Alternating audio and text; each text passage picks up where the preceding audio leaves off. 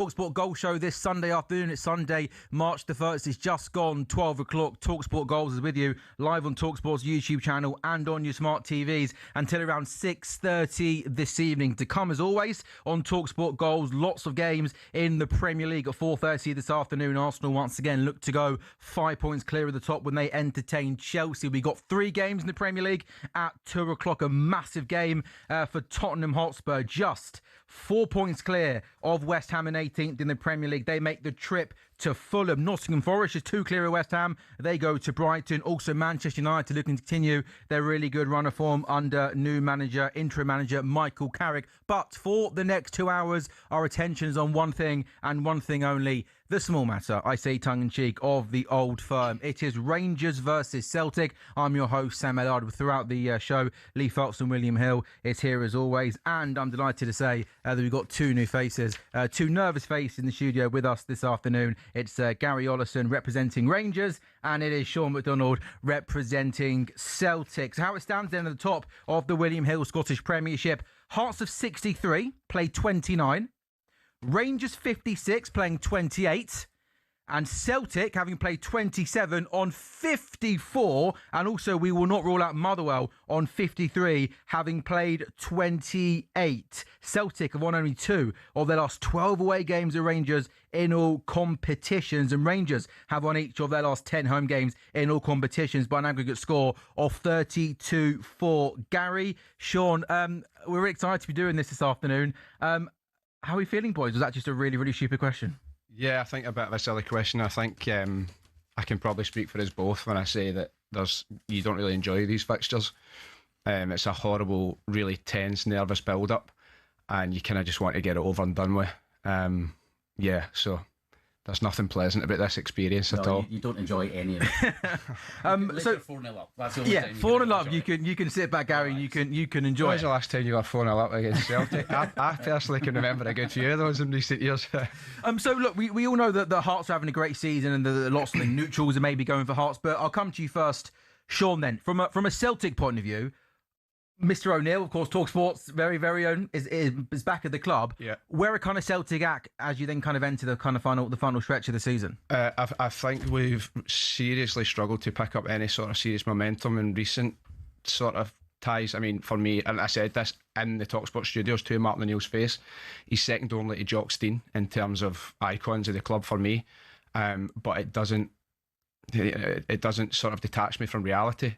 I would have hoped we would have seen a lot more. I think you would argue, or you would say it's pretty fair to say that Martin O'Neill was brought in to be a man manager who'll get players to run through walls. I haven't seen that in recent weeks.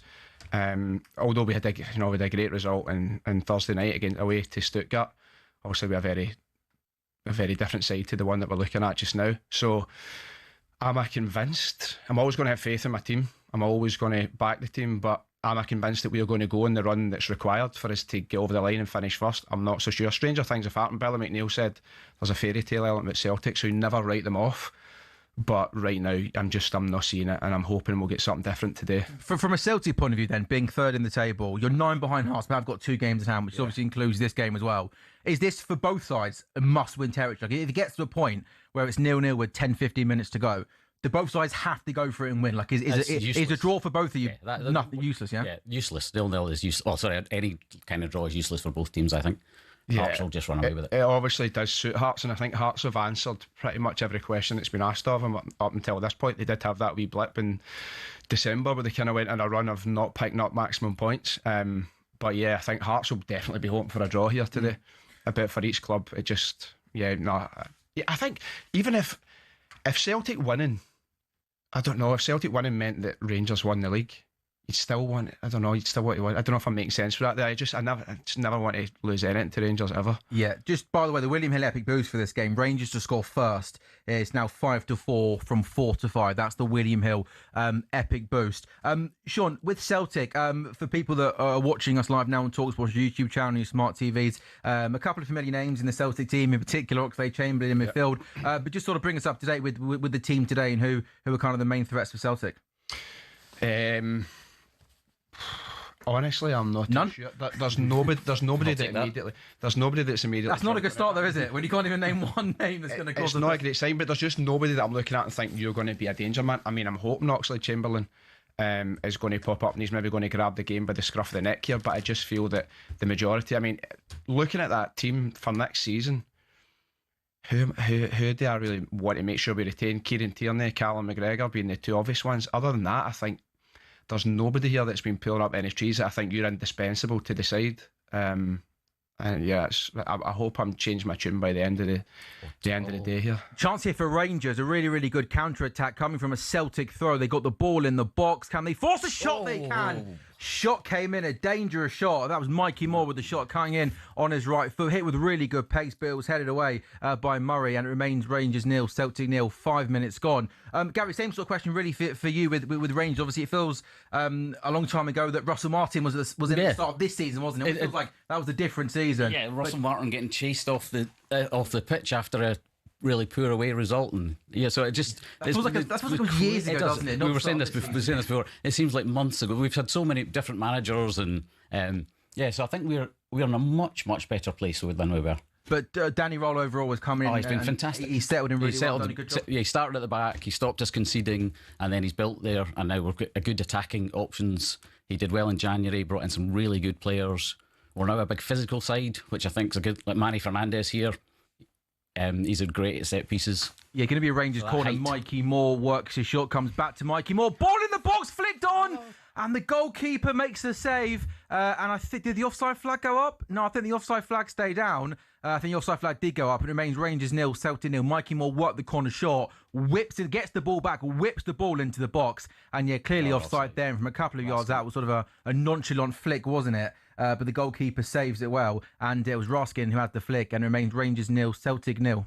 Mikey Moore's a good indication of our season. He started and he'd struggled to begin with, and he's just grown and grown and grown, and he's been fantastic the last few weeks. Is he just a loan signing? Yeah. Did you go back end of this season? Well, there's talk of him coming and for another season, but I'm not sure Spurs might want him. He's probably been Spurs Player of the Year this year. If he Spurs his best player, wouldn't he? This year he probably has been. His stock has completely risen, hasn't it, over the last 6 months, having not played. Sean, very early days, we feel that maybe Celtic need to just settle things down and gain some possession? Yeah, you want to be dictating the pace of play. It's obviously very difficult to come to Ibrox. We obviously are not listening to the commentary, but that place will be rocking right now. It'll be very intense and hostile. But I've seen us do it before, come in and just silence the crowd a wee bit.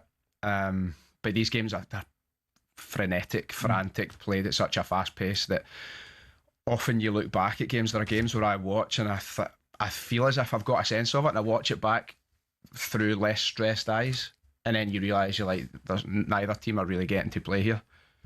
And away fans as well being in the stadium is away fans into there are that's important. 900.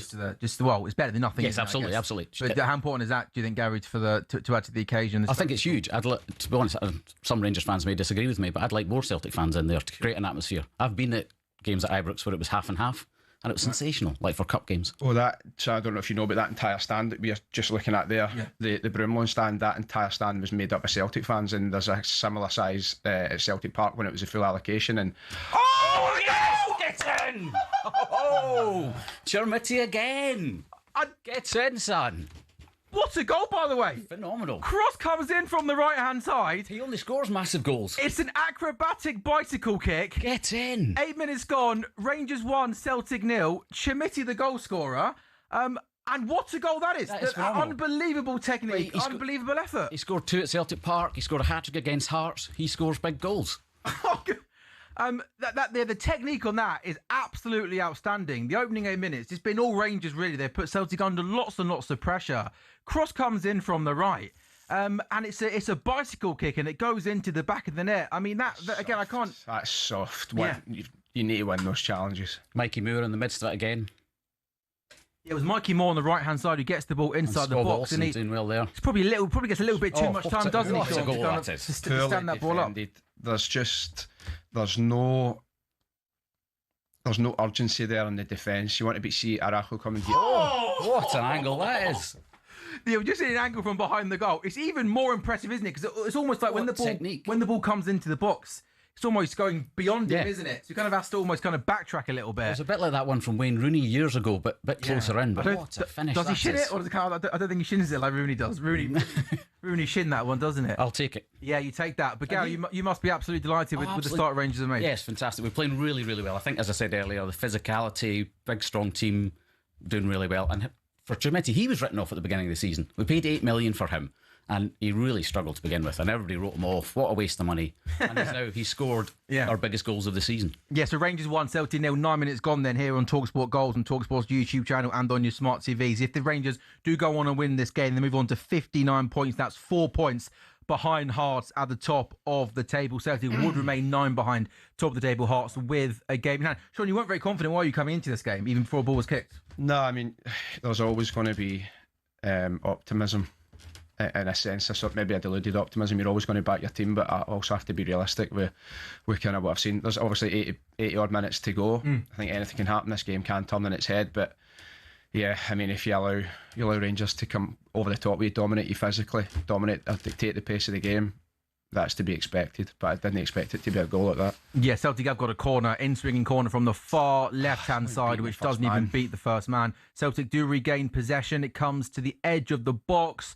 Worked back out now to the left-hand side. Can the cross come in? No, it can't. Rangers Celtic there wanted a free kick on that far left-hand side. Player maybe went down a little bit too easily, and Rangers now can counter-attack. Gary, when you look at that Rangers team on paper, I mean, my team sheet here has it as a 4-2-2-2. Yeah, how kind of did it? I think it's 4-4-2. It's more of a 4-4-2. Yeah, they talked about 4-4-2-2, but I think he's going 4-4-2. Yeah, he's great. Oh, Mikey Moore stands up a really good ball to the back post. Was that Skov Olsen, is that, who arrived there at the back post and just from a tight angle there, Gary? I think he couldn't convert it goalwards. I wasn't sure if Skov Olsen should actually be playing. I thought Diamandi should play, but Skov Olsen's been integral to everything so far, so what do I know? Yeah, so it will be Skov Olsen and Mikey Moore out wide. Yeah, that's right, yeah. And then Naderi and Chermiti almost plays as the two up top together, yeah.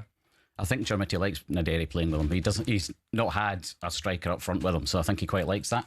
Yeah. And that worked against Hearts, and clearly it's working again here, so that's good. Yeah. When you think back to we don't think about it too much, but the Russell Martin days at the start of the season, I mean, just what was that like? I was a Rangers fan with absolutely awful. We had great confidence because we had the new owners, we had money, we haven't had money for years, we were so confident, and then none of us really wanted Russell Martin, which none of us fancied him, but he came in and he just tried to assert his way of playing. He didn't try to adapt with the players he had. He just said, right, it's my way or the highway. And all the players went, okay, we'll take the highway. That was exactly the same as what he did at Southampton. He came up to the Premier League and they tried to play this out from the back football, which clearly wasn't going to work, but just wanted to stand with it. Once again, Mikey Moore there's got way too much pace, comes into the box, his cross though isn't good, and McGregor manages to clear, but it's another Rangers corner.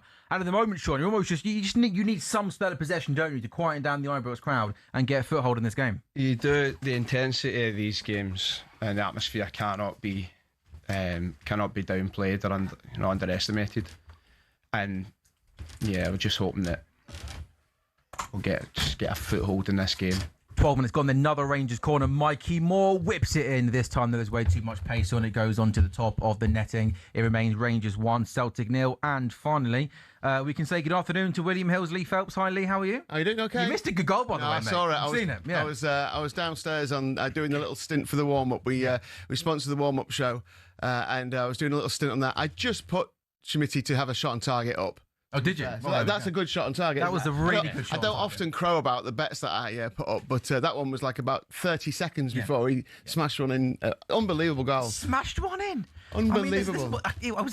Smashed one in feels like it was a long-range, hopeful effort. This was a remarkable bicycle kick, wasn't it? Is that one of the greatest goals in Old Firm history? Have you been discussing that already? Up there.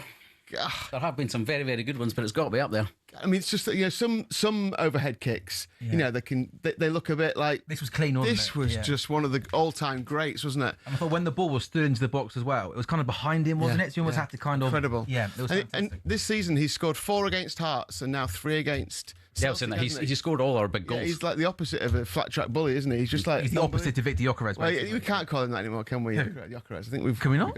Well, unless you don't call the North London derby a big game. Well, this is a team that 2 points above the relegation zone. It's the definition of being a flat track bully, isn't he? Lee, just Rangers 1, Celtic 0. Interested to know how you guys priced up this game. I mentioned the epic boost, which came in, didn't it? It was Rangers to score, wasn't it? Score first. from 5 to 4 to 4 to 5. There we go. Another William Hill boost. Who's that? Not a foul? It is. But any odds you want to in-play odds, and also odds for the outright for the William Hill Scottish Premiership? Yeah, well, obviously Hearts were favourites pre-match at 13-8. There's not a lot between the three clubs pre-match. Obviously, that will have changed kind of if you were to look at those in play, with Rangers now going ahead of Celtic in the betting. But yeah, Rangers were favourites to win this game pre-match at 11-10. Obviously, they're much shorter than that now with the 1-goal lead. I think, there's been a general feeling that Rangers have got the upper hand going into this. I mean, even when you hear from some Celtic fans, they weren't not nerves, but there was a bit like, they weren't looking forward to this game. They're 2-1 on now, Rangers, to win the match. Celtic are 9-2 to turn it round, and 3-1 the draw. The draw is still at play, isn't it? Rangers have drawn 11 games this season in the league, so it's not like that the draw is an absolute, it won't happen. 3-1 is probably a decent enough price. They've got a great record at home recently. Celtic come on the attack. I should have released that. Go on. Chancing now down the left-hand side for Celtic. It's a really poor ball into the box. And Rangers are going to clearly. Yeah, what the bet builder that I was referring to on the warm-up was over 4.5 cards. It was Chimiti to have a shot on target. It was Nygren to have over 1 shot on target, and he's 7-1 to score the second goal in the match. Obviously, he's second in the top scorer rankings in the Division 14. Scored 18 in all competitions for Celtic this season. Unbelievable debut for him. Debut season, what a season. And he's been in the press this week, hasn't he, talking about, I think he scored against all other top 8 clubs, but Rangers are the only team that Nygren's not scored against yet. So he was like in the press talking up, saying, obviously I want to put that right. His goal contributions have been incredible, but I also think sometimes the stats don't tell the entire story, because he's not, I wouldn't say he's a total fan's favourite or somebody you think he has to be on the side. Yeah. But mad when he scored that many goals for you. I know goals do matter. He'll always pop up, and I'm just really hoping he does today. I always feel sorry for strikers who get lambasted for not doing enough. Haaland got it at times, didn't he? He 50 goals a season, but his build-up play is not good enough. He only had 4 touches in the game. But scored 3 though from the 4 touches. And in terms of outright odds, Lee, has there been any money coming in for Motherwell? 10 points off Hearts before today with a game in hand.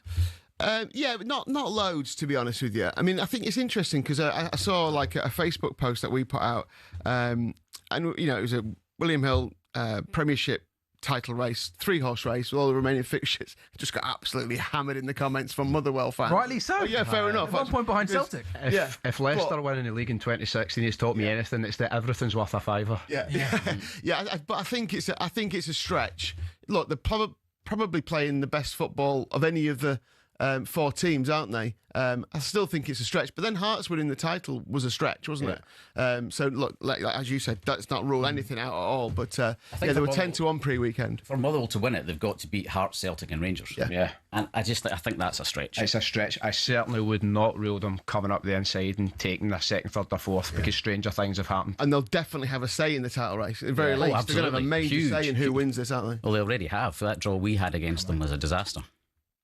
So 17 minutes gone then in the Old Firm. Rangers leading Celtic by a 1-0 on the Leeds Celtic, thanks to a fantastic bicycle kick from Yusuf Chimiti after 8 minutes. It was Skov Olsen from the right-hand side. I said Mikey Moore, Skov Olsen who put in the ball, just stood the ball up, and Chimiti did really, really well to read the flight, the trajectory of the ball. It was a brilliant bicycle kick. The opening 17 minutes really have pretty much been dominated by Rangers. Maybe in the last couple of minutes, just for the first time, Celtic showing a little bit of intent. They've got another corner here. I see they also do this, Lee, up in Scotland. My pet hate referees want to stop the game and have a conversation with players at corners, explaining the rules. Absolute nonsense. Get on with the game. We don't care. Celtic corner whipped in. It was actually flicked onto the near post by a Rangers player, then went to the back post.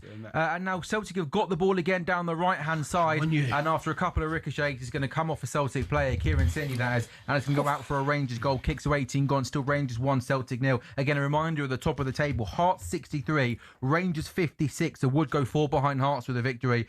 Celtic 54, Motherwell 53. Rangers are unbeaten in their last 5 league meetings with Celtic after having lost 4 of their previous 5 beforehand. And Rangers in particular at home over the last 10 games in excellent form. Gary, so far so good. You must be pretty happy. I take it, but I feel as though Celtic have come back into it in the last few minutes. We've conceded a few corners. After that first frantic 15 in it, the game tends to even out a wee bit. I mean, I thought we started very, very strongly, but in the Old Firm game, you don't have 90 minutes of the ball. It ebbs and flows. So I think Celtic have had a bit more of it now.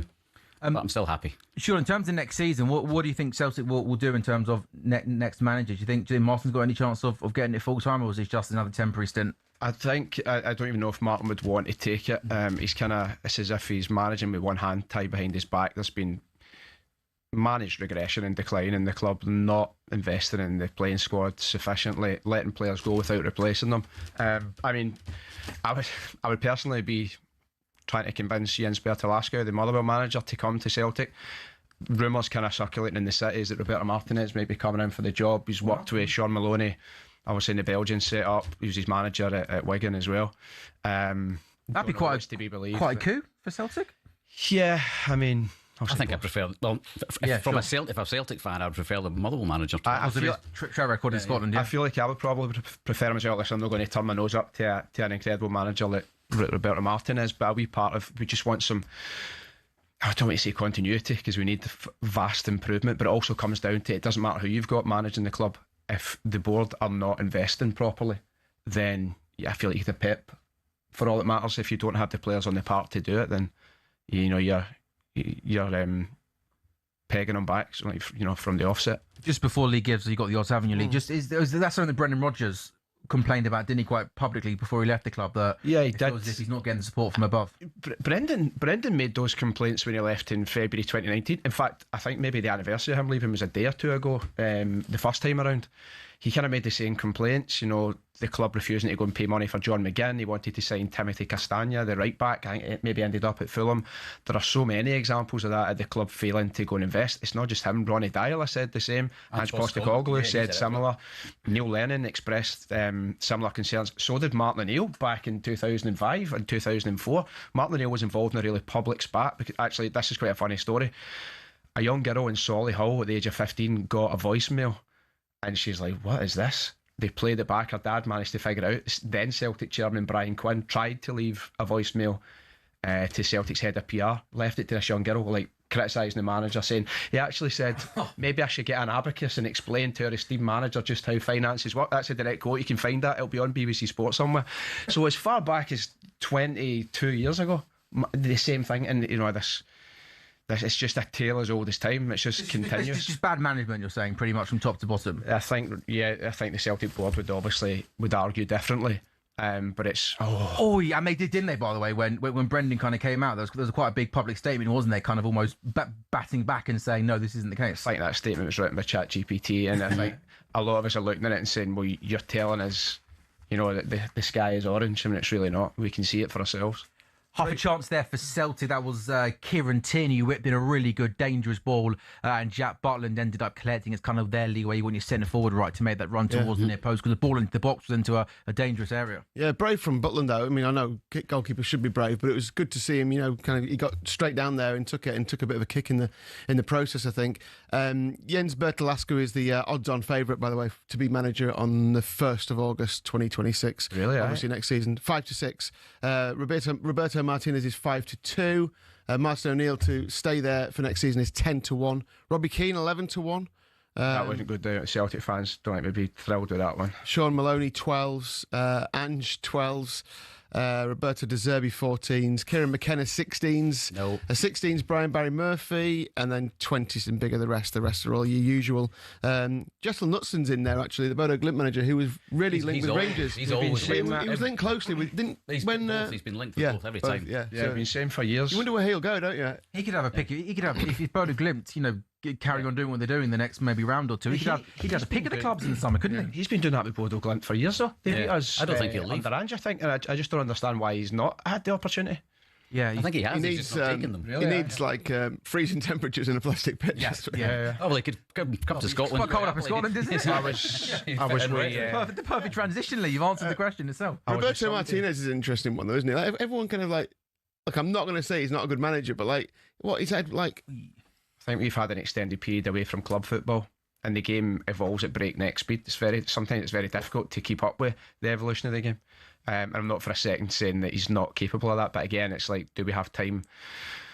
At the Celtic, do we have the patience, the time and the inclination to give somebody a wee bit of space and time to get it right? You don't have time up in You don't get that in Glasgow. Not a chance. I was with somebody very closely connected to Aberdeen Football Club on last Friday, and he was intimating that he thinks Aberdeen would be making a move for Jens Bertolaska. I think he's way beyond that, but I think if there's a direct choice, there's only one winner. In terms of what Motherwell are doing this season, again, for people that aren't, watching, who aren't up to speed with everything happening up in Scotland, is this a complete massive surprise, Motherwell being fourth? Or the kind of signs at the start of the season they could be a threat? No, absolutely. I think you could see when because they had such an unusual occurrence, because their last manager just didn't come back from Germany. He cited family reasons, and that was it. New manager comes in. You could see very quickly what they were trying to do, but early on at Celtic Park, their goalkeeper gifted us a goal right at the end. I think, if I remember correctly, that was to get the win. And the Motherwell fans are getting, I don't want to say irate, but they seem to be losing a wee bit of patience. They were playing some brilliant football, and they just weren't getting the wins. They were getting to about the sort of 70-minute mark, and they tended to fall away, and then it just all of a sudden it clicked.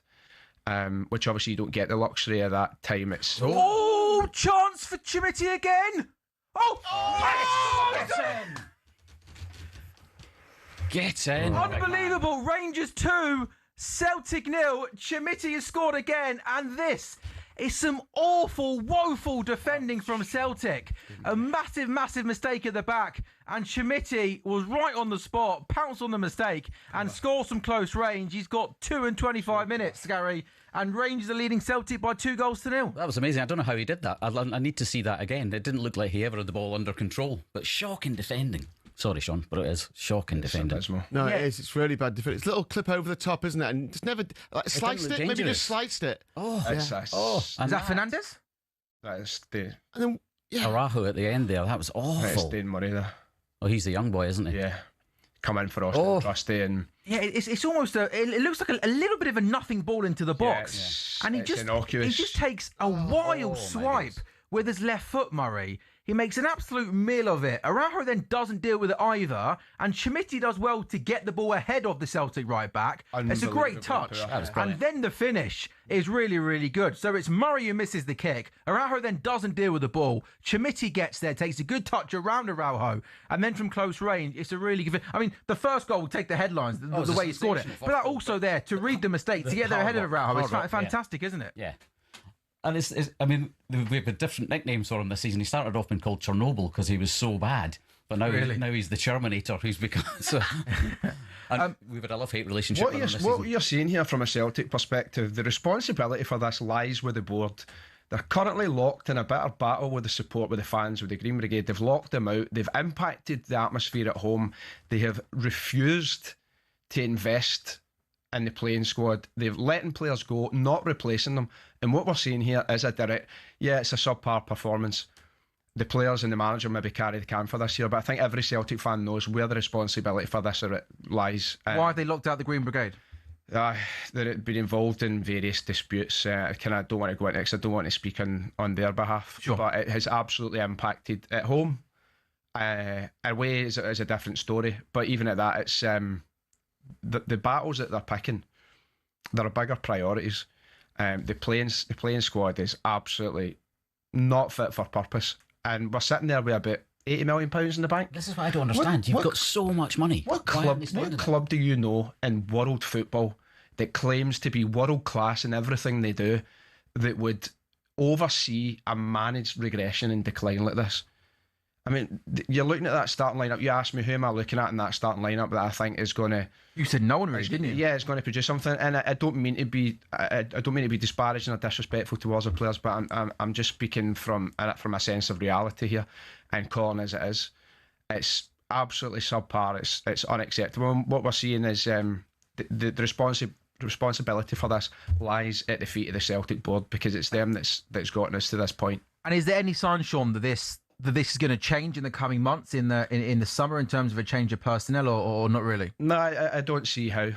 I really don't see how. I mean, even when you look at the way in which the Celtic board are interacting with other clubs, you had this debacle with trying to sell Yang to Birmingham City. Now, a lot of this is maybe speculation, conjecture and rumour, but it comes from somewhere, it originates from somewhere, and what you're hearing from other clubs at Celtic are a nightmare to deal with, and we're you know, such a solid reputation in world football, and it's being eroded.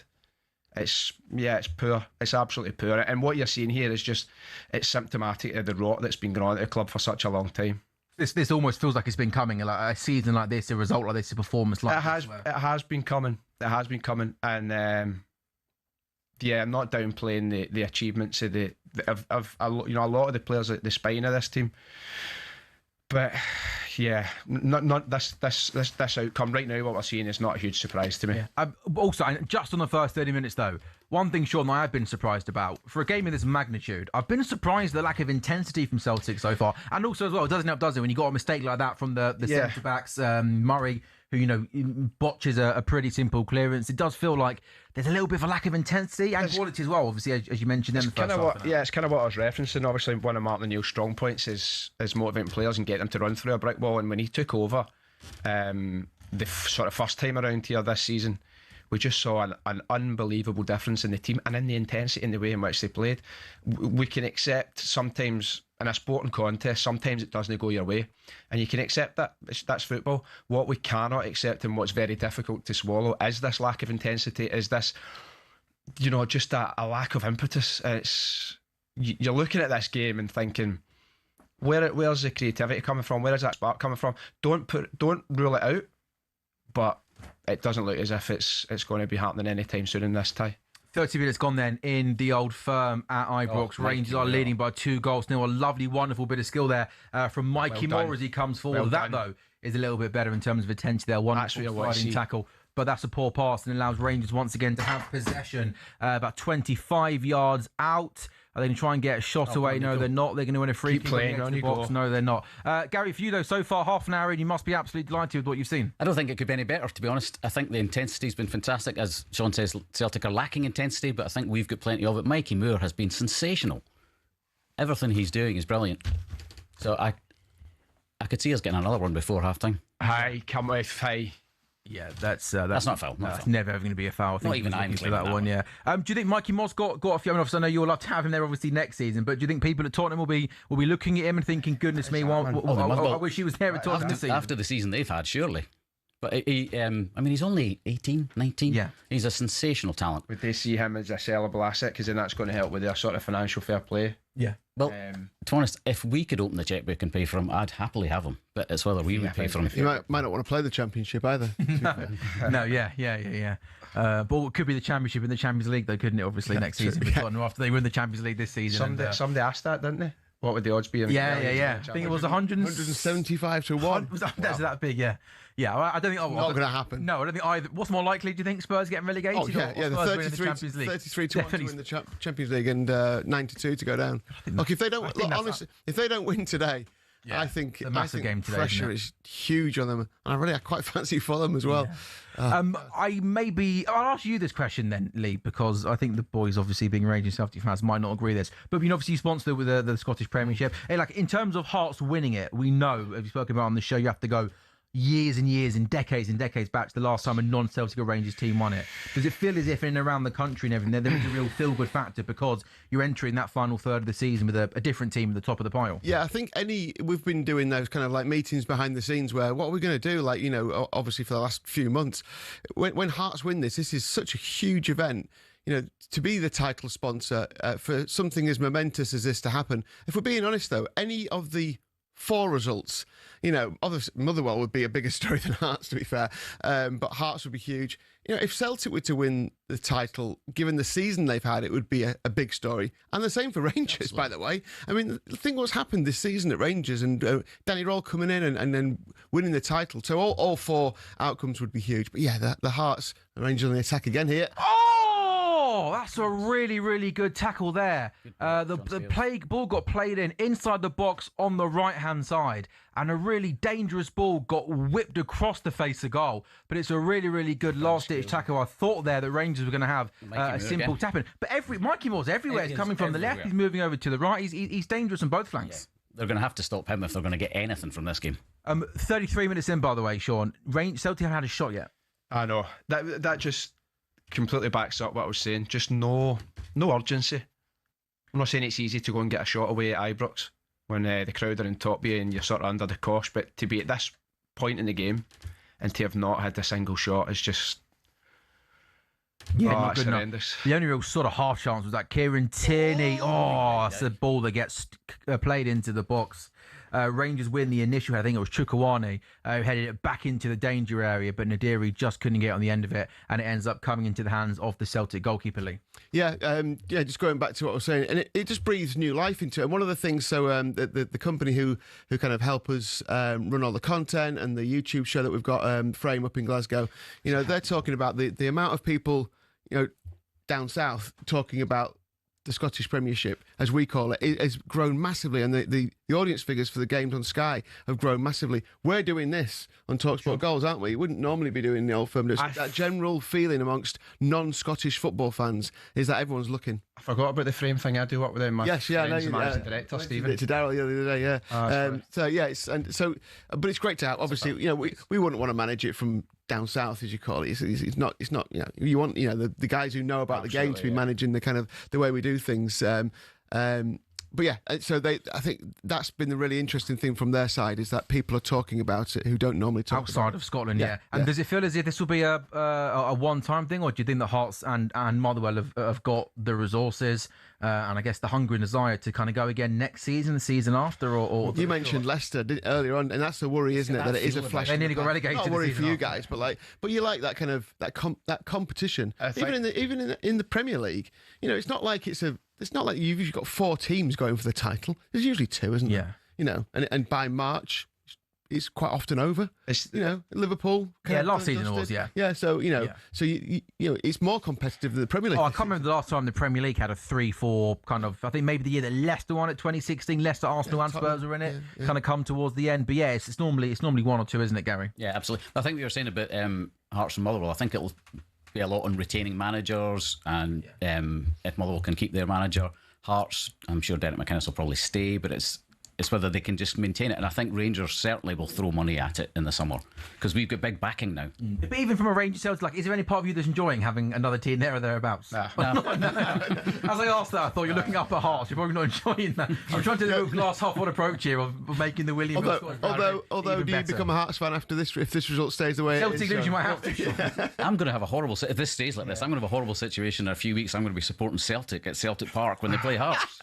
This is what happened with the Spurs and Arsenal last season. Yeah, do you get to a point, Shaw, where you don't want to beat Hearts because you don't want Rangers to win the league, or are we thinking way ahead? You've probably got bigger things to worry about having you in the next hour than fifth on that one, man. They're trying to throw a game in a couple of weeks' time. But maybe a chance here though for Celtic, because Alex Oxlade-Chamberlain has got a free kick for Celtic far out on the right hand side, but not too far on the right hand side, maybe 25 yards out. Oxlade-Chamberlain whips that ball into the box. Celtic do win the initial header, but the goalkeeper Butland comes and clears. 37 minutes gone. Rangers 2, Celtic 0. 8 minutes to go until half time in this game in the William Hill Scottish Premiership. We are live on talkSPORT's YouTube channel and on your smart TVs. What a day for us, by the way, Lee. Normally we come in at 2 o'clock. We have three 2 o'clock games in Premier League to look forward to before the big one at 4:30 in the Premier League. Yeah, some great games. Ironically enough, I'm usually here at 11, nice and early, so I'm kind of but obviously late today. Why? Trains, but there's worse things in the world than me being late on a train, I guess. And it was quite a big deal. But yeah, the Premier League games fascinating because there's all 4 on something today. They've got impact on the title, on relegation, the Champions League places, and of course relegation. After West Ham lost yesterday. What a day yesterday in the Premier League. The goals were just unbelievable, and obviously VAR getting involved. I felt so sorry for Burnley, but chances now for Celtic coming forward, 25 yards out pass, even just that, isn't it? Honestly, that there's not a tough pass, is it, out to the left-hand side over here, and the momentum completely goes from a Celtic point of view.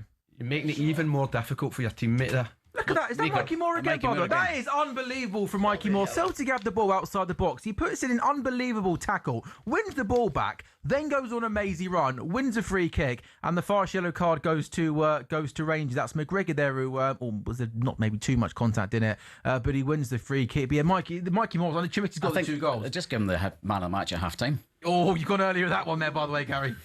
Oh, you've gone earlier with that one. He's been sensational. Absolutely sensational. We keep receipts here on talkSPORT. We'll keep I may regret that one. You've gone early there, haven't you? But yeah, penny for Martin O'Neill's thoughts there. Do you think, I mean, I don't know how much it was overblown, Martin O'Neill calling out Danny Roll's comments pre-match. Do you think he was trying to get What did the he say, Lee? He basically, Danny Roll had questioned team selection a little bit, hadn't he, in his press conference? Said something about...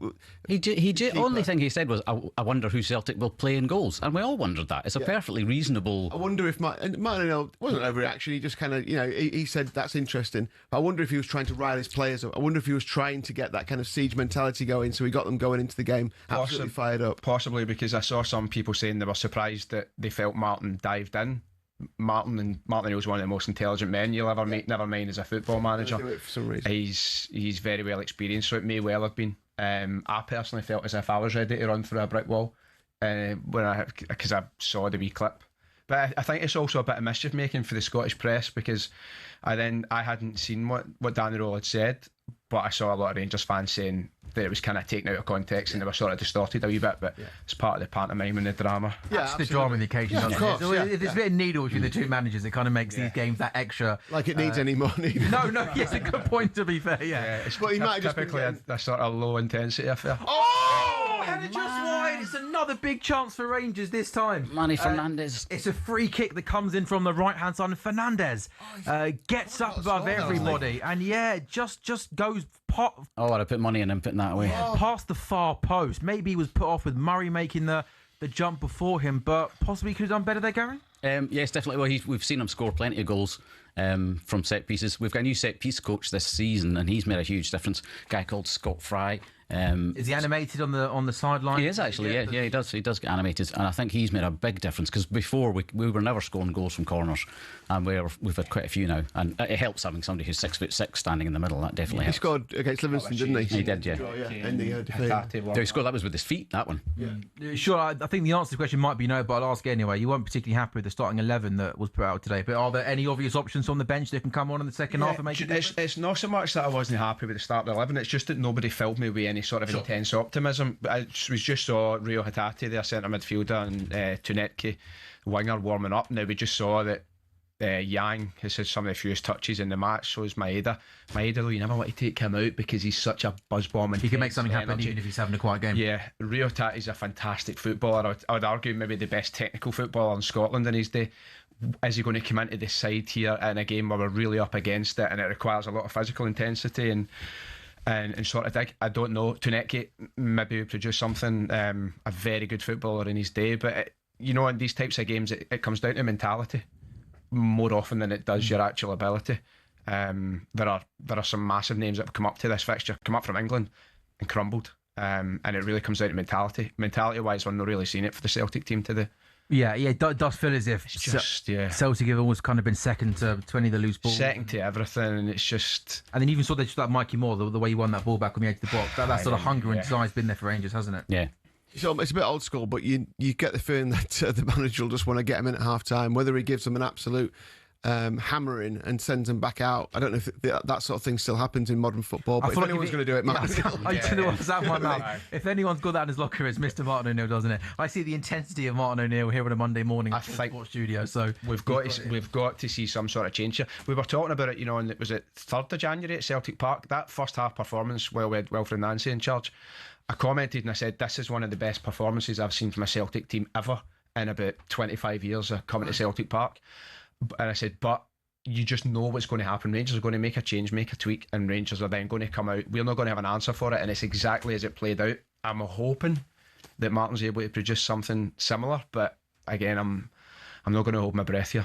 I'm glad you thought we were going to win that second half. I was going looking for chores round the house. I was going to give up in that game. You played us off the park. I know, it was incredible. Well, it was like this. It's like the opposite of this. I know, it's like, I was going to say a phrase there, if your auntie had something, she'd be your uncle. Can't even say that in a sort of live broadcast. I think we know what you mean. yeah. But I think if Celtic had if we had just any sort of recognised striker up front with Johnny Kenny, and it could have been about 4 or 5-0. Yes, easily. And because it wasn't, because you just win 1-0, and I thought we've seen this every single game under Wilfred Nancy. He's not going to have any sort of answer or response But Danny Roll had a great response. He took off Asgard, who'd been an empty shirt for the whole first half. Took Asgard off, put Diamandi on, and we changed. No one watching that game at half time would have said that Rangers are going to come out 3-1 winners. But so there was half a chance there, maybe at best for Suter. But again, it's just a long sort of free kick that stood up into the box.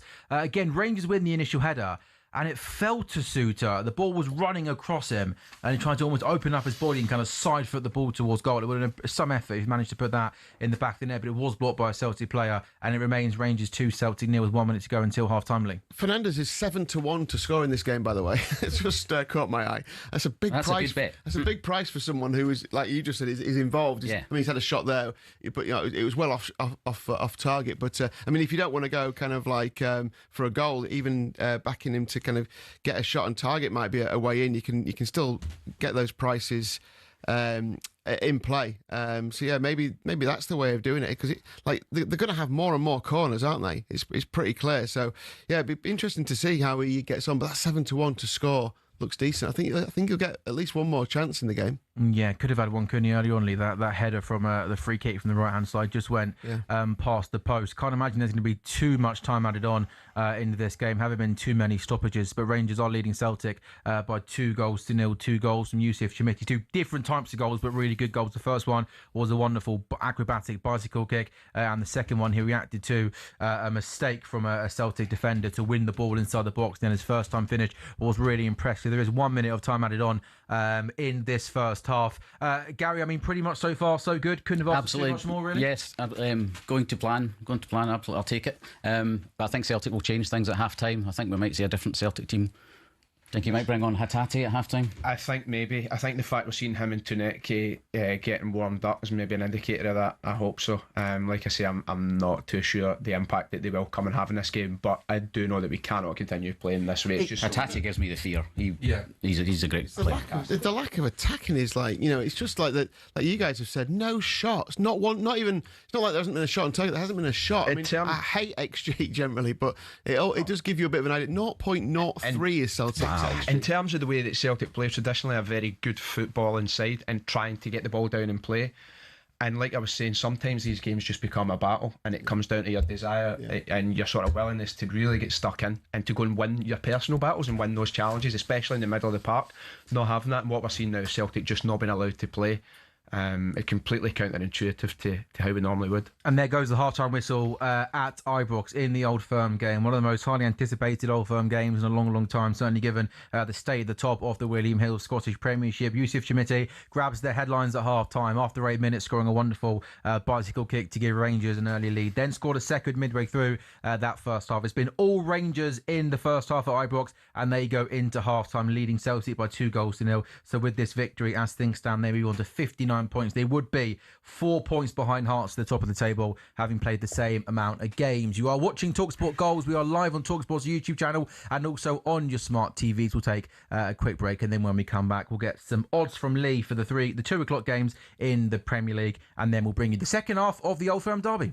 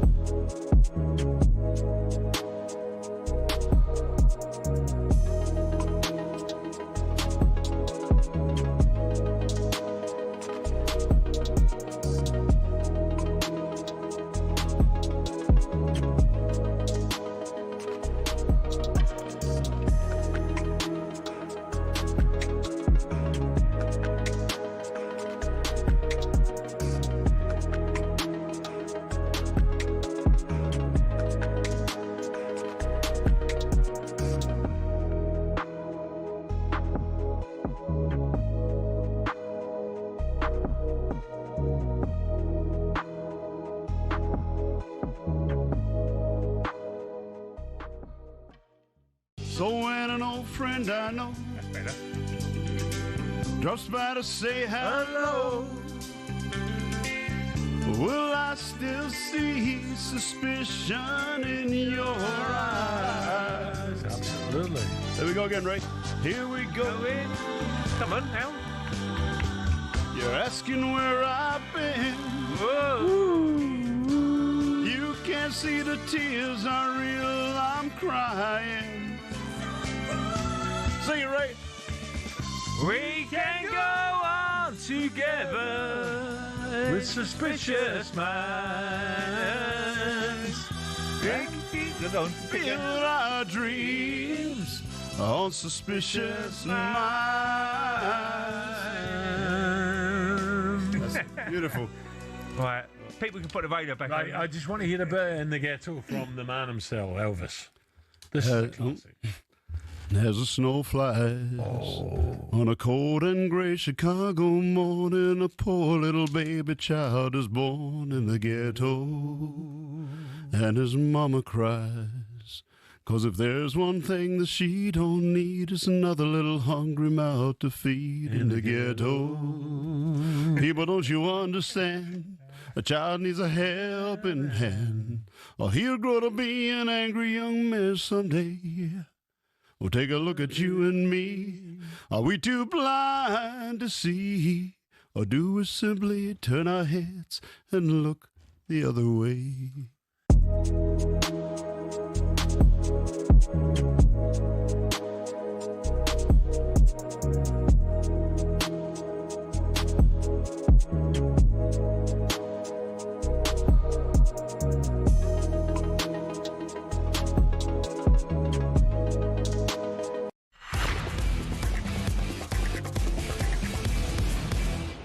Hello and welcome back to talkSPORT Goals. It's brought to you by Final One Standing, which is new from William Hill with his 18+ gamblerware.org terms and conditions apply. talkSPORT Goals is live on talkSPORT's YouTube channel and your smart TVs on Sunday, March the 1st. I'm your host, Sam Ellard. As always, to my right-hand side is Lee Phelps. And with the Old Firm game at half-time, Sean McDonald and Gary Ollison are with us in the studio. Rangers 2, Celtic 0 at half-time. 2 Youth Committee goals giving Rangers the lead. Celtic have lost 7 games in the Scottish Premiership this season. That's as many as they did in the 23-24 and 24-25 season combined. We're going to watch that second half with you in about 5 or so minutes' time. But with that game at half-time, we'll just turn our attention very briefly to the 2 o'clock games in the Premier League. Brighton Forest, Fulham Spurs, Man United versus Crystal Palace. Brighton Forest is a big game in particular for Nottingham Forest, who were 2 clear of West Ham in 17th with a better goal difference. Brighton are looking to complete a league double over Forest for the 4th time. Meanwhile, Nottingham Forest are winless in their last 5 away league games at Brighton. How have you guys priced this one up, Lee? Yeah, Brighton 11-10, which is the kind of price Rangers were before this game. 9-4 the draw and 23-10 Nottingham Forest. Forest are obviously still flirting with relegation. They're the next team to West Ham in the prices. 3-1 they are to go down. Tottenham 9-2. West Ham shortened to 2-5 after yesterday's defeat against Liverpool. Brighton, the hard team to predict. Yeah, obviously, very up and down this season. They've not been happy at the attention. I think that their owner's been given Hearts, just to bring it back to the Scottish game as well. There's been, I think, they feel a bit like maybe more attention's been put on Hearts this season than their club. But we were looking at this in the preview show, weren't we? And I went back and looked at what is it about Brighton. Since November the 1st, they went 4 unbeaten, 6 without a win, 4 unbeaten, 5 without a win, and they've just beaten Brentford. So I expect 3 more games without a win. Yeah, it's a bit similar without a loss for Brighton. I think they'll just edge it today, maybe. Score draw, maybe. They're quite similar to Bournemouth, who only seem to have either really good runs of form or being really, really bad runs of form. So Brighton Forest is a 2 o'clock game. Forest in 17th, 2 above 18th place West Ham. Fulham Spurs also at 2 o'clock. Spurs are 16th. They're 4 clear of West Ham. Fulham have won 3 of their last 4 Premier League games against Spurs. That's as many as they had in their previous 26. And Spurs are the only team in the Premier League without a victory in 2026 so far. Will they get it today, Lee? No, I think Fulham win this. I think it's a little disrespectful that they're priced up at odds against. The 21-20, they were even money about an hour ago, so they're just flipping around between even money and odds against. When you look at teams, like Bournemouth were a touch of odds on against Sunderland. That's a fair enough price, by the way. I think that's fine. And other teams who are just a touch of odds on, I think Fulham should be odds on here. They've beaten Spurs 2-0 and 3-0 in the last 2 games between these two at Craven Cottage. They're a better team. Spurs are in turmoil. Admittedly, massive injury. Admittedly, we don't know what they're going to be like having had another week with the new manager. It might have changed them. They looked. First 25 minutes last the Kevin all right, okay. but then they've done that all season long where they've had a good half and then a terrible half. I remember in particular the West Ham game. Thought they were suddenly it was like, oh, Spurs are back. Then they weren't. So yeah, I think Fulham win. Harry Wilson, 6 of his 8 league goals have been at Craven Cottage this season, so I'd like him to be involved. Fulham to win. Wilson goal. Done. And the third 2 o'clock game is Man United versus Palace. United can go 11 points with Villa if they win today. Palace have won 4 of their last 6 away league games against United, but United's recent form at Old Trafford has been good. They picked up 27 points in their last 12 home matches in the Premier League. That's 16 more than they managed in their previous 13 games at Old Trafford. It's not often that you go into a Man United game, any game really, confident of United winning. But I think given their recent form under Michael Carrick, I can't see anything other than a United win here. No, and they're priced accordingly. They've been backed in since we did the preview show. They're 11-20 now, which is more or less 2-1 on. 3-1 the draw. Palace have drifted from 4s out to 9-2 to win this. Obviously, Palace got through in Europe on Thursday. When they come back from Europe, they don't do particularly well. They've won 1 game all season after a European Thursday night, and that was against Wolves last week. Obviously, the worst team in the Premier League. Although Villa fans won't like me saying that. So this is a tough one for them. Man United just seem free, don't they? I think they'll go after them and try and get goals. And Bumo, Cunha, Bruno, and of course Šeško now scoring goals. Will he start though? I don't think it matters. I mean, he scored 3 in his last 4 games, and so that's around 100 minutes on a pitch, and he scored 3 good goals. So I think as an impact sub, if you're going to back Mbumo, Ahmad, or Bruno for a goal or a shot on target, you're probably going to get Šeško replacing one of those 3. Maybe not Bruno actually, but Cunha maybe. So if you're backing those kind of 3 for goals, so I think we go Man United to win it, and I think there'll be goals in it. Maybe a good one for a bet builder, to be fair, that game. We can maybe put a bet builder on when Abby and Scott get in the studio after the Old Firm. Talking of the Old Firm, Rangers 2, Celtic 0. Celtic, I mean, is there any value, do you think? Is it worth having a look at? Not from what we've seen. To win the second half, Celtic to draw the game or anything. It's hard to see from what we've seen unless they come in. You expect they're going to come out and really go after this. They're 25-1 to turn it round, which tells its own story.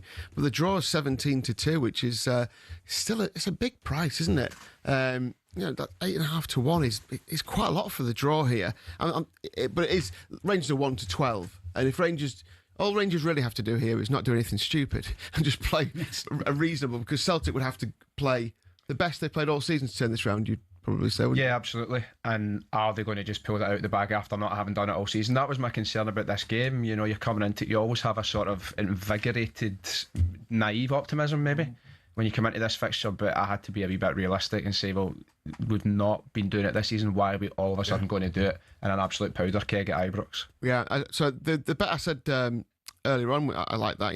Fernandes to score looks decent. He's currently priced up 7-12, was it? Yeah, it's gone. It's 15-2 now. So just a little bit, half a point bigger than it was before because it's half time. Mikey Moore at least 1 shot on target, 5-4. People might like that. He's obviously had an unbelievable first half.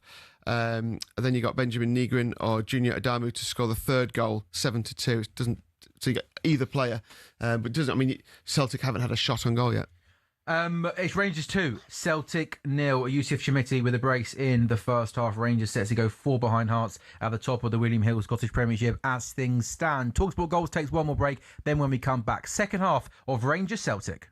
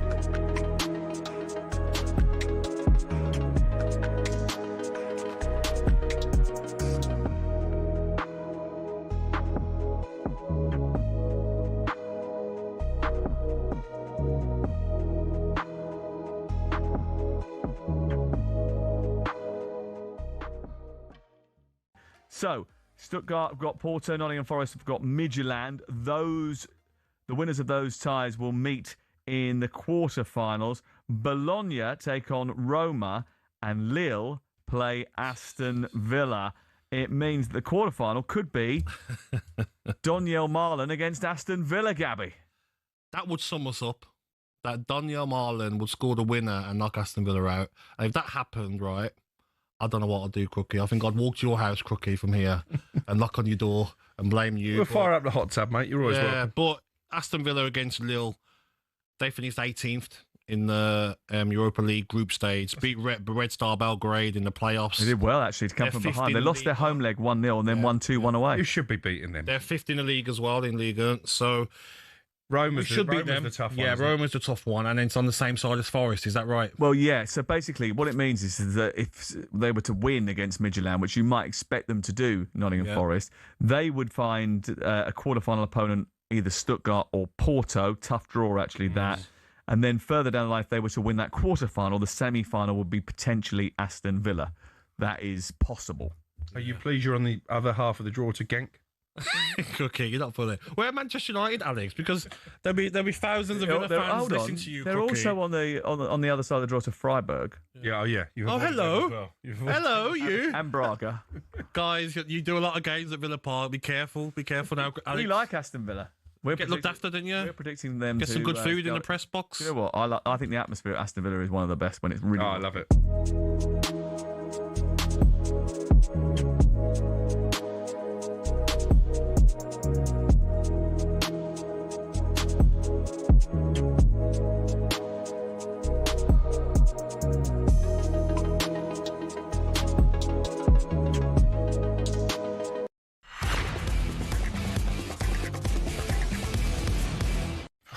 Hello and welcome back to talkSPORT Goals. Is brought to you by Final One Standing, which is new from William Hill. It's 18 plus. GambleAware.org. Terms and conditions apply. I'm your host, Sam Ellard. We're live on talkSPORT's YouTube channel and on your smart TVs. Lee Phelps is to my right hand side. We got the Old Firm Derby crew to my left hand side. Gary Ollison, big Rangers fan, loving life in the studio so far. Sean McDonald, not so much, because at half time in the Old Firm Derby, it is Rangers 2, Celtic 2 fantastic Yusuf Chamiti goals, giving Rangers the lead. So as things stand at the top of the William Hill Scottish Premiership, Hearts 63, Rangers 59, Celtic 54. They would have the game in hand on both Hearts and Rangers above them. And we shouldn't forget, and we won't forget about Motherwell as well, on 53. talkSPORT Goals is with you until 6:30 this evening. So we've got 3 games at 2 o'clock today in the Premier League. All 3 games have got big ramifications on them. Brighton, Forest, Fulham, Spurs, Man United, Crystal Palace. Abby Summers and Scott Saunders with us at 2 o'clock to talk you through 2 big games in particular for Spurs, just 4 above the drop zone. Man United can go 3rd if they win today after Aston Villa got beat on Friday night away at Wolves, and then at 4:30 Arsenal, Chelsea. And you said it, Lee, on our WhatsApp group last night, didn't you, that it's for the neutrals. Yes, as a neutral. Yeah. Watching Arsenal play on the Sunday's fun when City win the night before, because it puts extra pressure on Arsenal, doesn't it? Yeah, that's what you want in a bit. Again, present company obviously accepted. Hearts winning, against Aberdeen means it sets this game up a bit more. It's still a massive game if Hearts lose, because it means you're even closer to going top of the table. But yeah, I think title races are always like that, and there's this kind of like, especially with European games to take into consideration, you're always going to have Saturday, Sunday, which is great. Yeah, the pressure on both sides, isn't it? Because City know they need to win, and then Arsenal. But even if City don't win, Arsenal still need to win. It's like it's like doesn't mean the pressure's any less. But 2 subs at half time for Celtic. Do you want to talk us through the sub, Sean? Yeah, so as expected, Rio Hatate and Sebastian Tanecki coming on there for Alex Oxlade-Chamberlain and Adama. A wee bit surprised with those changes. The players going off because it's not an immediate like for like. So I'm trying to sort of figure out what the change has been. We'll get a wee sense of who's kind of shifted where once we see the game go on for the next sort of wee couple of minutes. The changes definitely had to come. I'm just hoping that Hatate maybe produces something here. There's already an opportunity, half a chance there for Skov Olsen. Cross came in from the right-hand side. It got headed back to Skov Olsen, the Rangers number 7, and then the shot took a deflection. It goes out for a corner, which Rangers work short. Ball comes into the box, takes a deflection. Celtic head it away. But I guess, Gary, only 90 seconds into the second half, but already starting on the front foot. Yeah, well, Danny Roll's obviously not said, let's take the foot off the gas. He's obviously saying, let's go for the jugular here. So I think that's probably the best thing to do. And it's now just about also just showing a little bit of experience and managing the game. Yeah, absolutely, in the yep, second yep. half. Well, if we can play this game in the Celtic's half, we're not going to lose the game. So I think that's probably the best thing we can do. Yeah. But we're looking threatening already. See, just as we're sort of looking at how, the outcome of this, obviously with Hearts winning against Aberdeen yesterday, and I think when the game is seen through the English gaze, people forget that we've got the split, which comes in the end, so the top 6 off play each, and that's where it becomes very difficult. And there has, evidently, over the last few months, there's been no team that you think, every time you think somebody's going to pull away, they're going to get that extra yard, they don't. Even Hearts losing away to St Mirren. The 1-0 defeat to St Mirren. Unexpected. Oh, big chance! Oh, it's a ball that gets whipped in from the right-hand side. Flicked on at the near post, and then at the back post, a late arrival. And the effort there was a little bit disappointing there from Robin. Should he do better? Almost sort of from close range, hits it into the turf, into the goalkeeper's hands. He maybe should score that. Yeah, that was a fullback's finish. Yeah, I'm surprised it came to him, didn't he? Yeah. An old school fullback's finish where there's not a lot of conviction or quality there. Not a James Tavernier who scored from the other side, but that was disappointing. Just again, on the split again, for those that are at home watching this that don't know about the split, just explain the split to us. When does it occur, and then what happens from the split? Is it, will that come sort of After mid-April? 33 games, is it? Yeah, I think there's another 3-4 games until then. April 11th, or something like that. Aye, so like the top 6 will then go and play each other, and it's designed to create a bit of excitement, and that is then where you could have a Motherwell really coming up then. So if Motherwell finish second, don't be surprised. I don't think they're going to win it. But from a Celtic point of view, if you do lose today, you have got a game in hand, which obviously you'll need to win. So you go on to 57, that takes you 6 behind Hearts. Or was in the split, is that a good thing for Celtic chasing, because you guaranteed you a game against the 2 teams above you? Yeah, I think it could be much rather. I would personally much rather have points on the board. I think there's that psychological advantage, or not advantage, but less of a psychological disadvantage, because when you're constantly looking up and seeing that you are X points behind. But I think no one's going to go through the post-split fixtures undefeated. I think that's highly unlikely, and this is where it becomes a bit of a lottery. Do Celtic, based on what we've seen, do they deserve to go and win the league? No, because if they did, they would be sitting top. But like I always say in Scottish football, anything can happen. Scottish football, you can't beat it. But do you, in terms of the split happening, you said there to add more drama, all the top teams playing each other, do you think it has been a good thing for the league? Or will be a good thing for the league? So is it something you'd like to see stay long term? Yeah, do you know, I'm just used to it. Go on. Shoot. You want to see that laid off? It's something I'm just really used to. I think not having it would feel really strange. I think it's very weird about the split is that you don't know who you're playing, so they haven't set the fixtures yet. Yeah. Okay. So you could end up playing more away games. We could play in Hearts the last game of the season. Yeah. I'm not sure I like it, to be honest. Drama. Yeah, it does add to the drama. Probably the most competitive split you've had for a while as well, because Falkirk may be the only one who you'd think. I think Falkirk beat Motherwell early in the season before Motherwell really got into the stride, and they put Hearts out of the cup. I know it was on penalty thing, but they're probably the only one that you'd think, we could probably get a result against them. Yeah, that's true. On any given day, you wouldn't be confident going against Motherwell. Hibs, we've seen beaten Hearts, of course. No, So, do you know what? I'm trying to think. Sorry to interrupt you, guys. I'm trying to think of the last time there was anywhere near this level of competition. You have to go back to maybe 2005-6. George Burley at Hearts, when he was then sacked by Vladimir Romanov around about November. Maybe they were sitting top of the league when they came to Celtic Park as well, and it still ended up pretty close. Other than that, you're going back to maybe 1992 when Hearts threw it away against Rangers, and before that 1986 when Celtic win 5-0 at Love Street against St Mirren, and Rangers go and lose 2-0. Hearts go and lose 2-0 to Dundee. Albert Kidd getting the brace. This is such an unusual, rare occurrence in Scottish football. Although we've had tight ones between Rangers and Celtic. Yeah. It's when you throw a thumb. But then again, it's never.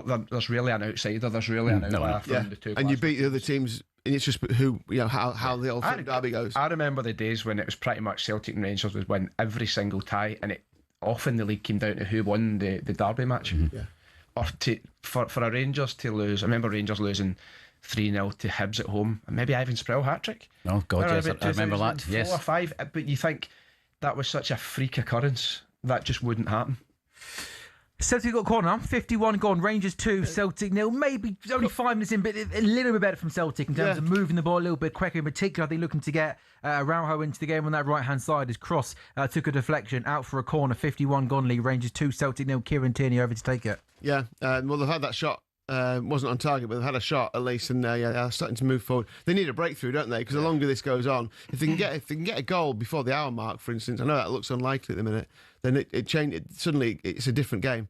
Yeah, corner comes in, Rangers win, the header goes out to the other side for a Celtic throw. You talking on air, weren't you, about Tony Bloom? Was obviously a name that's familiar over here in the Premier League. You talk to us about the impact he's had over in Scotland. It's been phenomenal. The players he's brought in, it's exactly the same thing he did at Brighton. Players from lower leagues, and he's brought them in and given them to Derek McInnes, and he's done a fantastic job with them.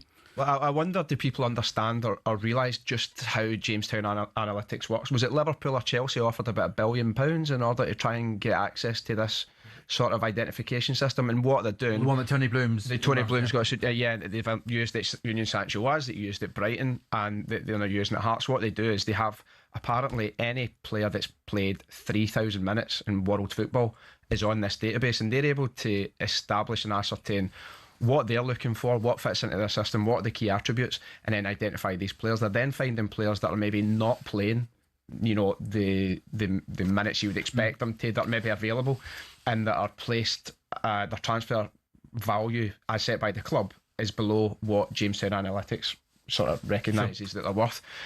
And you see that, so they went and bought Christian Braga, who's been one of the best players in the league. Now, they got him from the second tier, it was either Norway or Sweden. And it's the fact that they're able to go and find these players.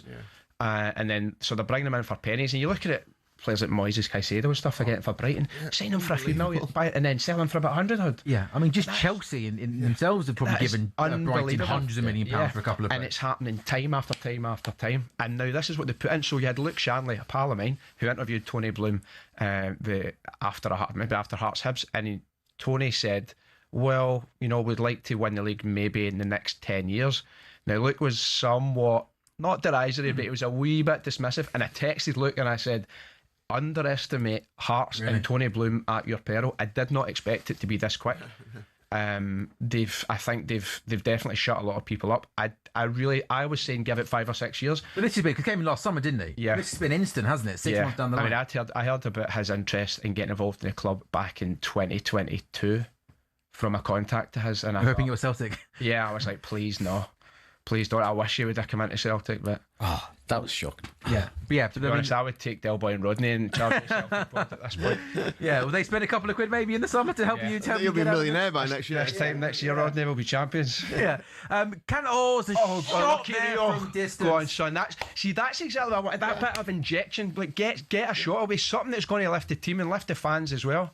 Yeah, it came in from distance. Yeah, that was Hatate. He has a shot from maybe 25 yards out. Not hit with the most amount of power, and Jack Butland is able to get down to his right-hand side and pushes the ball out for a corner kick. But it's another Celtic corner kick. And again, now it's been a decent 5-minute spell of pressure from Celtic as they look to try and get themselves back into this game.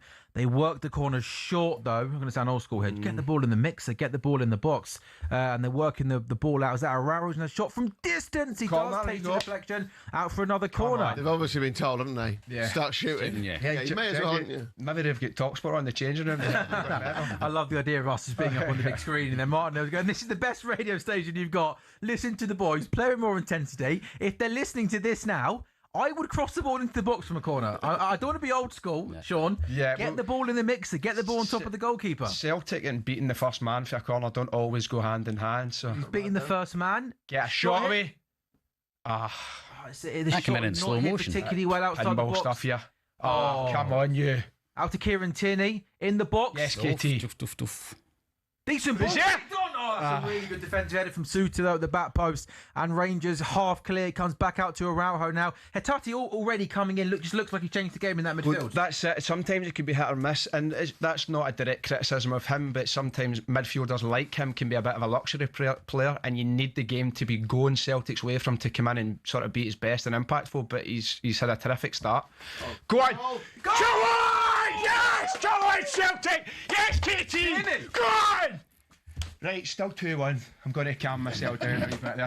Sorry about that to anybody who got a fright or maybe dropped a glass or a cup, but that felt good. Come on, this is exactly what we're hoping to see, and it's a game of 2 halves here. Celtic are back in it, and it's Kieran Tierney who scores the goal. Rangers 2, Celtic 1, 56 minutes gone. They work it really nicely. Absolutely fantastic. Getting up there and winning that ball. That's what I'm talking about, with winning your battles and having a wee bit of fight about you. Well done, Kieran. Fernandes. They work it really, really well, don't Fantastic, they? man. Outside of the box, good one-touch football. In the end, it stood up inside the box. And Kieran Tierney, he ends up having a free header, doesn't he, It's Gary? very similar to that opener there with Absolute Chumley's overhead kick. You see players that are ball watching. I mean, this is it. It's game on. Game It on, almost looks yes. like a different Celtic team, just in terms of the way. I mean, we mentioned the word intensity and having to work hard and fight short, but even just the way you're pinging the ball in the second half. Looks like a And different you know, team to the first half. this is the kind of point I was making as well about the way Celtic play. It's very fast-paced passing football, Tackle. and with Rangers getting in top and winning every battle, when we're seeing a lack of just a lack of fight and a lack of desire for the Celtic team, you're never going to get into your rhythm of play. But this second half here has been worlds apart. I know we're only about 12, 13 minutes in, but what I'm seeing here, I'm feeling far more enthusiastic. Gary, I said to you at the start of the second half, it's about Rangers managing the second half, isn't it? Yeah, I don't think you've done anything but that, haven't you? Really? At the beginning of that, I don't know if anybody saw it. There was a terrible back healer from Chermiti in the middle of the centre park. circle. Yeah, He just sold the ball. Yeah.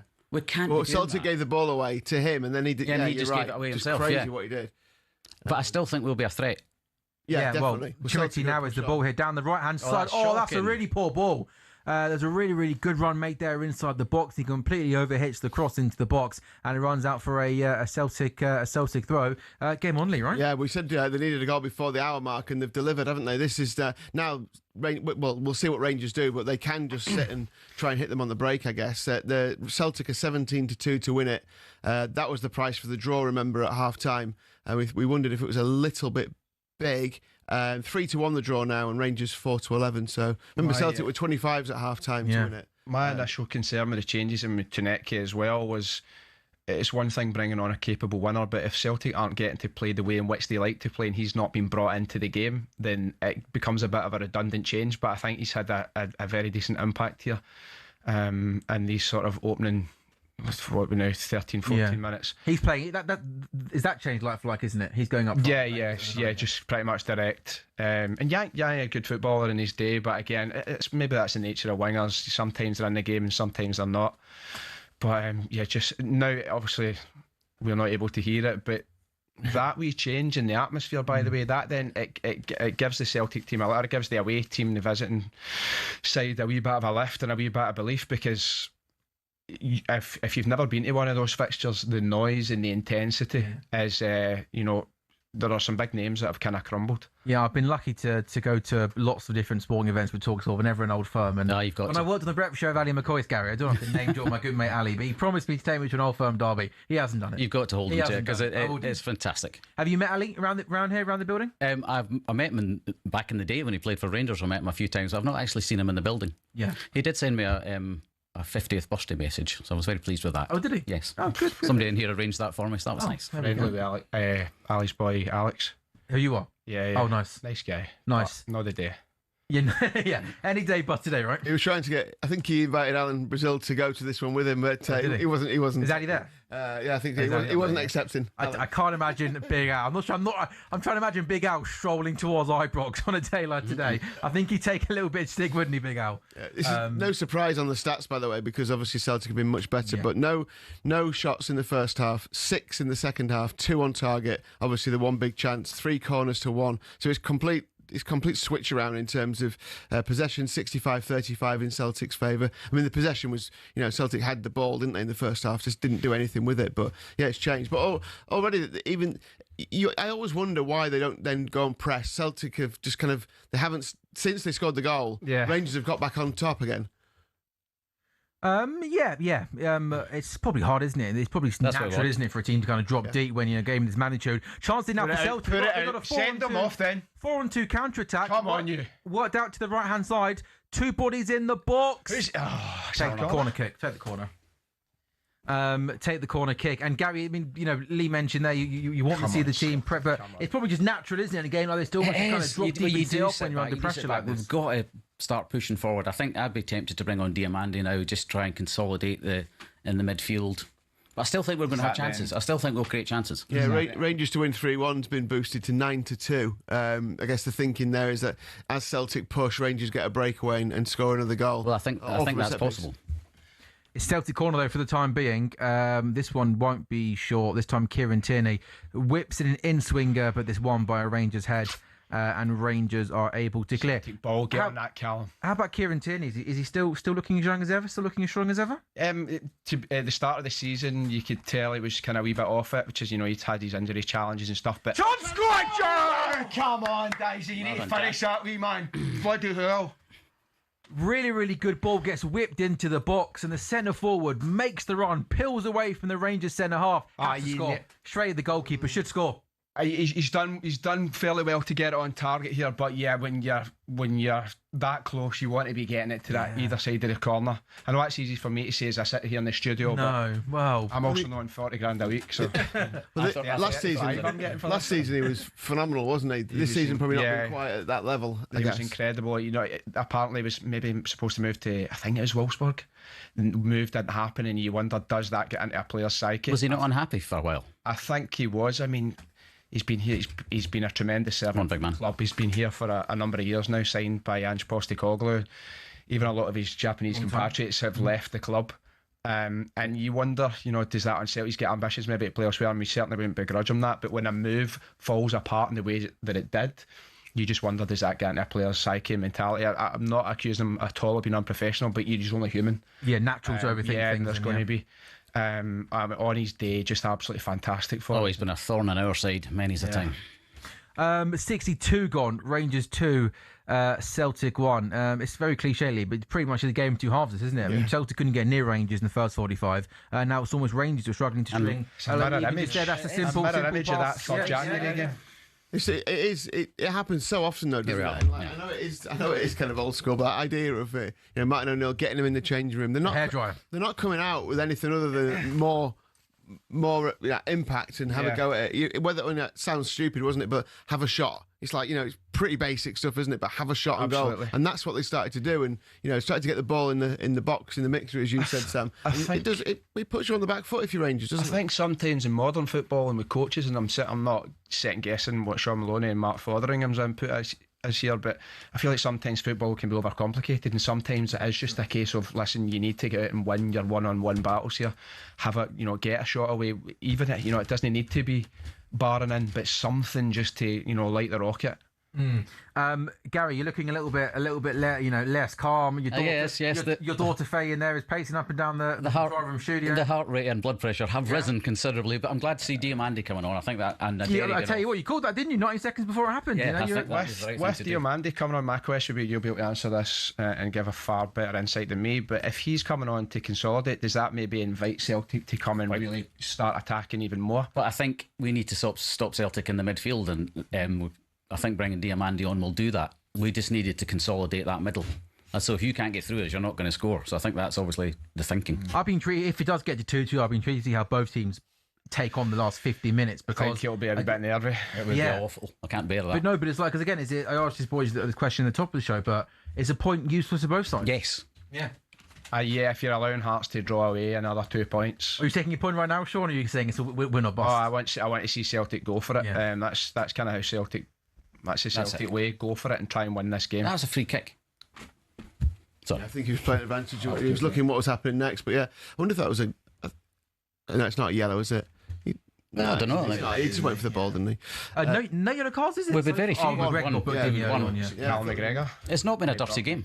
No, it hasn't. It's been it's just getting a little bit more competitive now, though, isn't it? Yes. You wonder if as it rolls on now, Celtic, as you just said, you just got to go for it. That's why this last half an hour could be absolute blockbuster if Celtic do go for it, and then Rangers are just have to match them, don't they? You feel as if you can see the Celtic players' shoulders relaxing a wee bit, wanting to take the ball, and we're tensing up. It does become frantic, and that's how they play. They play good football, but. Just got a live text service up here, actually, Gary, and lots of people are saying Rangers should have kept the pressure on in the second half. Almost chance there a shot on the edge of the box. It is a shot, but it's dragged. Another effort. This time it goes over. Rangers should have kept attacking, kept the pressure on for the second half. No point in dropping deep and allowing the pressure. Do you think the players did? I'm not sure if it was our gift to do it. I think Celtic have come out and I think they've attacked us. I don't think we had. It wasn't a decision by us to sit back. It seems We've very been forced back. paradoxical to say this, but sometimes the most precarious lead you can have is a 2-0 because players subconsciously think, right, we're a wee, Classic. I love that. I love 2-0 that. is the most dangerous score. Is we're a wee that bit home and, but sometimes you think a wee bit home and dry, and then the other team, I would have thought 1-0 that'd be more dangerous, wouldn't it? 2-0. 2-0. Because Because 1-0 you've got to go after another goal. 2-0 you sit off a bit, you're like, you don't know where to stick or twist, basically. Exactly, and I think then it maybe when the team that are obviously in the losing side start to sense a wee bit of, we're getting allowed to play here a wee bit, and they're getting a wee bit more time on the ball. Rangers 2, Celtic 1, 66 minutes gone. Just a reminder of what's to come today on talkSPORT Goal. So much great football in the Premier League. We've got 3 games to bring you at 2 o'clock this afternoon. Brighton versus Nottingham Forest. Nottingham Forest starting in the afternoon. 2 clear of West Ham with a better goal difference. West Ham losing yesterday in the Premier League at Liverpool, Fulham, Tottenham, Spurs, the only side in the Premier League without victory in 2026 so far this year. They're 4 clear of 18th place West Ham, and also Manchester United versus Crystal Palace. Palace's record at Old Trafford is decent, winning 4 of the last 6 away games at Old Trafford, but Man United in really good form under Michael Carrick, winning 5 of the 6 games, drawing the other one away at West Ham. They go third today with a victory, and then we're watching Arsenal-Chelsea as well. That's the 4:30 game today in the Premier League. City now just 2 points behind Arsenal after going to Leeds yesterday in the Premier League and winning by a goal to 0, bringing you team leads of those games very, very shortly. But in the old firm at Ibrox, it's still Rangers 2, Celtic 1. Rangers really impressive in the opening half. 2 goals from Yusuf Chamiti, giving them a 2-goal lead. But Celtic much better, much improved in the second half. They pulled a goal back thanks to a really good Kieran Tierney header after 56 minutes. Sean, you confident here of bringing this game back? Yeah, I'm feeling a lot more optimistic than I was in that first half, and I really full credit to Martin, his coaching staff and the squad here, because I really did not anticipate this turnaround. What we're seeing here is the Celtic that we're accustomed to. Yeah, it's not perfect, it's not flawless, there are still some wayward passes in there, but just that, as I say, that relaxed nature, getting the ball down, looking for your pass, a wee bit of patience as well, because I noticed we were quite often just hoofing the ball up the line. That's not Celtic, that's not how they've been coached to play and how we're used to seeing them playing. And yeah, the second half, just what a difference. When you mentioned before, John, we're obviously we watch all the games, but we don't have the sound up for obvious reasons. Take us into the stadium now, you two. What's it like? How loud is it now? Right now, what you're hearing is it is. I think it will be slightly subdued in terms of noise, but you're going to hear more for the Celtic fans because you know what the away crowds are like. Have you done an away game at Ibrox before? Yeah, loads. Never seen us lose at Ibrox. Really? Actually, yeah. How many times have you done that? 4 or 5. That's a pretty good effort, isn't it? Yeah, I'm glad you're here. I know. Very difficult. I'm hoping I'll have a ticket for next week because we've got a bigger allocation. Now, the thing that makes this fixture so incredible is if you've got 8,000 or 9,000 Celtic fans or Rangers fans in the away end, they're not going to stop singing. So what happens is... Chance! Oh, he should score! You need to be doing better there, Rio. Well, listen, I'm encouraged by us carving out that opportunity. I like the way it's come up here. Tierney, absolutely brilliant. But the ball runs to him though, Sean, just outside the box. You need a player of his quality. He should at least hit the target there. It goes right over. Yeah, it's coming to him. He leans back because as soon as he leaned back, I could see it was going over the bar. You just want him to get the head over the ball there and bury it low. But watching it on TV, obviously from where we're watching it, the left-hand side, the whole back of the goal would just be away. That would be away fans, aye. And it's look who's there. Fergie's there. Yeah. No, that not Old Trafford today. You know it's a big game in the William Hill Scottish Premiership when Alex Ferguson. I think he was at Hearts yesterday. Moved to Glasgow now. Yeah, he's living in the West End of Glasgow. Oh, so you'll see him more frequently. He was at St Mirren the other night actually. And of course he was the last man, wasn't he, to manage a team to the title that wasn't Rangers or Celtic, 1985, I believe. Yeah. Have to go back a long way. But yeah, just to in terms of the spectacle, and that's what made it. Go on. In terms of spectacle, that's what made this game so incredible because the noise was constant. It was never ending because if you've got 9,000 Celtic fans singing and behind the goals, then the Rangers fans are up on their feet. So what you have is either 52,000 at Ibrox or 60,000 singing for the entire duration of the match. Now there are games with the smaller allocation when I've been able to hear the Celtic players talking to each other on the pitch. Wow. Because what happens is there's less noise for the Celtic fans to react to or for the Rangers fans to react to, which is why I just want to see the full allocation back. Would you think we'll ever get back to that? You never know. I think with the new, I don't know what you think, but I think with the new Rangers management and ownership, with having less of an emotional attachment, they might just be more interested in... So it's a club thing, not a league thing?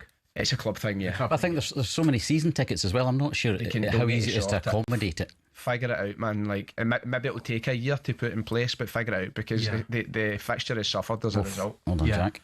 And if they were to meet in a cup final, is that still split? Yes. Aye, because that's Hampden Park, yeah. Well, next week for the cup, you've got 7,000. Yeah, so I'm hoping I'll have a ticket for that. 7,000. Yeah. There's anybody that's maybe get a wee spare going by the way. There we go. There's the plug. Do you want to? Is it? Have you got any socials you want people to get you in on? But I'm not giving that in case there's angry Rangers fan. Oh, okay, yeah, shut up. Be careful. Be careful what you wish for. Well, listen, I don't struggle for tickets. I'm always very fortunate, very lucky, so I'm hoping I'll be there. Have you got a season ticket up in? I did. This is the first season that I've not. Just working, all that is. You're a busy man, aren't you? Yeah. That'll do. Come on then, Gary. 71 in. What I mean, Diamandé's come on, but what can Danny Roll do to try and change the flow of this second half? I think we just need to keep what we're doing. Need to get back to where we were in the first half. Get Mikey Moore back in the ball.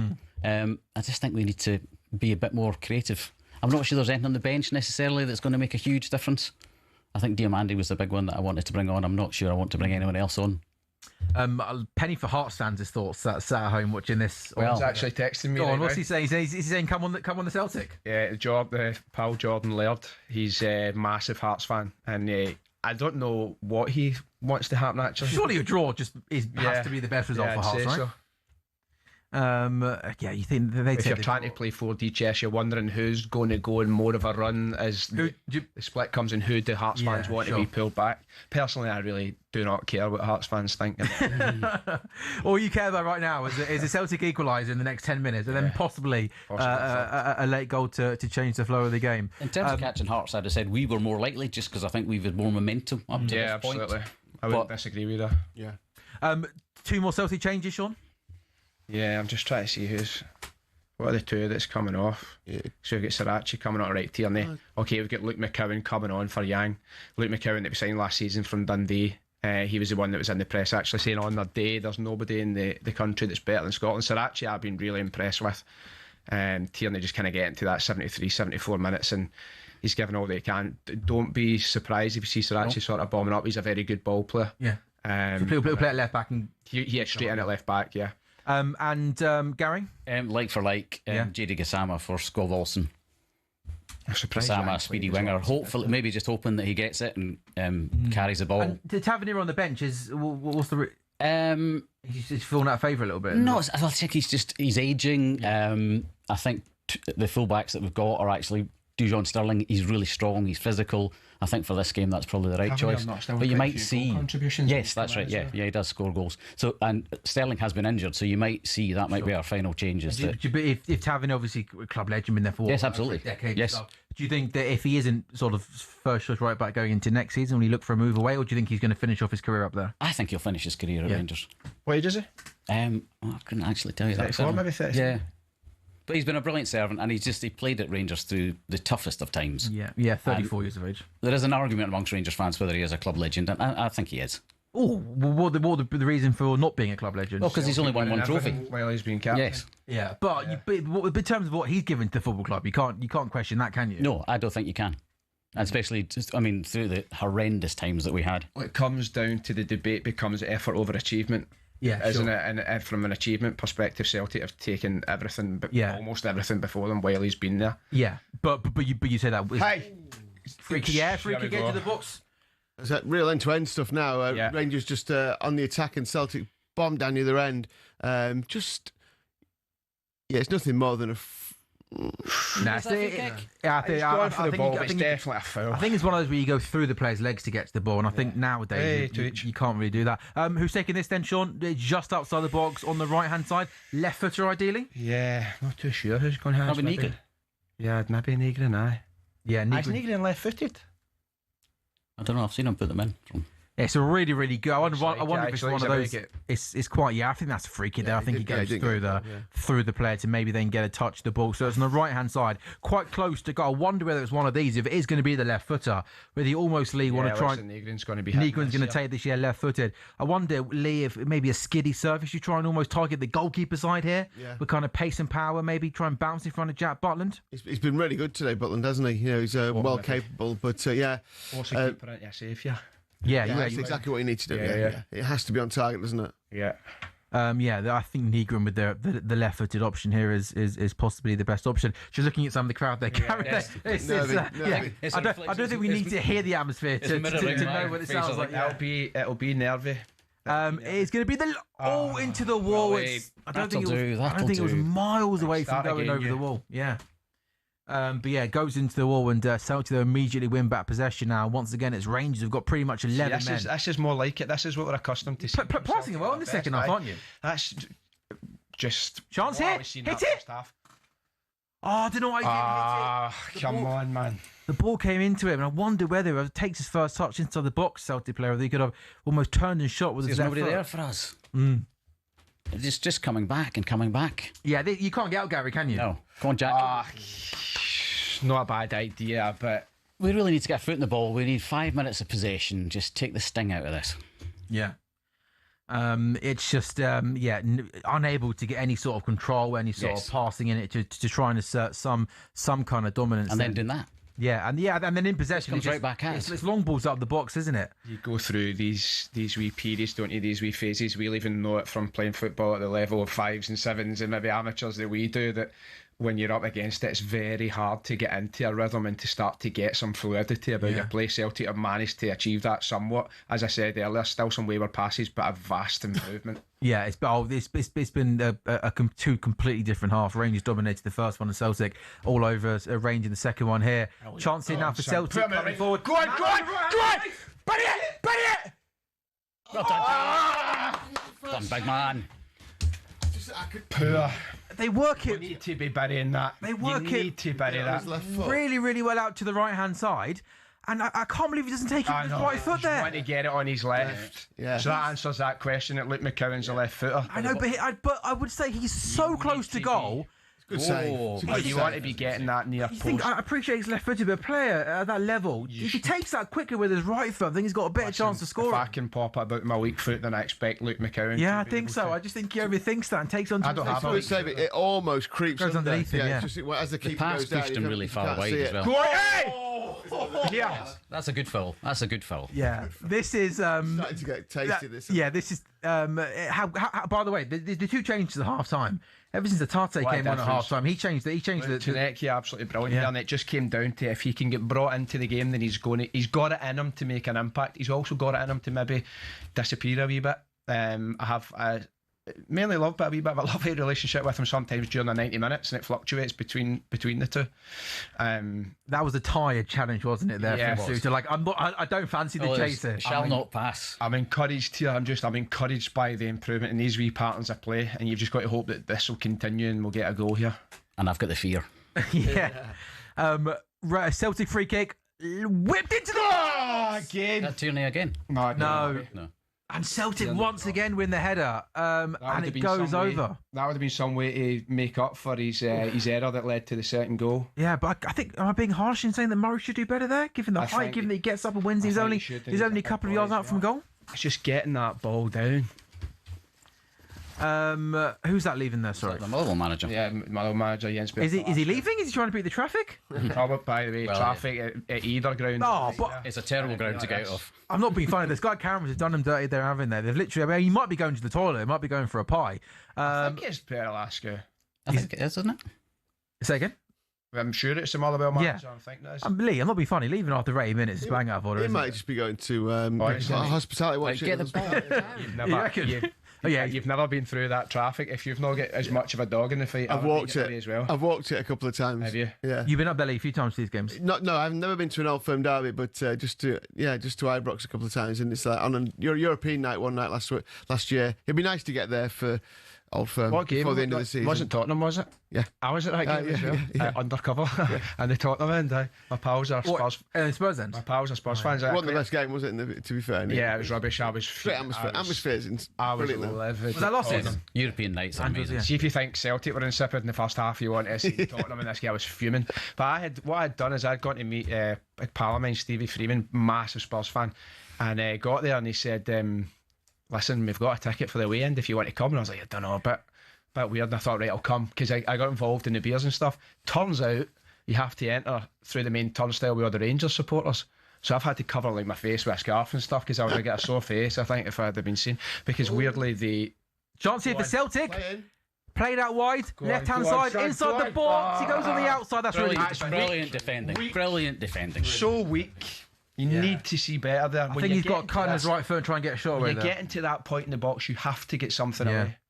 Also, can I just say, I love, Sean, that when you mention your friend's name, you name your friend Stevie Freeman. I love, my mate Stevie Freeman. Like, oh, we know Stevie, don't we? Yeah, Stevie, Oh, but Stevie will hear yeah, himself. big Stevie He'll over here, hear the his big name. Stevie F, top man, good guy. Listen, if I'm Do you think he should jumping do better his there? Do you think maybe he's got to cut in on his right foot, try and You want get to a see him shot cut away? in and get something in the right, or maybe a ball across, because here he's just absolutely out-muscled. And if you get into that point where then you're expecting some sort of chance, to not have any effort and goal is close to unforgivable. But when you were asking me about Tavernier, and I was saying that Sterling's playing because of his strength, Strong and physical. Yeah. He had no chance there, did he, of getting past him on the outside.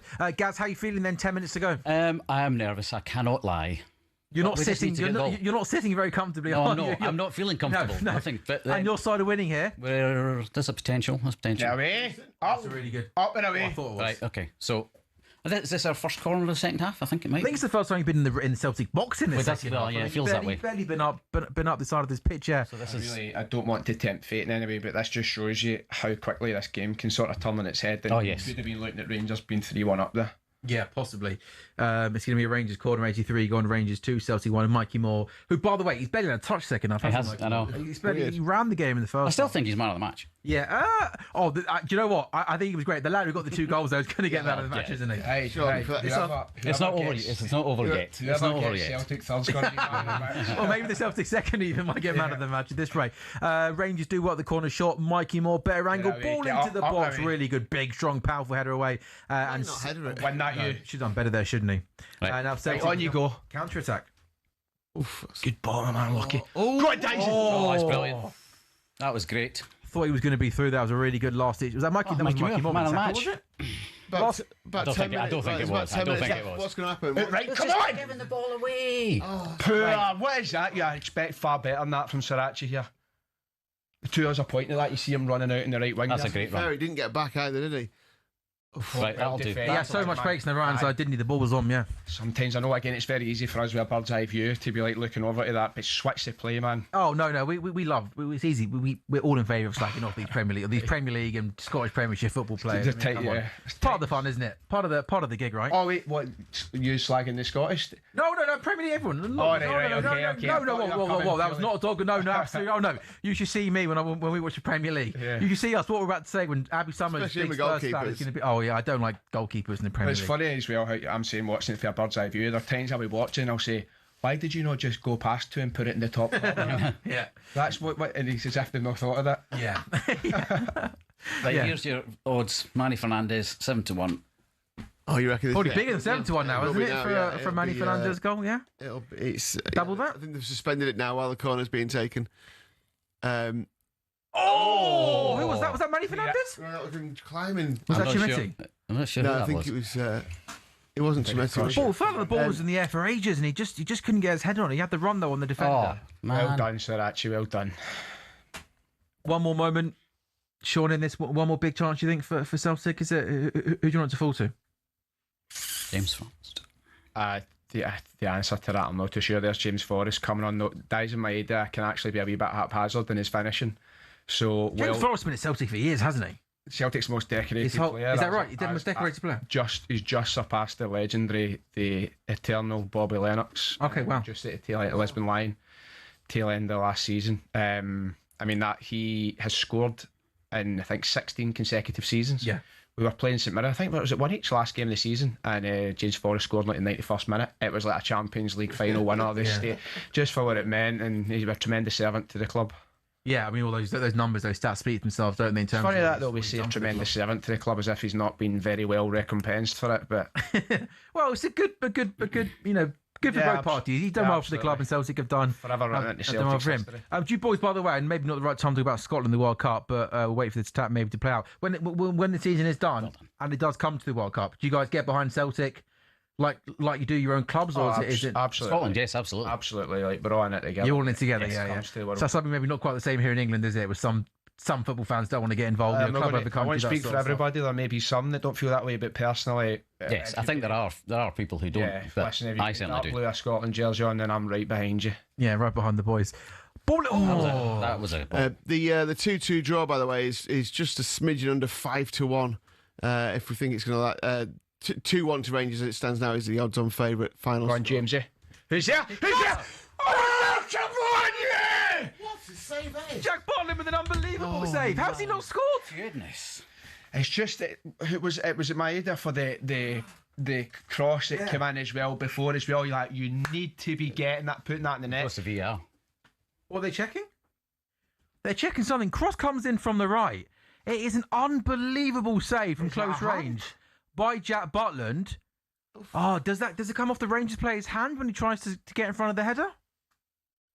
It does. It does. It's a shin. That's a shin. Let's see. Shows that again. Slow it down. It's a shin.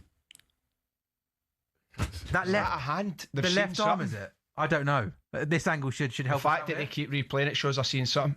Hey, yes. Yeah, it comes off his left arm, doesn't it? His That's- left arm's out, isn't That it? penalty? Natural position. Come on, you.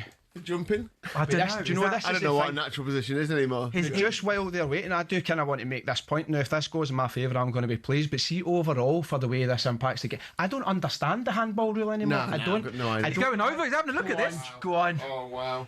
No, I'm just hoping it's at Benjamin Nygren that's going to hurt us if it comes. So when that ball comes in the right-hand side, when the Celtic player gets his He head has on to it, give that the now. Rangers defender tries to come in and get in the way. And do you have any arguments here, Gaz? It maybe did look like his left arm was maybe slightly outward in a. That's that's a his handball, left arm. yeah. Okay, That's can you his see left that? Stops the arm. ball going in. If that stops it, grin. That hits it right. Dies in my head. I owe you an apology because you got it on target when I wanted you. He's to going to get give it this. to. So He's this, done tremendously. That's got to be a penalty. I think that left arm comes out in a natural position, and that's clearly Aye. stopping the goal, isn't it? And it ends up Prevents coming off that. the arm into Jack Butland, and I think that's going to also be a red card, right? Because that's going. Is it because it's No, I don't intentional? think This is Oh, another. because whether it's intentional, you're absolutely yeah. right. The rule changes, yeah. So it won't be a red card. I don't understand. I'm not completely comfortable or like confident In what, that in bit? the handball rule. No, what? Look, I think for me, 100%. that left arm comes away from his body.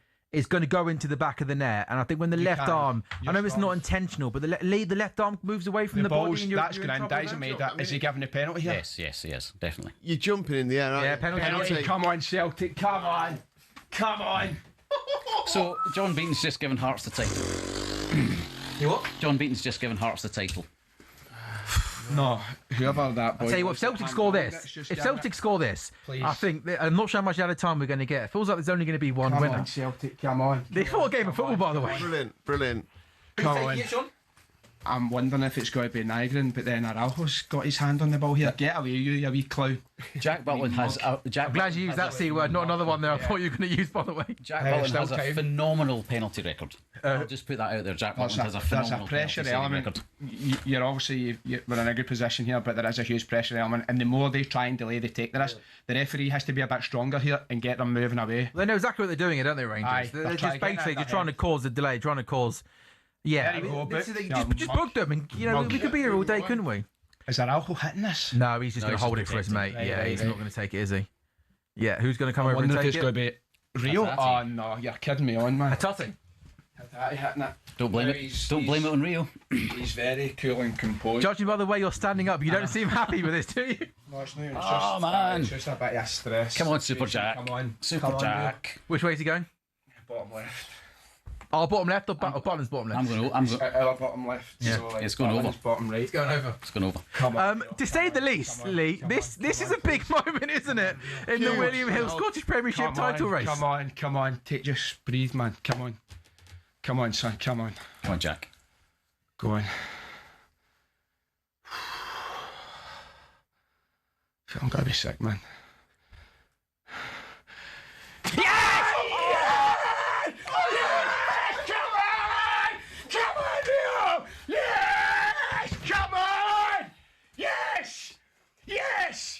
Well done, me man, brilliant! Oh, come on, let's go for the third Celtic, come on! Where's the defender? Oh my God! Oh, come on! Yes, come on, Celtic!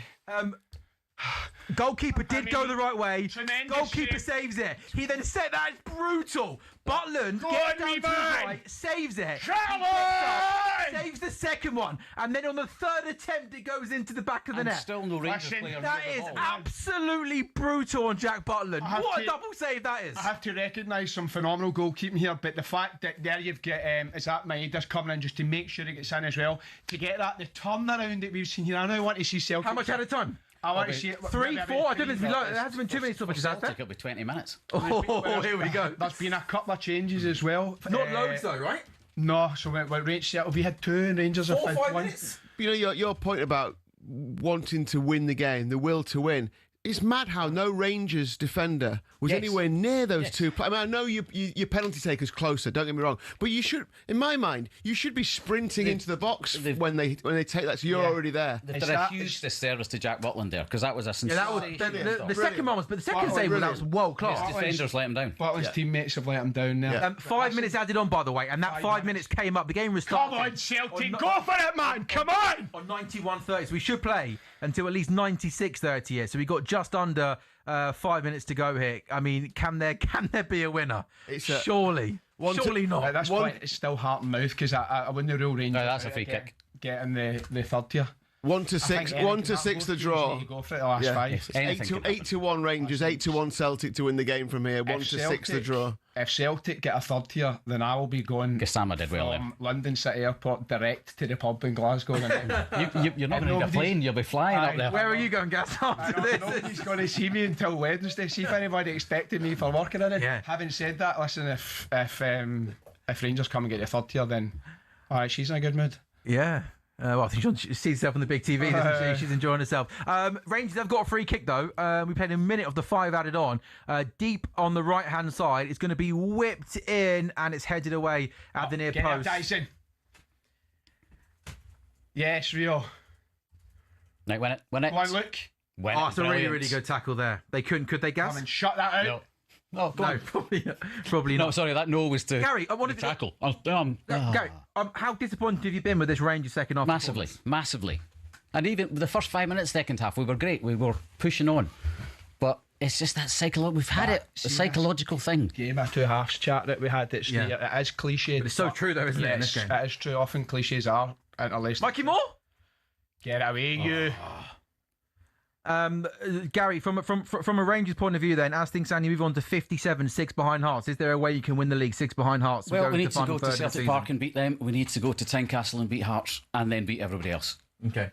So it's a big ask. Both teams will have to be pretty much perfect, won't they? I think Rangers and Celtic have cut each other's throats here. We're going to need Hearts to have a wee lapse. I think the Hearts lapse will come. Also, by the way, just like literally in the last 90 seconds since the game restarted, Rangers have probably kept the ball for 90 seconds more in that than- 90 seconds than they have done in the whole of the second half. Exactly. Like again, easy for me to sit here and say this. You're 2-0 up against Celtic in an Old Firm. It felt like I can't believe how deep you became in the second half. You were aggressive in the first half. You didn't let Celtic have a second on the ball, and it almost feels like you just Go and get through you. That's you just invited the pressure on them, Gary. There's a fragility about us, and there has been throughout the whole season. Away you wee mug. If it's making silly mistakes or just psychological.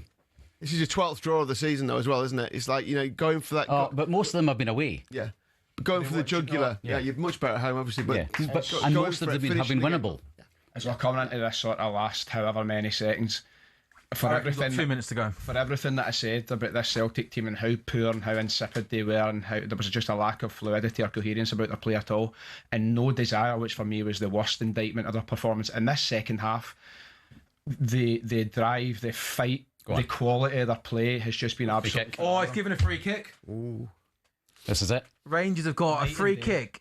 This is all or nothing. Yeah, well, I reckon there's about 90 seconds to go after this. So the time this gets taken, there won't be much time added on. They work it short. Take it quick. Get away, Foul. keeper. Corner. Oh, he's given a free Well kick. done, referee. It's not like you, John Beaton, to get it right. You're not a fan of this referee? Neither of us are. yeah. He's given a free kick there for a high boot. The ball came to the back post and it was a high boot. Sean, you were very critical and rightly so of the Celtic performance in the first half, but second half, how impressive have you been? Just so impressed, and I think you're up psychologically to overcome that psychological hurdle to come out and play the way that they've played. And it's not been flawless at all. but they've the difference has just been night and day, and this is what we need to see when this run in now, because we're at, as Sir Alex calls it, the business end of the season, and we need to start picking up more points. Yeah, mad how now Rangers are absolutely like, I know, flying that's what I'm forward. saying It's to you so guys. weird, isn't it? It's such a Where was strange it momentum Rangers is for the such a other 45 strange minutes? thing, Yeah. isn't it? And it you. Oh, a little bit of needle there in the middle of the pitch as well. That's it. Is that it done? No, he has given it full time. Rangers 2, Celtic 2. Gary, how are you feeling after that 2 up at half time? I'm gutted.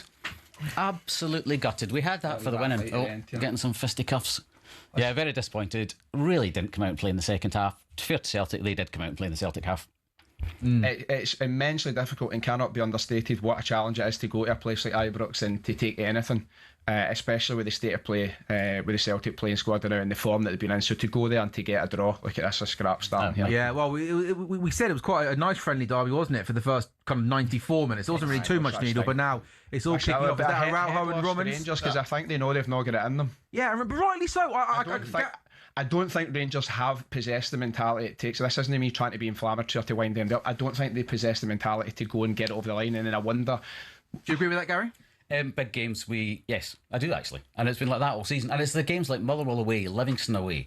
Livingston we weren't winning, but Motherwell away, we're 88th minute, we're conceding goals. For us to go, so many points that we've dropped from positive positions. For us to go and take a point here at this point in the season after being 2-0 down that first half performance, I'm not going to say it feels like a win because it doesn't, but I feel hugely invigorated by it, and I feel a wee bit of optimism, and I just hope that they then take that, knowing that they've got that in the locker, go and take that into the run-in, because you're going to need to go and play Rangers again. We're back here on Sunday, right? Back here on Sunday for the Scottish Cup, so we're back here soon, and this showing that, I think that strikes a huge psychological blow to Rangers, and it really puts the rockets up Celtic as well, to know that when your backs are against the wall, when everyone's against you, and you've got 48, 49, 50,000 people baying for your blood, that you go and get that point in there. And what a performance. And look, these fans are absolutely enjoying it, and I hope they're having an absolutely brilliant time. Final question to you both. Are the real winners of today, Hearts? Yes. I think as it stands numerically, yes, but I think Celtic are going to take a huge boost for that. Sean, Gary, I truly mean it when I say I would love to carry on talking to you for all afternoon, but we have 4 minutes to go until we switch over to the Premier League. Sean McDonald, Gary Ollison, thank you so much for joining us live on talkSPORT's YouTube channel. Hopefully, fingers crossed, with more big games to go between now and the end of the season, we can do this again, because lots of people, not just up in Scotland, but here in England, are very much invested in the William Hill Scottish Premiership title race. Gents, go and have a cup of tea or a cold drink and enjoy yourself. Thank you very much for joining us. Cheers, One more quick break on talkSPORT Goals. When we come back, 3 games at 2 o'clock in the Premier League.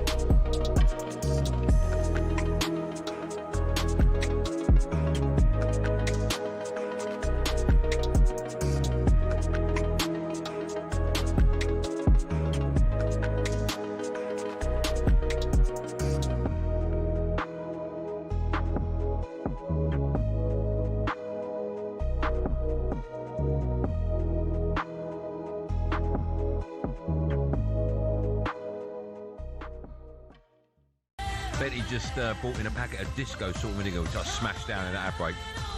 We've talked about Chris before. We won't go there necessarily.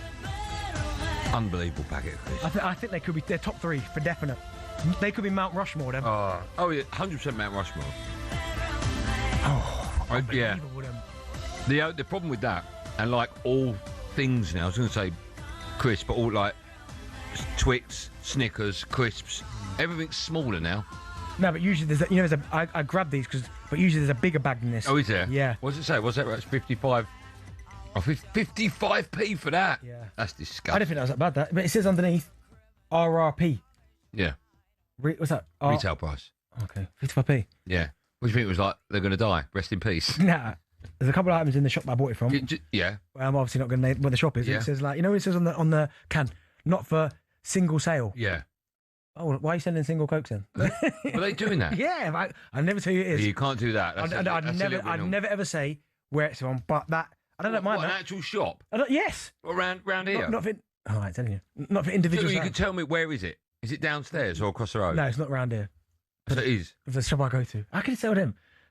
Not for individual sale. You know what that means, right? What? You know why it says it on that? Yeah, because it's in a pack. Yeah. Yeah. And he's opening Cool, the pack. so I knew that. Right, I ain't got a problem with that. No, I ain't got a problem with that at all. Yeah. We all got to earn a living, right? We've all got.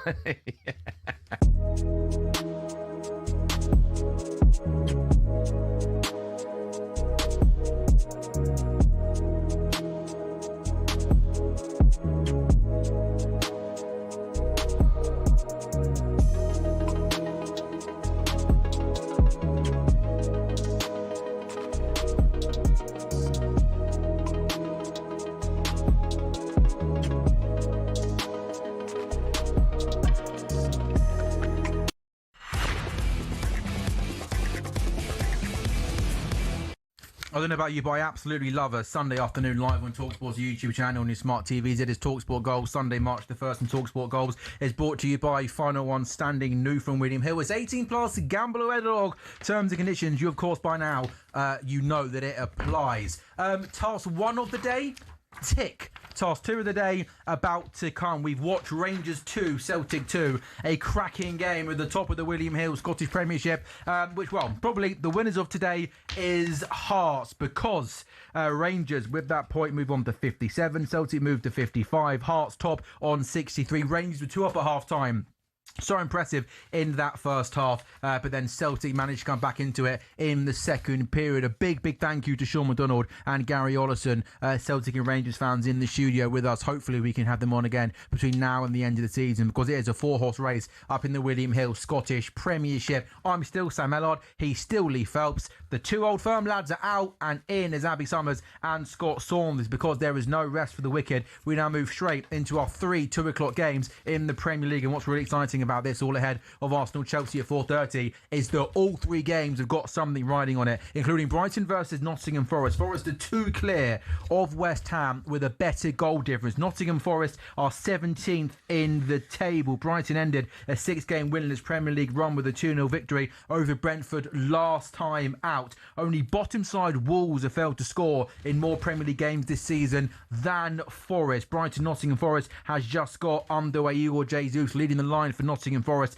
Hutchinson, Gibbs-White and Hudson-Odoi in support for Brighton. They have Welbeck, Mitoma, Gomez as the front 3. James Milner gets to start once again today after breaking the all-time Premier League appearance record last week. Another big game at the bottom of the Premier League table is Fulham versus Tottenham. I mentioned that Forest are in 17th. The team that are in 16th, the Tottenham Hotspur. They're 4 clear of West Ham. Spurs are the only side in the Premier League without a victory in 2026. In terms of the Spurs team today, Vicario in goal. My team sheet in front of me has it as a 4-3-3 with Porro, Dragushin, Van der Ven and Gray, but not sure if João Palhinha might make it a back 5 with Gallagher and Basuma sitting. Kolo Muani, Solanke and Simmons are the front 3, and also Manchester United versus Crystal Palace. Man United with the win today will go 3rd in the Premier League table. Who on earth would have thought that a couple of weeks ago? Stop laughing, Scott. I haven't introduced you yet. Manchester United versus Crystal Palace, having won their last 2 visits. Palace are looking to become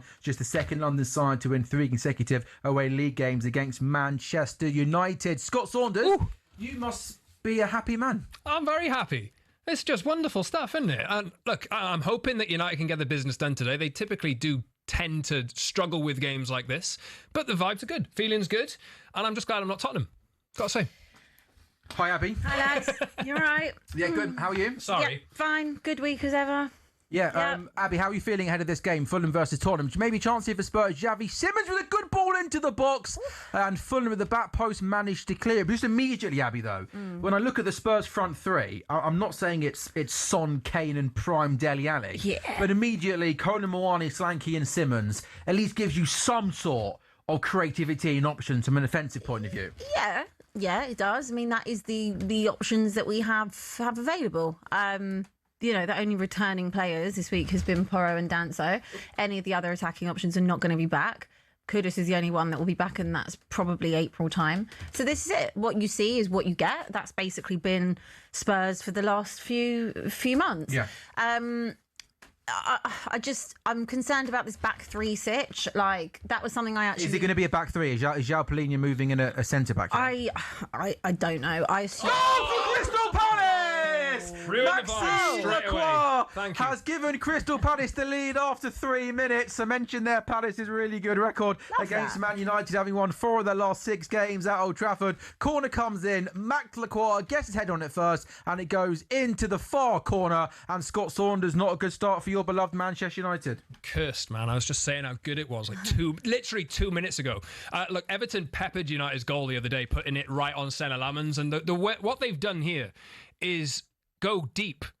And look, it's a free header for him. It's still so far out. It's a really weird corner, but it's a great header. Like, and they've avoided that thing that like clubs are doing and putting it on the goalkeeper, because Lamans was dealing with it really well the other day. So the first corner they've had, I think, and very effective. Very good corner. Really bizarre, because it's so unlike what every team is doing. You mentioned there on Monday night. Monday night became a bit of a farce in the end, didn't it? When almost 20 players are pretty much on top of the goalkeeper. This time, Lacroix moves a long way away from goal, gets his head on it, and it felt like the ball lead travelled for ages. Was it Euro he lost?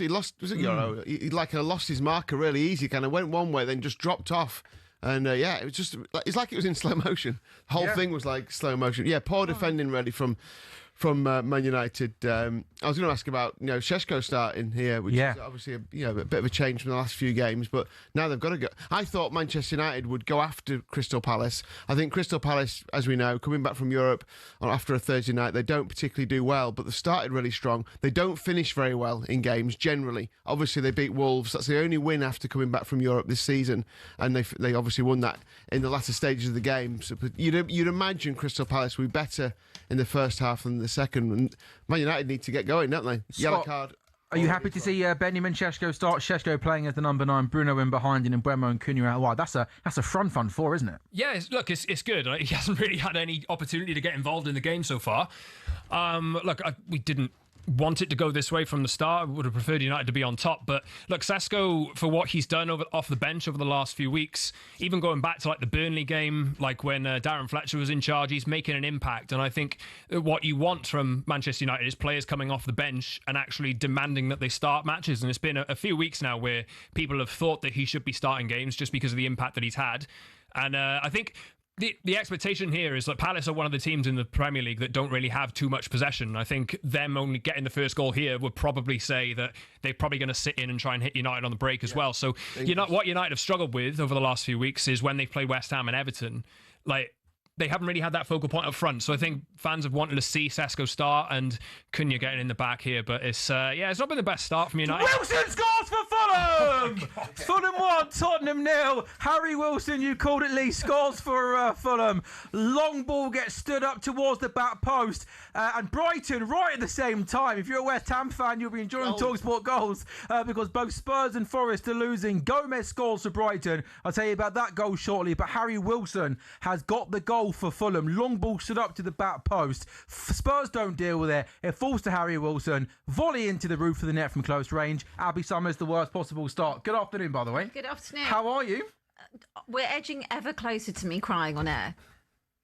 We actually are. The Spurs are losing again. Feels like last season. What are they? I just want to know what they're moaning about. I think when the ball initially comes in from the right hand side, I think that's Van de Ven or Dragushin goes down.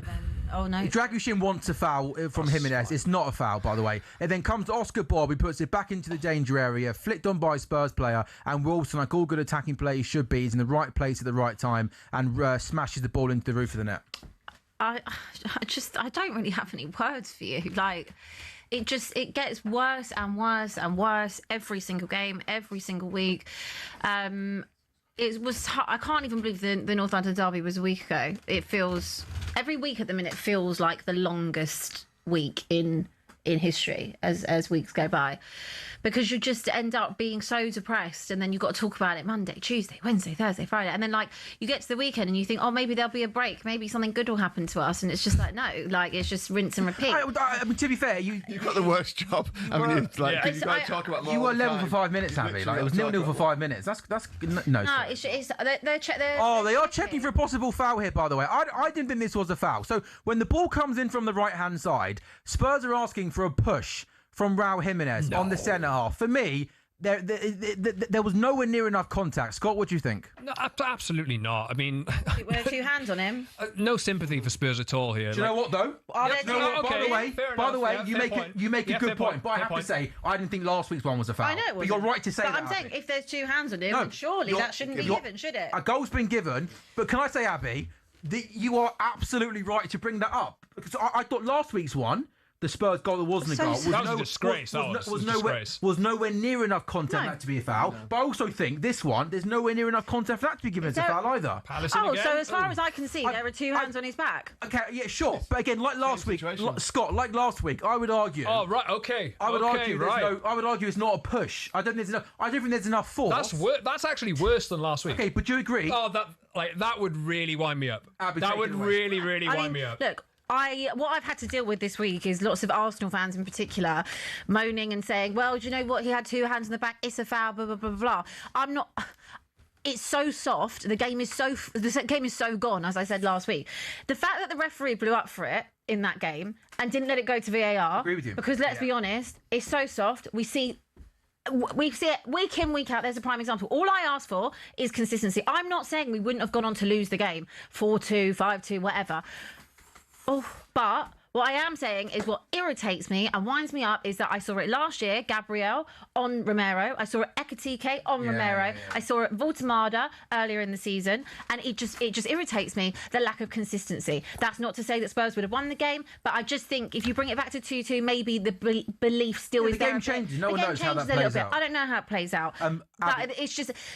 Abby, I echo everything you said there. I think you're spot on. I think one of the biggest frustrations we all have in this country is the lack of consistency. If giving that one as a foul last week, then you're right to make that point. My simple argument, Lee, would be I thought the one last week was absolutely not a foul. And looking at that one, there was nowhere near enough contact for me for that to be given as a foul. It was not a push. No, it's kind of like, well, what we said last week was if you think about the things that are happening in the box when a corner's coming in, people are wrestling each other. They're not even looking at the ball. So that can't be a foul if those aren't fouls. How is that a foul? If grabbing someone round the chest and facing them away from goal is not a foul, then this is not a foul. It was so soft. It's a bit of leverage to get a jump up, isn't it? It's not a foul. By the way, the Brighton goal. Good goal, wasn't it? Forest started the game pretty well on the attack, and they've continued with that. Diego Gomez got the ball on the right-hand side. Beautiful, great finish. Cut across it with his right foot, and it kind of bent round the keeper's outstretched arm as he was diving for it, just bent into the far corner. Really nice finish. It's a bit like yesterday, isn't it? It's goals everywhere. Brilliant day yesterday. Can we get chance for Ismail Assar for Palace? Shot straight at the goalkeeper, and Munoz comes back in. He goes on for offside, but Ismail Assar had lots and lots of space there, and his shot was actually a poor one, Lee, because it was straight at the goalkeeper. I think for a player of Ismail Assar's quality, how much space he had in the box there, I think he should have done better, Lee. Yeah, he should have done. And Tottenham just had a good opportunity there. They had 3 men up, it was like 3-on-3, and then they just, I don't know if it was Simmons, I can't quite see who it was, but just slowed the play down too much, and then Fulham got back. That Harry Wilson, that's his 7th goal at Craven Cottage, 9th this season in the Premier League. So he's a real home goal scorer. He's well worth keeping an eye on. I think he was 4-1 to score first there. We said it on the preview, didn't we? You did. Which was Fulham are a good side though, aren't they? They've beaten Tottenham 2-0 last season, 3-0 the season before.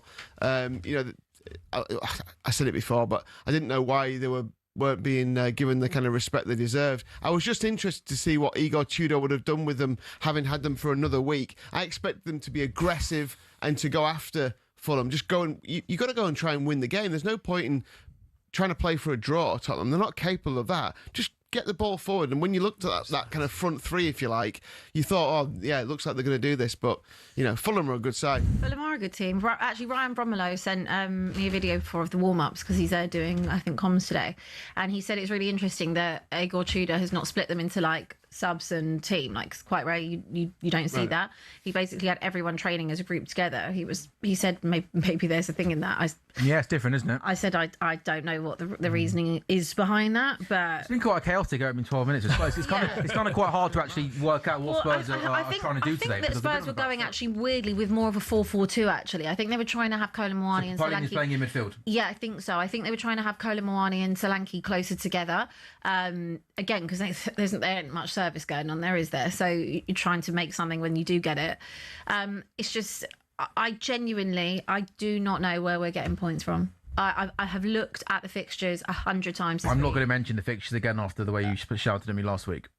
Yeah, but don't. Yeah, no, I'm not going to. So the thing is, even the games that you've got at home. Oh, it's fantastic. Wow. At the Amex, Morgan Gibbs-White has just equalised for Nottingham Forest. By the way, how many goals did the 3 o'clock game just have in the Premier League? I doubt we're going to get to that number today, but with Fulham 1, Spurs 0, Man United 0, Palace 1, now Brighton 1, Nottingham Forest 1, we're off to a pretty decent start after the first 12 minutes. What a big goal this is for Nottingham Forest. They start the day 2 points above the drop zone as Morgan Gibbs-White, who has a shot from around 25 yards out, and it beats the goalkeeper, Bart Verbruggen, and it's exactly the reply Lee that Forest needed. Absolutely, and they did start well. It was almost like that. It was a bit of a sucker punch, that goal from Brighton. But yeah, they've been attacking and they're going for it, which is all you can do at this stage of the season. I mean, not only are we getting goals, but like we've already had 4 in the obviously in the Old Firm derby, and one of those was an overhead scissor kick, like one of the best goals in Old Firm history, you'd have to say. Just hit that really out, like kind of outside of his foot. Both the goals in this game have been brilliant. Did that get a deflection, or did he just swat? I think he just I thought it took a slight nick on the way, and I thought it did. I'll have to have another. No, he's just hit it with the outside of his foot, like cut across it that way. That's really bad for me, by the way. It swerves, yes. It swerves like that, doesn't it? And it beats Bart Verbruggen. It was a really lovely build-up play down the left side. By the way, you can get reaction analysis to the Rangers Celtic game on talkSPORT's YouTube channel now. The boys who were in the studio with us a little bit earlier on. All that good stuff is up on talkSPORT's YouTube channel. 2-0 down. Yes. Sean was rivaling you for dissatisfaction with the club's I heard hierarchy. that Sam said, "What a shame we weren't in here together." You used to do a podcast called "We Hate Our Owners." We actually might. That's not a bad idea. We hate our owners. That's that really not a bad idea. You should copyright that now. Yeah. Brighton have scored at the Amex Stadium. Love it. Love that. What a finish from Danny Welbeck. Back, isn't he? Scored last So week. back. Danny Welbeck takes the ball down on the chest. He swivels and turns and beats the goalkeeper. What a start to the afternoon in the 2 o'clock games. And hey, you know, Harry Kane needs an understudy, doesn't he? Danny Welbeck takes it down, swivels and turns. I mean, Scott, as a former United man, how, you know... United, I tell you what, he's out of contract in the summer. I would take him back in a heartbeat. Does it bring a smile to your face to see Danny Welbeck doing bits still? I love Danny Welbeck. I really do. And I think he's just getting better. Like the longer he goes on, the older he gets, he just seems to be getting better. And I think going on a free transfer at the end of the season, he would make a hell of a signing for somebody just to rotate in. And I'm looking at United thinking, just go and pick him up. But look at this, a great touch, turn, lovely finish. And then he's just got that about him. He can do pretty much everything, can't he? He gets the ball Modern back. day centre forward. Henschelwood heads it to him. He takes a touch on his knee, or a thigh even, and then swivels and turns. There's chance there for Tottenham. Bowie Naby, you're also in a position where you're wanting your team to do well, but you're also looking up at the top right-hand screen and wanting Brighton to do you know your how favour. depressing my life is at the minute, right? I have to look at what's like. I have to make sure that West Ham lose. Thank you so much for yesterday. Thank you. You're welcome. Thank you so much. Last week I was obviously banking on Chelsea beating Burnley. I've got to hope that City, for obviously dual reasoning there, but obviously City beating Leeds yesterday. That was a great result for you yesterday. Great result. 2 reasons, wasn't it? Yeah, you know, double-edged sword. It was wonderful. So that I've got to look at hopefully Brighton doing that, because I genuinely think if we stay up, it's going to be down to the fact that other teams have slipped up. I actually don't think it will be anything to do with us, because we are so bad. We are the worst team in the Premier League. When I look at Wolves, Wolves. and At the moment they're not. No, You're they're playing not. Wolves soon, right? Yeah. When I look at I think Wolves, Wolves is like next 4 fixtures are against, and I'm like, have All they the got a teams chance? around. I'm like, Yeah, probably yeah, not, yeah. but no, yes. like Wolves. I don't think Wolves will stay up, obviously, but I think like even when I've watched Wolves throughout the whole season, despite the fact that they've been rock bottom, some of their performances haven't actually warranted losses. Abby, Tottenham Hotspur are the only side in the Premier League without a victory in 2026. Yeah, I know. so far. I think it was 29th of December the last The time. thing with Wolves is we were talking about this with showed some Celtic. hunger. They're trying, aren't they? Yeah. Burnley are trying. And they're trying, and there's there's passion about it, and you don't really get that from Spurs at the moment, do you? I know they are trying. The players won't not. They've got lots of injuries too, but they don't know how to fight. No, they don't know how to fight in a relegation battle. They don't know how to. When West Ham went down, it was the same. Remember when that really good West Ham team went down? They didn't know how to fight because it's not. There's this arrogance. There's this arrogance around Tottenham, and there's arrogance around the fans. And I think that a lot of fans do realise the position we're in, but the arrogance about it is that Tottenham are too big to go down. No, you're not. And if you have that mindset, believe me, you will end up in the Championship. And you think they're going to get out of it? Are you mad? Yeah, I think you're right, though. They've got no bottle about them whatsoever. We need to stop thinking Tottenham are too big. It's too big of a club to go down. It's absolute nonsense. It's nonsense. The performances I've seen all season, bar one against Manchester City and the Super Cup, which we also went on to lose. Oh, Ryder in again. Oh, good save by the goalkeeper. They work it lovely. What a move that was. Really good, nice one-touch football. And the goalkeeper, Bart Verbruggen, comes out. Oh, Kenny Tete has a chance for... Tottenham are atrocious. They are a terrible, terrible football team. Is right. I think West Ham just won't get enough points. I think you'll get there by West Ham not. We'll be very lucky. I know, but the thing is, you can look at fixtures and like classic examples today, like with United and Palace. Palace have won 2 in 12 Premier League games and they're winning and they're playing so much better than United are at the moment. You can't look at fixtures anymore. Who do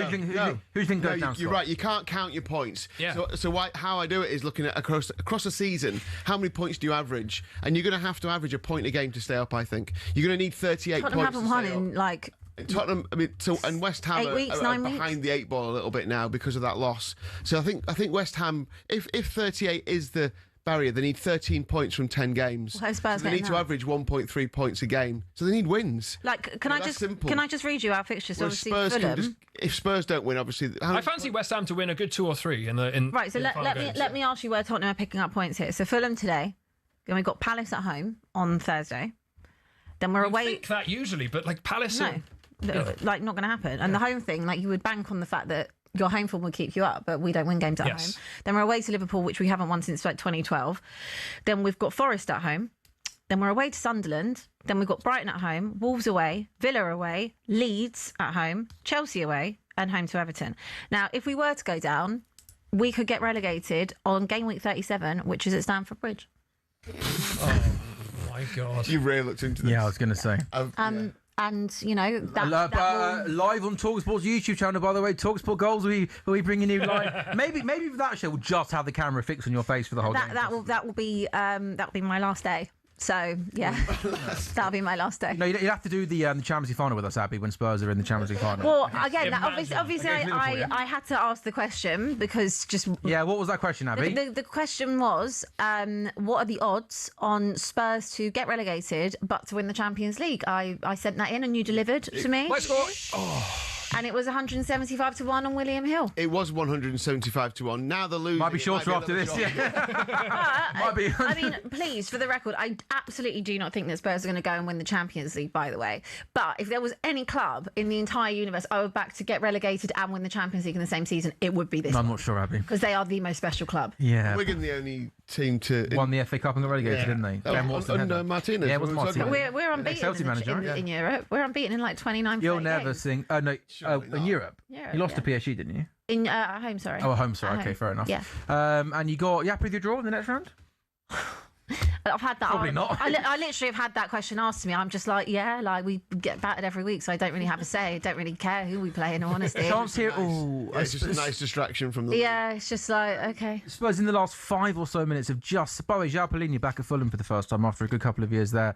Fulham 1, Spurs 0. Things have just settled down a little bit for Spurs in terms of having a decent amount of possession. Javi Simmons coming deep. Archie Gray on the left today. Yeah, he's playing left back. Yeah. Poor kid. He's made a start. Chance for Palace here. Tyrick Mitchell. He's very versatile. That's really. No, he's versatile, but like, how are you meant to like even establish yourself? And, you're not, because for the last 2 seasons he's literally played him everywhere. We've had no players. Apart from up front. We've had no players. Are there any other options for left back, or was it just him in the moment? Sousa, the kid. Oh, okay, the young lad. Yeah. Yeah. Yeah. Right, let me bring everyone up to date then with what's going on then in the Premier League. Every game has got a goal in it. Fulham 1, Tottenham 0. Harry Wilson scoring early for Fulham to give them the lead. Spurs starting the day 4 above the relegation zone. Tottenham, I'm not going to read that stat again actually. Another one about having won in 2026.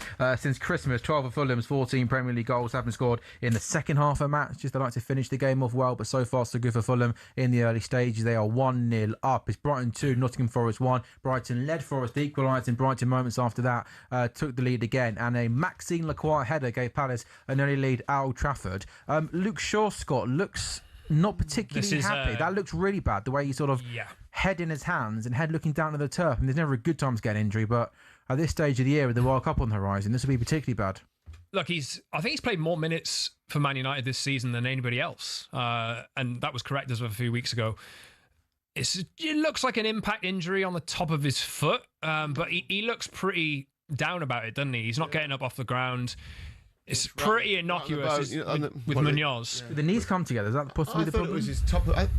Remember when metatarsals became a thing? I think it was 2002. It looks like his studs have gone down. Were they not a thing in 2001, metatarsals? No, it was the David Beckham metatarsal, wasn't it? That was the big thing. No one had ever heard of the word metatarsal. But they did exist in 2000. Well, they definitely existed, but start of humankind. They weren't just created in the body in 2000. Everybody got a metatarsal put inside them in 2000. It was cool to have a metatarsal then. Was it? Yeah. What's the coolest injury you've ever seen? Did Rooney have a metatarsal injury as well? Yeah, for the World Cup. Yeah, it was against Deportivo in the Champions League, I think it was. And then Rooney did it a few years later. Chelsea away. Wayne Rooney. That was Wayne Rooney did it at Chelsea. But David Beckham did it in the Champions League a few years before. Okay, cool. So maybe it's Man United. Look, he's going off. He's walking off. Mazraoui's coming on, by the way. Oh, okay. So I thought I saw Mazraoui running back to take his bib off. I thought. Yeah, there we go. Mazraoui's coming on. Right. Okay. Well. Yeah, I don't like that. I'm no body language expert, but he looked very unhappy, Luke Shaw, in terms of the way he was slumped over, head looking down at the turf. Let's straight off down the tunnel as well. This is that's not good news at all, especially with Dorgu being injured. He's walking on. I mean, he's limping a little bit, but he's walking off. So you wouldn't think it's like a break or anything, but who knows? You could just tell, I don't know whether it's like he knows that something deep is wrong there, or whether he's just frustrated at constantly being injured. And he's just had probably the best run he's had in the United team, like starting matches this entire season. But like the way that I'm looking at him there, that's going to be a long time out. How have Man United responded to going goal behind? They've not been good, man. They've not been very good at all. Palace have been in possession. They've popped it around a little bit. They've had more chances. Manchester United have, when they've had a bit of territory, they've been popping it around and like losing possession. Palace have been good value for the lead so far. They haven't really had like proper chances you call gilt edge or whatever, but chance for that's a really, really nice move there, wasn't it, Abby? It was a nice little passage of play. All you had to do is just look up, square it. That's what we wanted from you. Come on. Yeah, it was nice. Pedro Porro got through, didn't he? Down the right hand side. What would you make, Abby, of the balance of the midfield then? Gallagher, Bissouma, João Palhinha. Obviously, Shimmons is playing a bit further forward. Colin Mwali and Solanke. It's not the sexiest thing you'll ever see, is it? You tell me. No, certainly not. Look, I'll be honest with you. It is what it is at the moment. I mean, I think our options on the bench was Sarr, and our bench was a little bit more today. I mean, obviously having Danzo, Kinski, Sarr, Tel, Richarlison, Sousa again. That's not particularly sexy it's either. A bit better. No, I mean the only other option would be Sarr, which again has a bit more energy, a bit more legs in it. I thought Gallagher was very poor last week. I also feel like Xavi Simons gets lost quite a lot in the Prem. I do. Like there's the odd game where he'll be okay, but outside of Europe, he wants so much space, doesn't he? He needs time on the ball, doesn't he? And he doesn't get it here. You're not going to get it in the Prem. I have seen him be a bit quicker of late. Oh, was that Danny Welbeck there? Yeah, about 25 yards out. Brighton are all over. Forest are very open, by the way. Very good. Welbeck with a shot 25 yards out, trying to be the goalkeeper at his near post. Goalkeeper dive, beat him on the outside. Still Brighton 2, Forest 1, Fulham 1, Spurs 0, Man United 0, Crystal Palace 1, Abby. Yeah, I think with someone like Simons, when you... Centrally is, I think, obviously his best position. I think he gets extremely lost and isolated when he's on the wing. But how he is in Europe, where you do naturally get more time and space, and he's got that little extra second to think and pick the pass, he does much better there. Whereas in the Prem, you should be adapted by now, in my opinion. This Igor Tudor situation, I don't even have any words for you on it. I'm just... I obviously thought we'd have... At least if you want somebody to realise that Spurs could actually get relegated, from what he said so far, it does seem to resonate with him, and from what he's saying anyway. Yeah, I mean, probably got a massive bonus to keep. I would imagine so. I'm sure there's been an absolutely huge bonus if he manages to keep us up. But do I think so far we look really any different? No. No, I don't. No. I was expecting not aggressive as in like, I mean like a forward, aggression, kind of getting forward and doing a bit more. But they just look. I don't know. Did he say No the other day we need to confidence, play is there? like a small team, or have I misunderstood the quote? Like he said. What he said? Yeah. I don't know. I didn't see. Maybe that's that fight thing. Like Yeah. But the We need to expectation understand is, how to was play saying, like a it's small almost team. like, I whether it's think. arrogance or it's just a. I don't they think don't he would know have who meant they it. are. Like they have got. They've got absolutely no idea who they are. Tottenham. Absolutely no idea who they are. They have not had an identity for years and years and years. And in all honesty, when you've had so many different managers and different players and playing styles in that amount of times in the last 7 years or so, how can you be expected to know what your identity is? You've got players that are left over from Mourinho. You've got players that are left over from Conte. You've got players that were left over from Ange. And I think your style is meant to be that you would play a high line and that's it. But you're not good at playing a high line. So, yeah. There hasn't been a real focus on being able to be defensively good over the last few years. Everything has been like, we'll just outscore you. But the problem is that we now don't have the personnel and the players to go and actually create anything and score. And obviously that's down to injuries. The fact that nothing changed in January, that, Johan Lange felt that there was absolutely no one in the whole entire stratosphere of the whole entire footballing world that could come in and help out in an attacking sense. Apart from Conor Gallagher. Apart from Conor Gallagher, it wasn't as if we just suddenly had, all these injuries in one go, on the 31st of Jan. Like, we had them all season long. You knew that Maddison was out all season. You knew that Kulusevski clearly weren't going to be coming back. You knew that Kudus was injured after selling Brennan Johnson. You knew that Bergdahl was going to be out probably for the remainder of the season. You knew that every single injury we had was going to be long term. So you thought there was not one person in the world that you could bring in on loan until the end of the season that would help or benefit. This is the quote he said, by the way, in the week. This is what he said in the week. In Italy, they use the term "have the mentality of a small team." That's the key always, to have the willingness and motivation like you play against bigger teams. Well, I mean, that's probably saying that he's just going to turn Tottenham into this team that are just going to try and keep solid and not really do too much, right? Well, in terms of like pressing their. But that's not how he sets up. That's not his style. That's not how he's marketed himself. He's come in as this Antonio hybrid that loves an aggression and a high line and a strong press. I was worried about that because this team ain't good enough to do it anyway. But they're also not good enough to defend. I think he said that the other day as well. They're not good enough. They can't do it. They high absolutely can't do anything. So if you've got to sit there and just try and keep a clean sheet and whatever, that's fine. Whatever it takes to get some points on the board. But it is incredibly worrying. Like I literally don't have any other words or adjectives because I am very concerned we are going to go down. And I know that some people will say you won't go down. It's dramatic. It ain't dramatic. Like, we haven't won this year. We are in March. None of these players are coming back apart from Kudus in April. It is what it says on the tin when it comes to this is the squad that you've got to keep you up. Bar maybe Kudus in April. They have been let down from the highest of levels. And, the players do have to take some responsibility for that because I still, like I said a couple of weeks ago, I fail to believe that some of these players are as bad as some of the players that are at Wolves or at Burnley or at Leeds or at Forest. I just don't. But maybe I need to start believing that. Maybe I need to start thinking, actually, you are bottom of the barrel. And what I also realised is that how we've got to this situation. Have a look at who Spurs typically do business with, year in, year out. You often see us do business with, for example, last summer, West Ham, or you'll see us do business with Burnley, or you'll see us do business with Leeds, or I guess try and do business with Forest, etc. And if we get someone from PSG or Barca, it's because they don't want them anymore. They're not giving them to us because they're good or we've gone and slapped loads of money on the table. It's hand-me-downs. And when you are constantly fishing in that type of a pond, then don't expect your team to be that good, in all honesty, because you're shopping in a bargain bin. There was a chance there for Manchester United. A corner got all whipped in. Harry Maguire won the header. Ismail Assar, I don't know if he cleared it or just bounced off him, but he wrong-footed the goalkeeper and just went wide of the post. It remains Man United 0, Crystal Palace 1, Fulham 1, Tottenham 0, Brighton 2, Nottingham Forest 1. Another corner for Man United this time. Palace win the header. It comes back into the box. Does it? No, it doesn't. Bruno Fernandes has gone down wanting a free kick.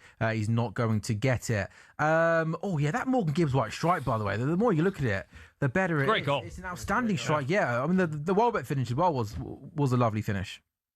Yeah, they were all decent. Yeah, there's been a lot of stoppages in that Man United Crystal Palace game. So Casemiro got a bit of a nasty one earlier on as well, but they seem to be laughing about it. By the way, Chris Richards has still got that the bandage around his head. He picked that up against Wolves, didn't he? Remember against Wolves last week? Yeah, like he got fully bandaged up. He's still got it on. I mean, how bad is that injury? Like, I'm guessing quite badly. European games. Did he wear it for that? Yeah, well, I can't imagine he didn't wear it for that. It looks like it's the same one because it's not been done very cleanly. It's like a patch over his eye that it wrapped round. Chesko! How dirty would that be if they made him wear the exact same headband that you wore last week in the game? Around every day. Yeah, literally. You think the germs and the bacteria? Are the glasses new, by the way, or do you wear glasses every week? I meant to wear them all the time. You don't normally wear them, do you? No, but when I'm really tired, I do wear them. Oh, you're tired, are you? I'm tired of Spurs. Thanks. I'm tired. Tired of football, tired of life. I actually am. Could get worse here, or no? Session on, put a ball into the box, but he overhits it. On the Tottenham game at Fulham, a few of the price boosts. Fulham are 4-9 to win it, which is obviously short enough because they're 1 up. Tottenham are just under 5-1 to win. The draw is just over 3-1. Harry Wilson to score 2 or more is 100-30. At least one card in each half is 6-4. Fulham don't tend to get many cards. Tottenham one thing I have noticed is that they are flying into a couple. Not flying in, but they are being fairly aggressive in the tackle. I wonder if we know the discipline's been poor. Oh, what a goal from Alex Iwobi! Oh, it's absolutely brilliant. I'm sure as a former Arsenal player, he'll enjoy that goal. What a finish that is. He plays a lovely 1-2, gets the ball back, and then Watley from 25, 30 yards out, right-footed strike, goes in off the bottom post, the right-hand post, and goes into the back of the net. That's an unbelievable finish. Fulham 2, Tottenham 0, Abby Summers. It goes from, I'll say bad to worse, but it feels like it's gone. I just don't think I can do this anymore. I just don't. I'm not joking. I don't actually think I can do this anymore. I can't. I just can't. It can. It can't. It can get worse. It can't. It actually can't. He plays a lovely 1-2 with Wilson. And he just... That's a lovely... he's about 30 yards out. It almost looks like he toe I thought you were like... But it's like he almost passes it in. Oh, no, he passes it in. Oh, what a lovely. Scott, the technique on that, to almost go with the inside of your foot. Because you thought the keeper should have done better, but I think he's hit it so crisp with the side of his foot. He's got no chance for Cario. Lee, how much... I can't know how much power he gets on that. That's what I mean. It looks like Scott. He almost set it off like a simple 5-yard pass. Should Cario have got done better? Put his foot through it a little bit. Seems a bit mad. Cario? No. Should he have done a bit better? No, it's in off the post. The goalkeeper. Yeah, no, couldn't he have got? I'll be the first one to jump on Vicario. Yeah. You can't say anything there at the same time as the ball. No, that is. I am, as we know, because I don't like. I'm not a big fan. That's not the. Take it back. Yeah, Abby. Great finish. It's just an odd angle to score a goal with your side foot from there. He's like, what is he like 20 odd yards out? An angle. It's like he almost set it up to pass it a couple of yards. He's like he's aiming for the post, like literally aiming for the post, and then it goes. Okay. I mean, the camera keeps going on to Igor Tudor. He must be wondering what the hell's going on. I am speaking very, very early here, but having seen Spurs against Arsenal last week and Spurs for 35 minutes here today, what the hell are they doing with this manager call? Like, I have not seen anything out of them. There's no reaction at all. What should they have done, Scott? It was the weirdest call. Get somebody in who at least knows, like, what the fight is. They should have got a Carrick. They should have got a Carrick. Now imagine that. Imagine saying that you should get someone who knows what Tottenham is, knows the club, can bring the people together, can give them that. Imagine who would have said that. Who said that? Me.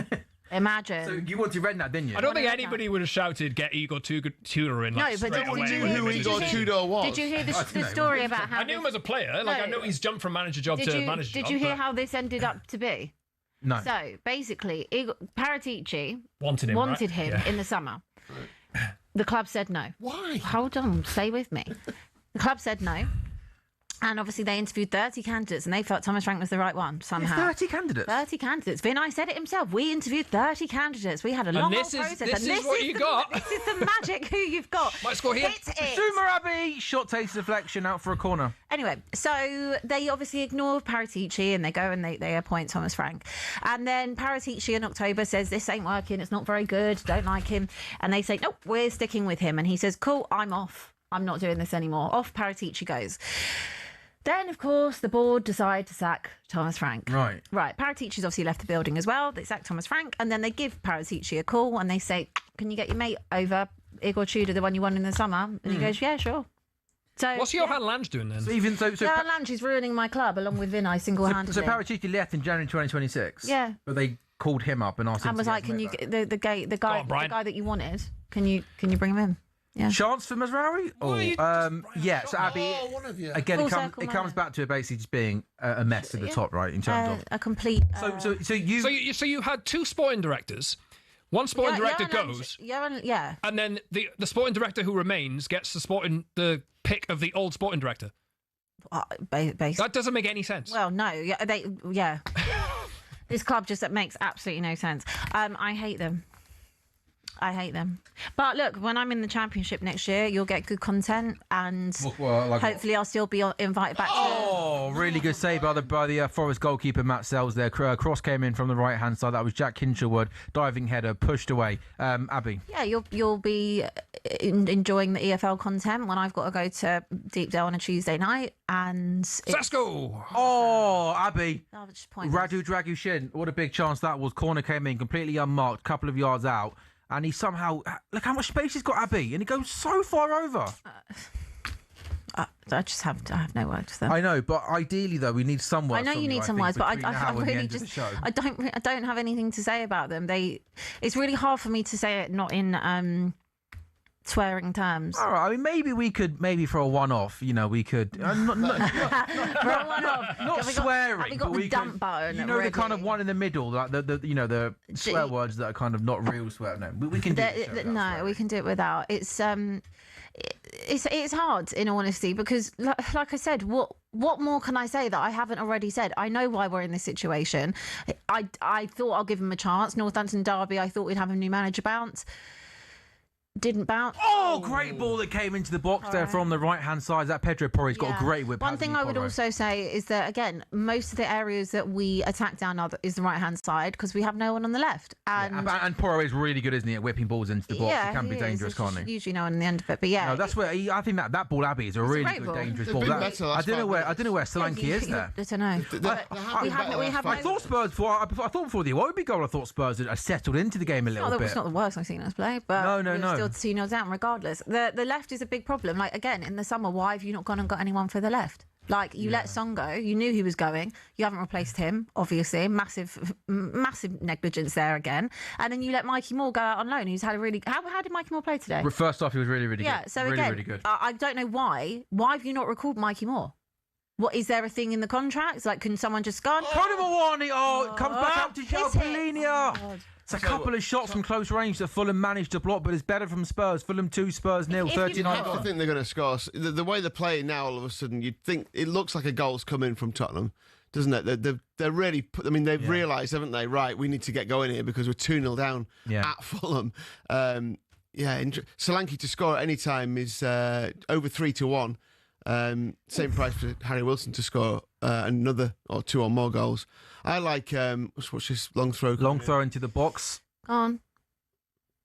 Pedro Porro with a shot. Take another corner kick though. Takes the deflection. Was it a goal kick? The way it looks like Brighton are going to score. By the way, and if Tottenham keep how are Forest done, Lee, since they've gone 2-1 down? Yeah, no, they look susceptible. They keep going forward, but every time they lose the ball, Brighton just attack them. And obviously, what we saw from Brighton in the early stages of the season, what was so good about them was the wide play, wasn't it? Matoma was and Minter as well was really good. Was on the great, right. obviously, but Gomez is doing the job today.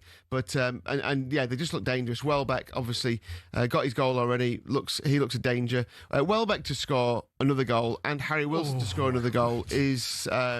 Nearly 12-1, by the way, and you get impact sub with those as well, even in play. So if either of them go off, I like that. Nearly 12-1 for Welbeck to get a second and for Wilson to get a second. Look, I think Man United will score in this game. Obviously, I think Tottenham will get a goal. I think all three will end up both teams. I think I put up both teams to score accumulator earlier on the warm up before we started on goals, and I really fancied after yesterday it being another day of goals, and in the Arsenal game as well. I think it was like 6-1 for all 4 games to be both teams to score.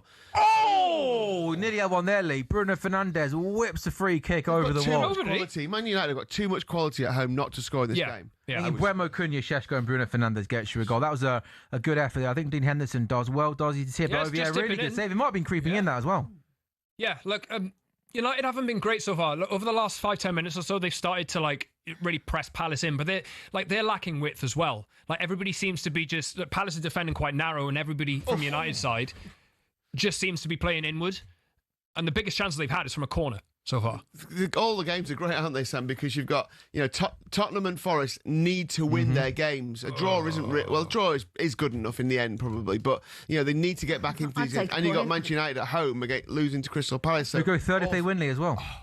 So all three have. And there was half a chance there for Forest. Hudson-Odoi did well down the right-hand side, cut in, went past Vifa, and then his shot was blocked by Van Hecker, but it could have gone anywhere. Ended up going out for a corner. We got first half absolutely flown by, hasn't it? Brighton 2, Nottingham Forest 1, Fulham 2, Spurs 0, Man United 0, Palace 1. As Lewis Dunk does really well to defend a dangerous Nottingham Forest corner. Another free kick Scott for Manchester United. It is absolutely mental, by the way, the 2 hands on the back thing, how that's not given.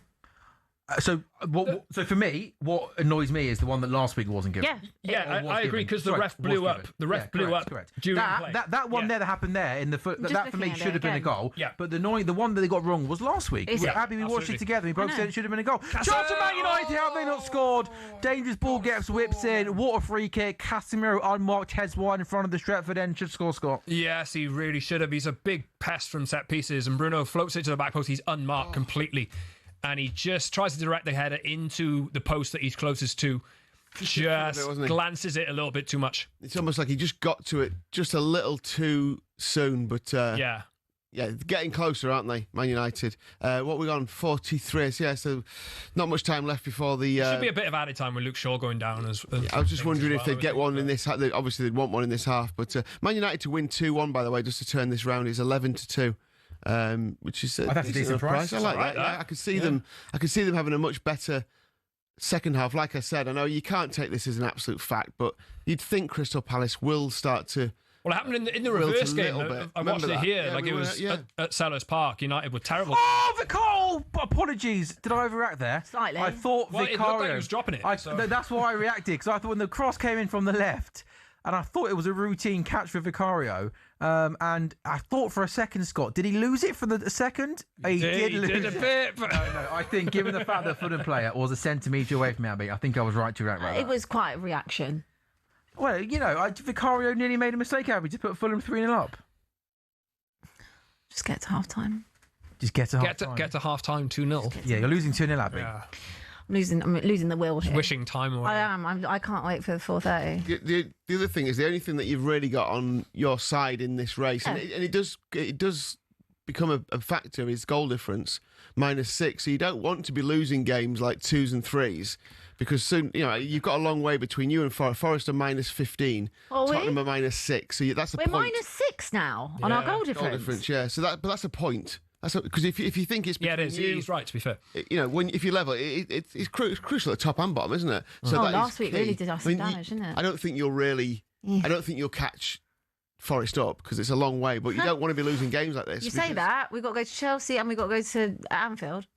You could lose 2s and 3s, couldn't you? Consecutive games, and suddenly, whereas Forest, Forest are still losing by 2-1. 3 minutes added at Old Trafford, with Crystal Palace back on the attack. That's a really, really good chance. Palace broke through down the left-hand side. There was so much space there. Ball came into the box. It was like a 2-on-1, wasn't it? One United defender had 2 Fulham players, one in front of him, one behind him.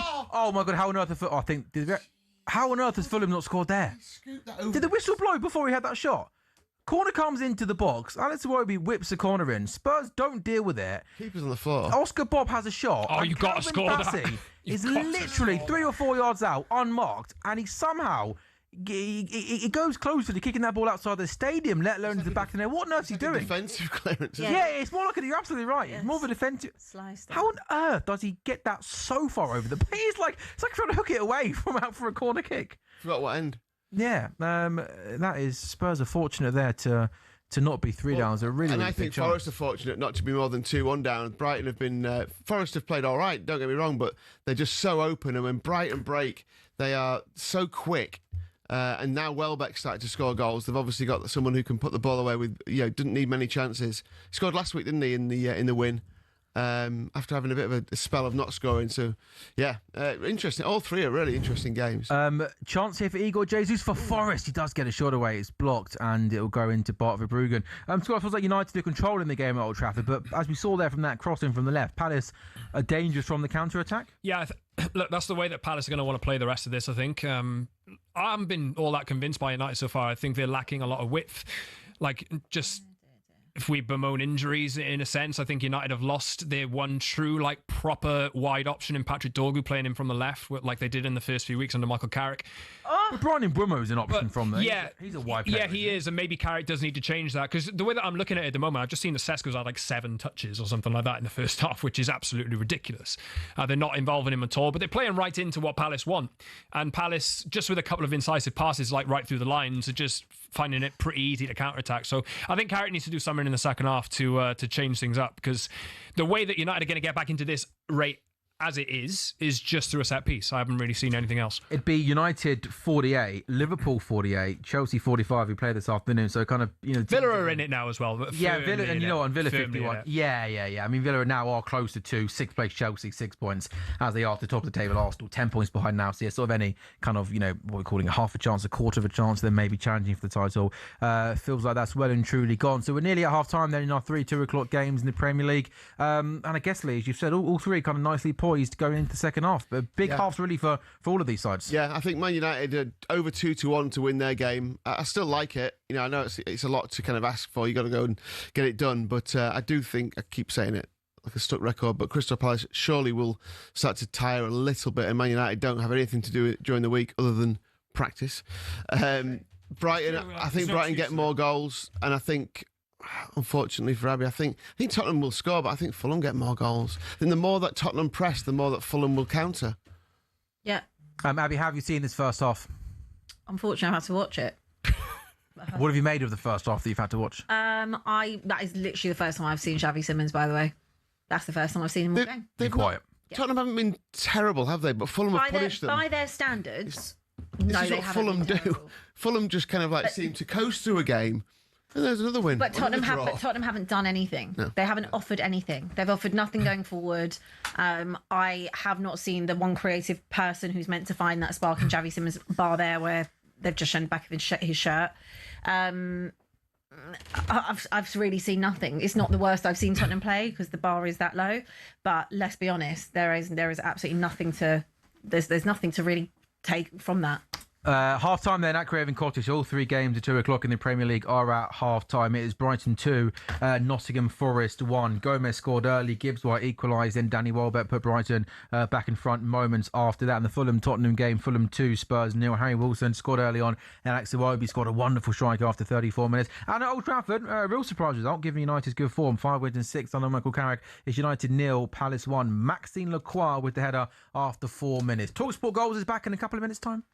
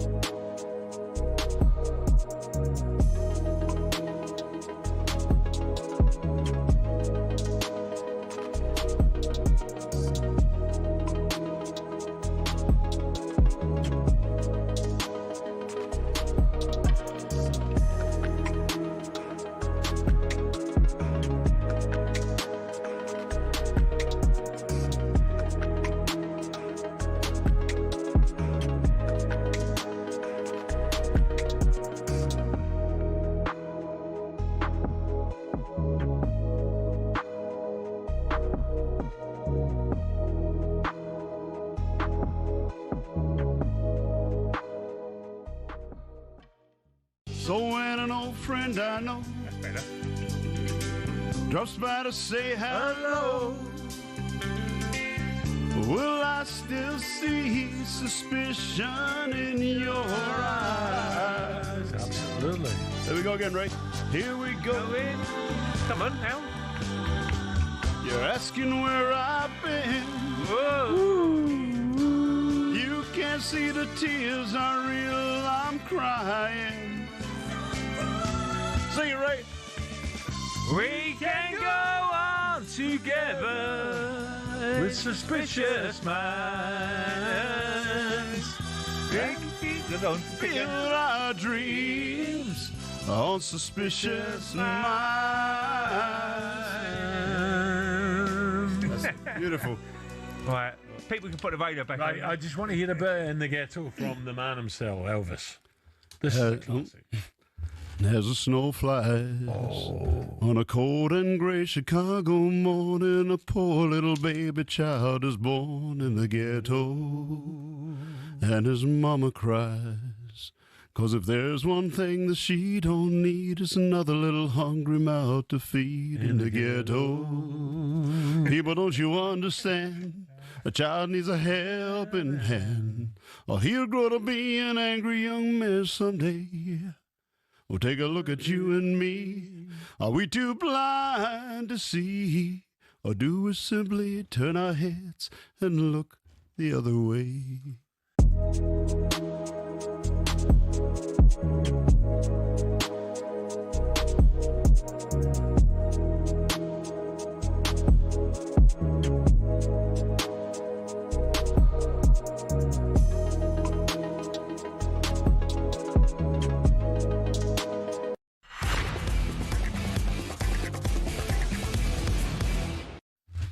A very good afternoon and welcome back to talkSPORT Goals. It's Sam Ellard, Lee Phelps, Abby Summers and Scotty Saunders with you until 6:30. We've already seen Rangers 2, Celtic 2 earlier on in the William Hill Scottish Premiership. Rangers were 2 up, ended up drawing 2-2. Celtic really good in the second half. In the Premier League, it's Brighton 2, Nottingham Forest 1. Nottingham Forest starting the afternoon, 2 clear at West Ham and 17th with a better goal difference.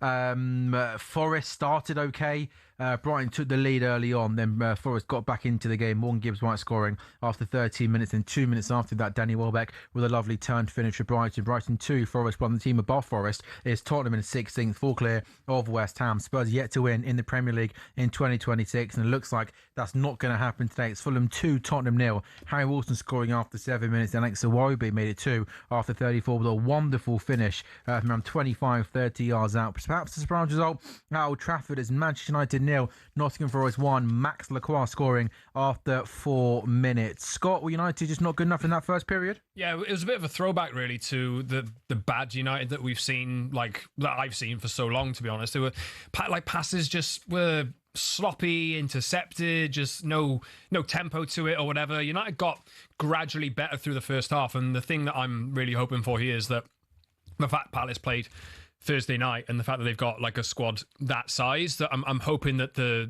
advantage of like rest and tactical work will actually pay off in the second half, but we remains to be seen at the moment. But United were poor. They actually were really poor, and I'm disappointed. But it's a problem that I've seen before. What Carrick's managed to do over the last few weeks is get the team to play with really good tempo in the Arsenal and Manchester City games and in other games as well.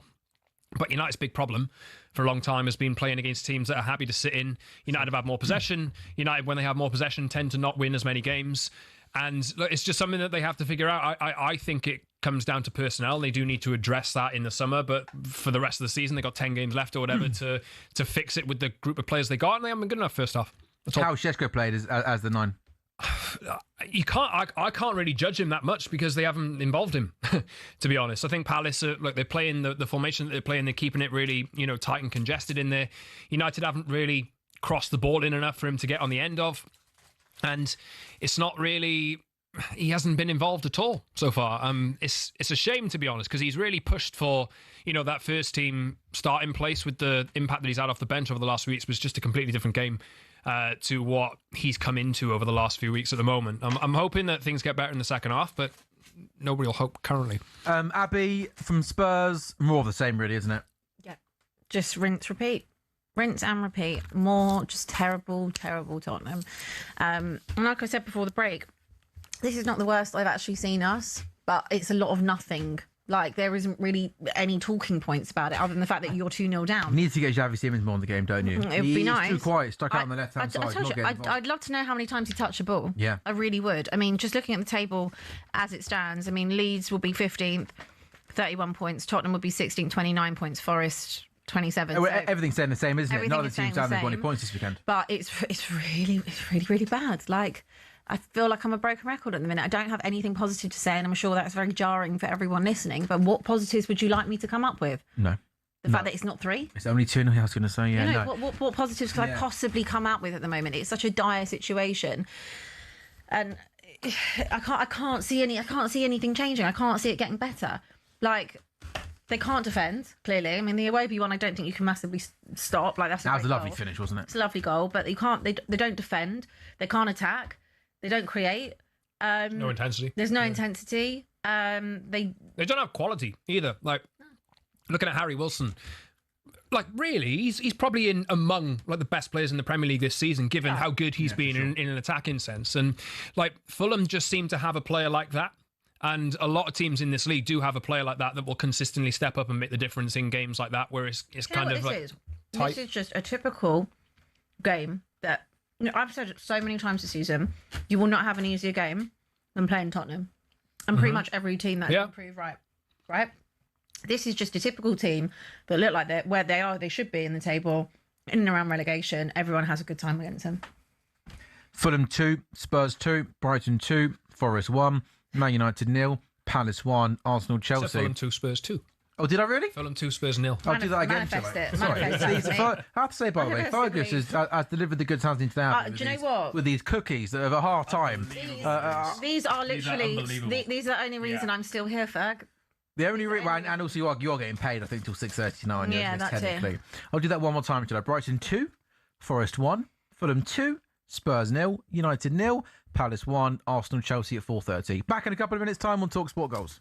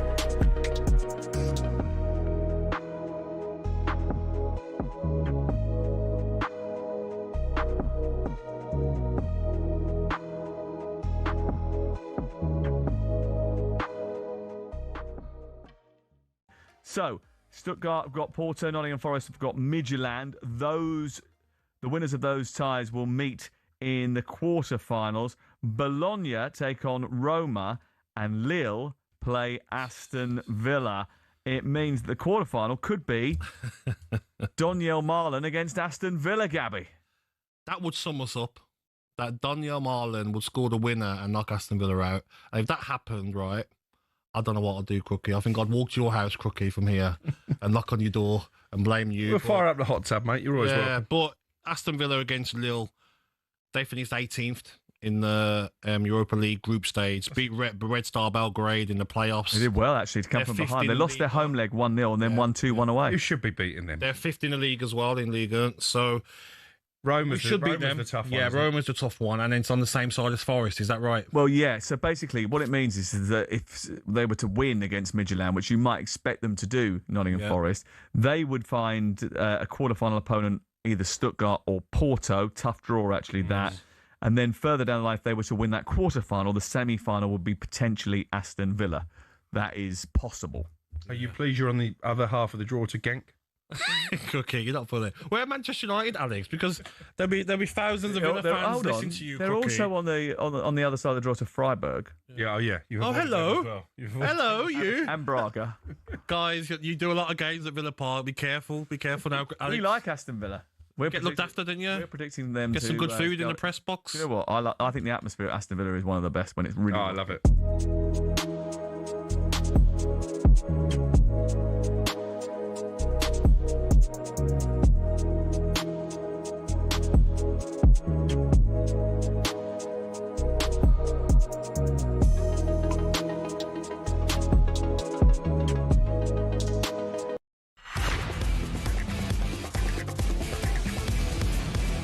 This is talkSPORT Goals, brought to you by Final One Standing, new from William Hill, 18 plus, gambleware.org. Terms and conditions apply. We are live on talkSPORT's YouTube channel and on your smart TVs until 6:30 this afternoon. It's Sam Ellard, Lee Phelps, Scott Saunders, there's Abby Summers with you, James Bayless will be with us.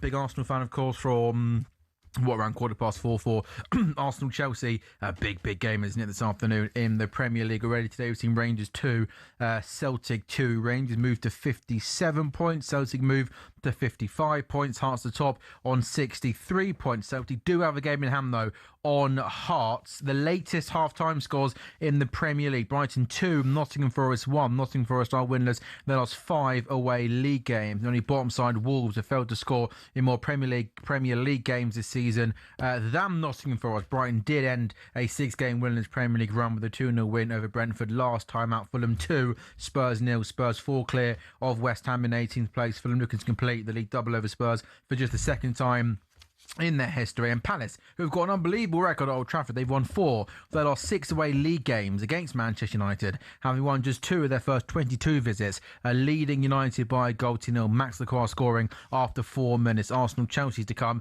at 4:30. Lee, interested to know if Hearts shortened at all after Rangers-Celtic was a draw earlier? Yeah, 6-5 they are now. That's the shortest price they've been all season. But bearing in mind they've hardly been favourites all season. Then Rangers 2-1, Celtic 3-1. So yeah, Hearts are shortened for the title. Is that about right? Yeah, Do you think in terms of the absolutely? And the Celtic price 3-1? Did I know? They've still got a game in hand, like you said. So, but you know, look, it's not like absolute decided, but you know, Hearts have got a good lead over both sides, haven't they? It's like as we know, it's in Hearts' hands.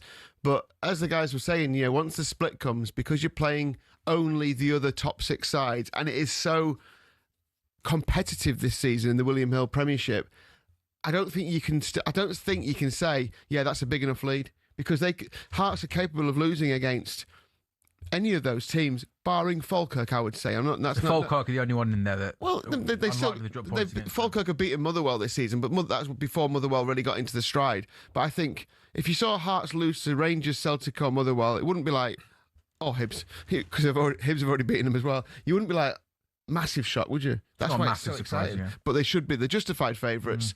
They keep going. They're doing the job. But like Arsenal, we keep questioning them, don't we? But they keep doing the job. And we'll see each week, week in, week out, how well they'll do. If they get Lawrence Shankland back, then I think that really helps them. Whether he gets back in time for the end of the season is debatable. Captain, and he was obviously their top scorer. But I mean, Claudio Braga is still doing the business, but fascinating. Brilliant. And interesting, we didn't actually mention it that much on the live show, but next Sunday, Rangers playing Celtic again in the Scottish Cup quarter-finals. Brilliant. Sean was saying, wasn't he, that kind of, I think he was worried about the range, about that game as well, but having that second half takes Celtic into that game with a bit more about them, and the fact that we saw kind of like, you know, a bit of fisticuffs at the end, that sets that game up brilliantly, doesn't it? And Hearts aren't in the Scottish Cup. Hibs let them out. So they've got Hearts next play on the 14th of March, which is in 2 weeks' time. So they've got a nice look. Yeah, watch them kick lumps out of each other. Exactly that, yeah. I've also got half an eye. I know that this panel isn't massive cricket fans on the India-West Indies game, goodness me, which is pretty much a quarter-final of the T20 World Cup. England play the winners of this game in Mumbai on Thursday. West Indies 175 for 4 of 18, so it looks like they're going to get up to a pretty decent total. Could get up close to 200. So West Indies could knock India out of this T20 World Cup in India. Hey, talkSPORT goals. Sometimes you do talkSPORT wickets. Sometimes you do talkSPORT runs. You're okay with that, aren't you? Absolutely. Yeah. Not any sport. talkSPORT try sometimes if Wales are playing right. I'll come in, just watch us get dominated. talkSPORT punches would be the boxing one, would it? talkSPORT bot punches. Yeah, the talkSPORT knockout. talkSPORT. Yeah, something like that. Scott wants to know when we're doing talk wrestling. Oh my, talkSPORT wrestling. What about talkSPORT WrestleMania? My God. Back. Is that time again? Bring. Go on, Brian. Love wrestling. Huh? Like you love it. Oh yeah, we had a little chat in the break. Yeah. Elimination Chamber Big event last night. Yeah. No. Milner's just got a knock, and he's just an absolute legend, isn't he? He's not gone down. He's kind of gone down on his haunches. He's done a few deep breaths, and then got up and pulled a face and carried on. Brilliant. Yeah, What a guy. the day that James Milner starts rolling around is the day that I think I'm officially going to give up watching football. Yeah, that would be the definition of utter woke nonsense if James Mildinho is rolling around the floor holding his well, whatever it is. Right, Man United 0, Palace 1, Fulham 2, Spurs 0, Brighton 2, Nottingham Forest 1 has just got back underway. Scott, what are you hoping to see from Man United in this second half? They need an early goal. The longer this goes on, the more Old Trafford's going to fear like what we've been used to for a long, long time, and that's unexpected defeats at home. They've got another corner here, and it's looped in, and it's come back across goal. Look, United weren't good in the first half at all. Those old problems under Ruben Amorim that I was talking about in terms of lacking intensity and lacking fight and like putting the ball in the wrong place. You know, just it was more of like that, and I did have a fear at some point that maybe the Carrick, you know, enjoyment and the new manager bounce would wear off. So, look, I was conscious that might happen at some point. They're looking a lot more like the team that I've been used to for a couple of years today. But look, they do have a lot of quality in this team, and it's up to Carrick now to find a way and a way for United to get back into this game. Maybe a tactical tweak or something like that. He's got a lot of quality in there, and it's a big day for him, actually, in his pitch to actually go and get this job on a permanent basis. Good point. Because if he shows that United have fallen into this same trap that they've fallen into previously, and he finds the tweak to go unlock the game, and he turns it around and United win this, it's a big day for them. They can go into third place and potentially get 6 ahead of Chelsea by the end of the day if Arsenal beat them. It's a massive day. Why did he make the change and bring Šeško in to start when they've been playing so well with him coming off the bench? I personally... no injury to Ahmad or anything, no. No. I think it's just a case of rotation. I don't think Ahmad's been brilliant over the last few weeks. You don't need to rotate when you only play one game a week, though, do you? Yeah, I know. You don't need to rotate. You know you've got 21 days off in a couple of weeks. That's absolutely fine. That's absolutely fine. No need to, I don't want it next season. I don't know why you would have changed that You team. can't talk. You might get relegated. Let's stop this. You've got one game a week. You've played 40 games the whole season. You've been out of the cup since August. They should be winning this game. There's no excuse at all. And on top of that, you've got 21 days coming up off. That's it with an international break in the middle. You've got, so from the 22nd, you have got international break, then you've got FA Cup, then there'll be no football for you because it's midweek. I think there's European football. So you won't play from the 22nd of March until the 11th of April. Okay, well, there's some factual statements there. We should say the players. I'm just saying. We should say the players will be away on international. They will be playing. They will be playing football, yeah. So there's 2 weeks of international break in there. What are you going to do? Go on holiday for what am I going to do? I am actually going on holiday in that international break. Yes. Where are you going? Lisbon. Really? Lisbon? Nice. Go see. I've never been. That's great. See, I'm more of a. Go see where Amorim was good. Yeah, maybe. I'm more of a Paul kind of guy holiday, not like a. I don't like. Oh no, I usually am as well. The city break, the city break thing for me, like I do them now and again. I'm very much more like you though. I prefer like a week at the beach or something like that. Was it or at the pool? The other half. Yeah. That's great. Oh, half a chance there at the most from Jürgen Strand Larsen, but a decent ball got played into the box. Jan Larsen made a run towards the near post, but his shot with his left foot went high and wide. Interesting seeing, not a huge surprise, but it's interesting just watching before the half started. Scott Bruno having a good chat with Šeško, wasn't he? About kind of just trying to tell him you need to do this a bit more, you need to do that, and it's like, you know, having that level of experience. Casemiro came over and almost joined in the conversation. You need to see a bit more from him this half, don't you? Yeah, I think so. And he's got a chance here on the ball. Good feet. I just want to... Morgan Gibbs-White there. Have a look at this replay, Lee. Top right-hand corner. Look at this from Morgan Gibbs-White. He goes past 2 not Brighton players, skips past the third one. He does so well. He then carries the ball. I think he actually should have shot. Chance for Fulham! Oh, Emil Smith-Rowe just goes wide. It was a 3-on-2 opportunity. Emil Smith-Rowe got played inside the box on the left-hand side, tried to go to the far corner, and it just went wide of the post. He's not having a good time here. Look at that. Yeah, that's It didn't go in. Think of the positives. Yeah, the positives. It's only 2-0. The interesting thing, that Forest chance is that there was and he was offside probably anyway. There wasn't a lot of movement. He should have shot Lee when he got close to goal. Absolutely, yeah, right. And because there was no movement ready for him to.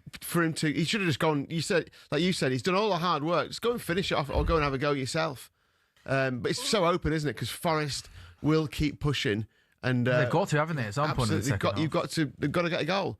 It was such good athletic ball carrying play there from Morgan. It's something you don't often see now from football. It's all about, being intricate football and one touch, and now we're seeing lots of... Go on, that's a penalty. That has to be a penalty. That is a penalty. Yeah, Max Lacroix's he's given a penalty. Who was that got played in, Scott? Was it? I think that was Sesko, I want to say, or no, Cunha. Cunha got played in. Cunha, the ball's played into him. Is he going to send him off?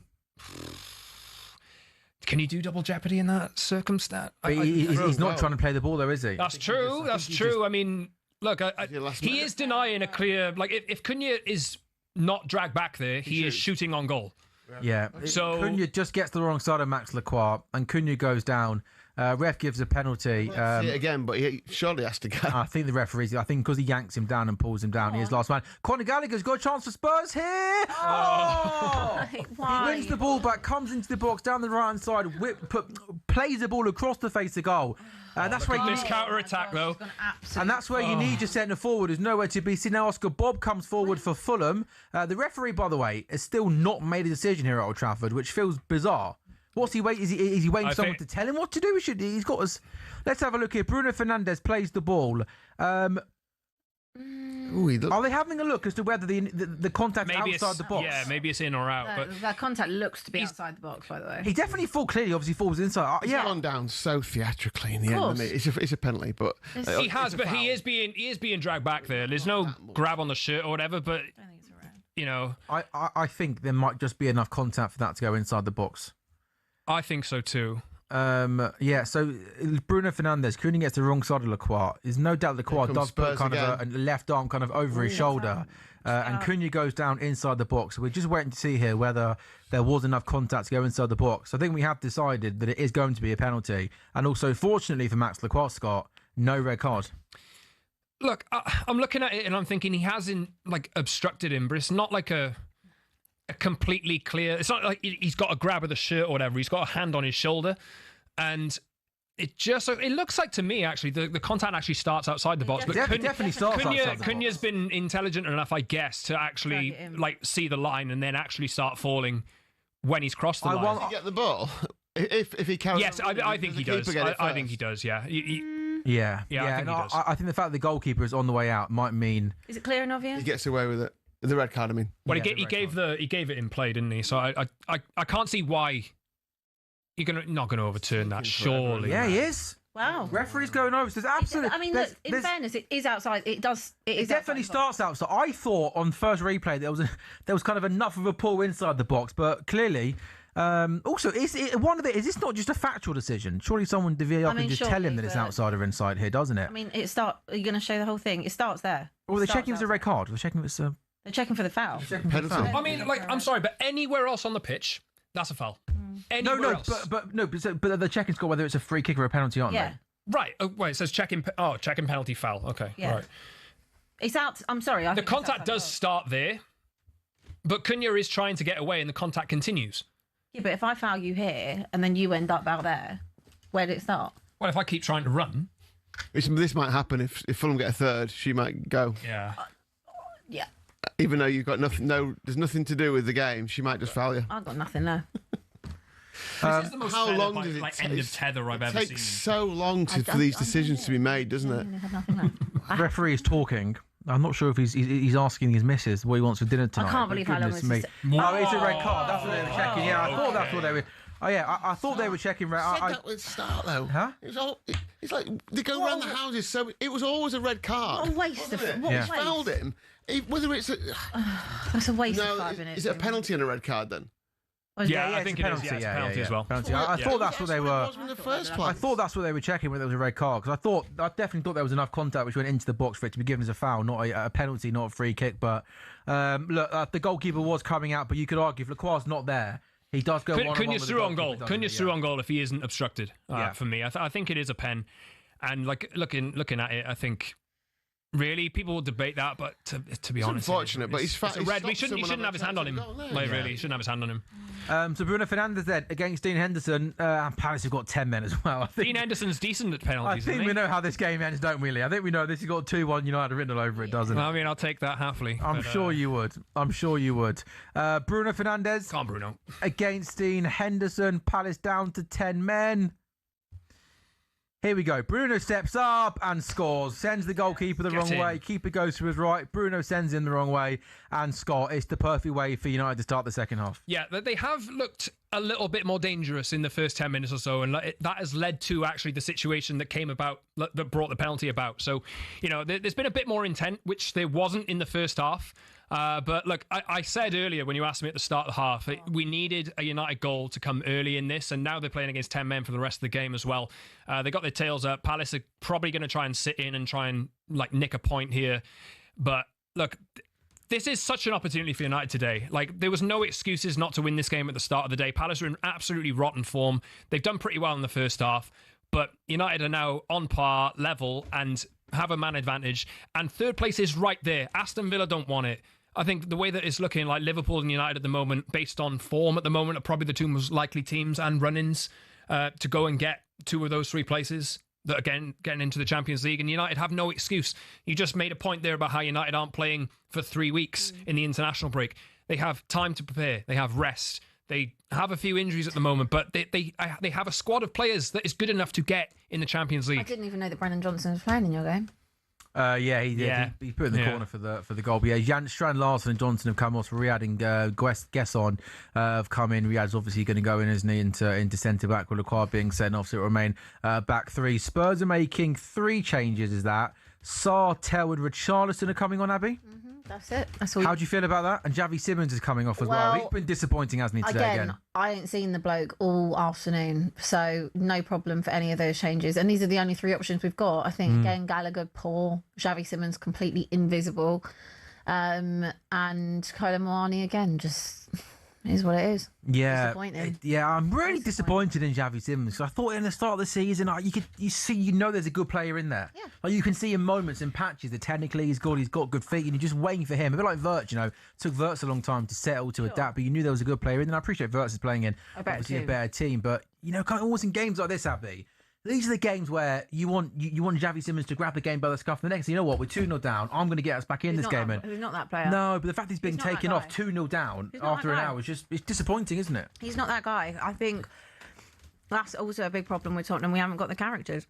I look at this team and I think, where are the leaders? Who are the people that are going to get a game by the scruff of the neck and stop this? And your leader got sent off a few games ago, didn't he? Yeah, he's not a leader. Do you know what? I can't remember if I said it on here, if I said it on Inside Spurs. I wouldn't even give him the captaincy back. I wouldn't. No. Purely for the fact you've missed 7 games. Yeah. 7 games through suspension. The thing is, he's going to be one of the first players looking for a way out in the summer as well, right? Of course he will. You've let this team down. A leader and a captain doesn't get sent off twice and miss 7 games. That's not a leader. Obviously, the things that were coming out after Thomas Frank got sacked as well about the lateness and certain things. You're meant to be setting an example. You ain't setting any type of an example. Stuff on socials and all that. It's like, but Spurs fans loved him for that because he was saying what they think. No, I agreed with everything he said about calling out the ball, because it's everything that I feel, and it's things that we've been saying for years. But the difference is that you are not putting in the performances on the pitch. You've missed 7 games, so say what you want, yeah, sure, but you look like such an idiot because then you go and miss another 4 games through suspension, and we can't afford this. We can't afford for you to be missing that. We can't afford for our club captain. Yeah, you need him on the pitch winning games of football. Pitch. I need you to lead by being a leader on the pitch. Stop running your mouth and then getting sent off. If you're going to go and deliver on the pitch, run your mouth all you like. But if you're not going to, then just shut up and deal with it behind closed doors. Because that's not a leader, and I would not give him the captaincy back. Do you want him sold in the summer? Yeah, I couldn't care less. The only people I don't care about who goes is Bergvall, Van de Ven, and Archie Gray. I actually really like Kevin Danso. And Archie, poor boys. Yeah. Horrid time last couple Ever since he met you last season, Abby, it's all gone down. Literally since I met him at that awards night. Ever since you were unprofessional enough to ask him for a picture at an awards night, it's all gone downhill from there, hasn't it? It literally has. But apart from those 4, I genuinely couldn't care less. Yeah, there's not a lot is there that you're desperate to keep hold of. Yeah, no. And if I could only pick one out of that, it would only be Bergvall. Yeah, not Van de Ven? No?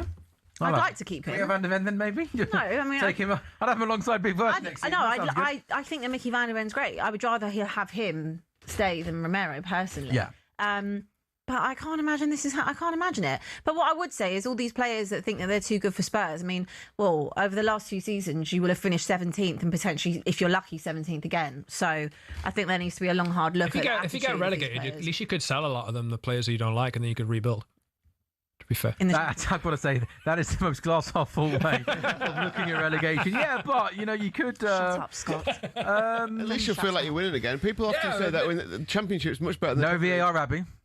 No VAR, and I don't like VAR. You'd love it. That is actually a. It's actually weird to say. I probably actually would have such a fun season. Oh, it'd be brilliant. That's actually a feature that can be done. You can sort of name the five things you're most looking forward to doing in the. I will probably just I'll do my own little around the grounds, and I'll just go on. I probably would go to away games. You would do your own around the grounds. I would I'd probably just start doing my own little piece of content and going to all the grounds. I think I'd just have fun with it in the end. Yeah. I didn't think I had the stomach for it. I didn't think that I had the energy. Oh, and like the pizzazz. Yeah, it's football. But you'll win, and there's no VAR.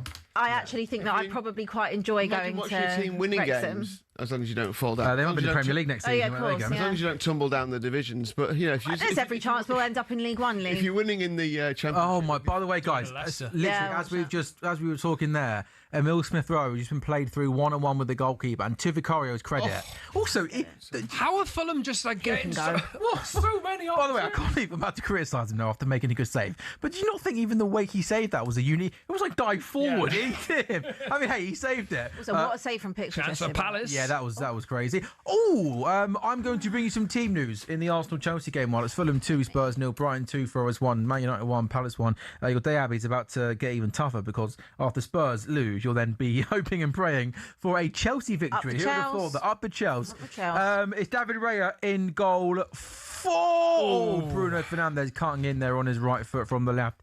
Shoots into the far corner just wide. Raya in goal is Timber, Saliba, Gabriel, Hincapié, Zubimende, Rice, Eza, Saka, Gyökeres, Trossard. I think that is almost what we're expecting from Arsenal in terms of Zubi, Eza, Rice, Saka, Gyökeres, Trossard. I think I'm right in saying off the top of my head that's the same 11 that played last week in the derby. Chelsea have got Sanchez in goal, James Mamadou Sarr's playing a centre-back with Chalobah and Hato at left back, Andre Santos and Moises Caicedo. It's then Palmer, Enzo Fernandez, Neto and João Pedro. You remember, of course, the League Cup game when Chelsea went there trailing in the Carabao Cup, and they were really, really defensive, weren't they? They were losing. I think that was a different game state, though. I think he was trying to stay in the game just because they were 1-0 down from the first leg, right? 1-0 down. The idea was stay in. The idea was stay in it and try and nick a goal later on. This is a completely different fixture, but I would expect Arsenal. I hope that with players like Palmer and Pedro and Enzo Fernandez, they show a little bit more intent. Hopefully, and just to try and make the game a little bit more interesting.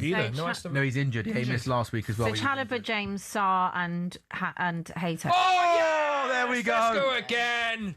Sesko crossing. Another really good goal. Yeah. Another really good goal. Fair play to him. What a header. Definitely better than Gyökeres. Getting across the front of his man. And look, I think that is exactly what we wanted today. That is the good thing about playing him in a game like this against a team that's going to sit in deep. You get those crosses in. Yeah. He can jump. He didn't have to jump super high there, but have you seen him leap? This guy, you got to utilise that strength more. Cunha has the ball. It deflects out and is cleared terribly. And it comes out there. It's Bruno Fernandes again. Just pinpoint cross. Gets across the front of his defender. Do you know what? I think that's such a good centre forward's goal because, you're right. It's not. It's a good ball in. He's got a couple of defenders. He's got 3 defenders in front of him, and he attacks it well. Like powerful header. That's a proper throwback, isn't it? To what Spurs and Spurs have got a goal back at Craven Cottage. Oh, it's all kicking off. I don't know what. Bassey's not giving the ball back. back. Don't do anything stupid. Don't get yourself. Richarlison's literally about to rip his shirt off. Well, this is nonsense. Why is he not giving the ball back? Just book Calvin Bassey immediately. But Abby Summers, Tottenham Hotspur have got hope. Yep, 65 minutes. The one thing I always say about Richarlison, I know the level, obviously, of the player, but I do always say he cares. He always does care. He's not good, but I know that he'll always try and he'll always work hard for the team, which I can't say for some others.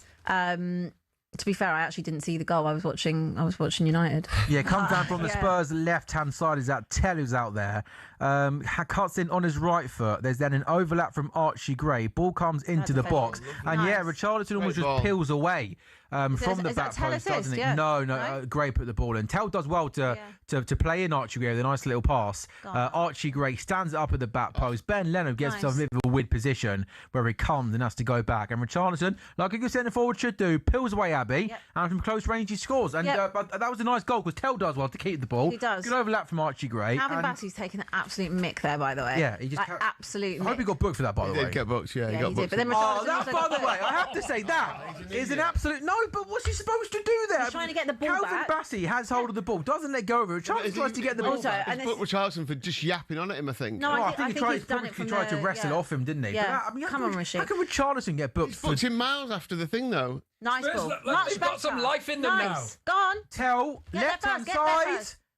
Gets the ball on. Good defending there from Kenny Tessie. But yeah, Spurs are in this game. All three. Why have they suddenly woken up at all three, 66? both teams to score are in. There was an epic boost on the both teams to score in the Man United Crystal Palace game, by the way. So if you were one of the, I think about 10,000 people who had that epic boost, then that one's landed. You called it earlier, by the way. All the both teams score. It's just like one of them weekends, isn't it? If it, I need Arsenal and Chelsea as well, to be fair. So, and Chelsea might not score against Arsenal, but they will. But yeah, Wharton goes off. With Will Hughes coming on, so I don't like that stuff from a point of view. No, always liable to pick up a card. Chasing a goal, and Wharton comes off and Hughes comes on. I don't love that. He's always likely to pick up a card as well, Hughes, these days. Now 3 cracking games. I'd love to know. Possibly someone might work it out of in terms of goals being scored this weekend. This has got to be some sort of like high for given how many goals were scored yesterday. We got 9 goals already in 3 games today in the Premier League. So United leading Palace by 2 goals, but unfortunately Palace are down to 10 men in that game. Max Lacroix was sent off as Manchester United equalised. It did take the lead after 4 minutes. Lacroix scored that goal. Then he got sent off. Bruno Fernandes scored from the spot. Benjamin Sesko 10 minutes after that with a really good, powerful header. Fulham 2, Spurs 1. Wilson Iwobi in the first half. Spurs just pulled one back. Richarlison scored. And Brighton still leading Forest by 2 goals to 1. Gomez and Welbeck for Brighton. Gibbs White had equalised.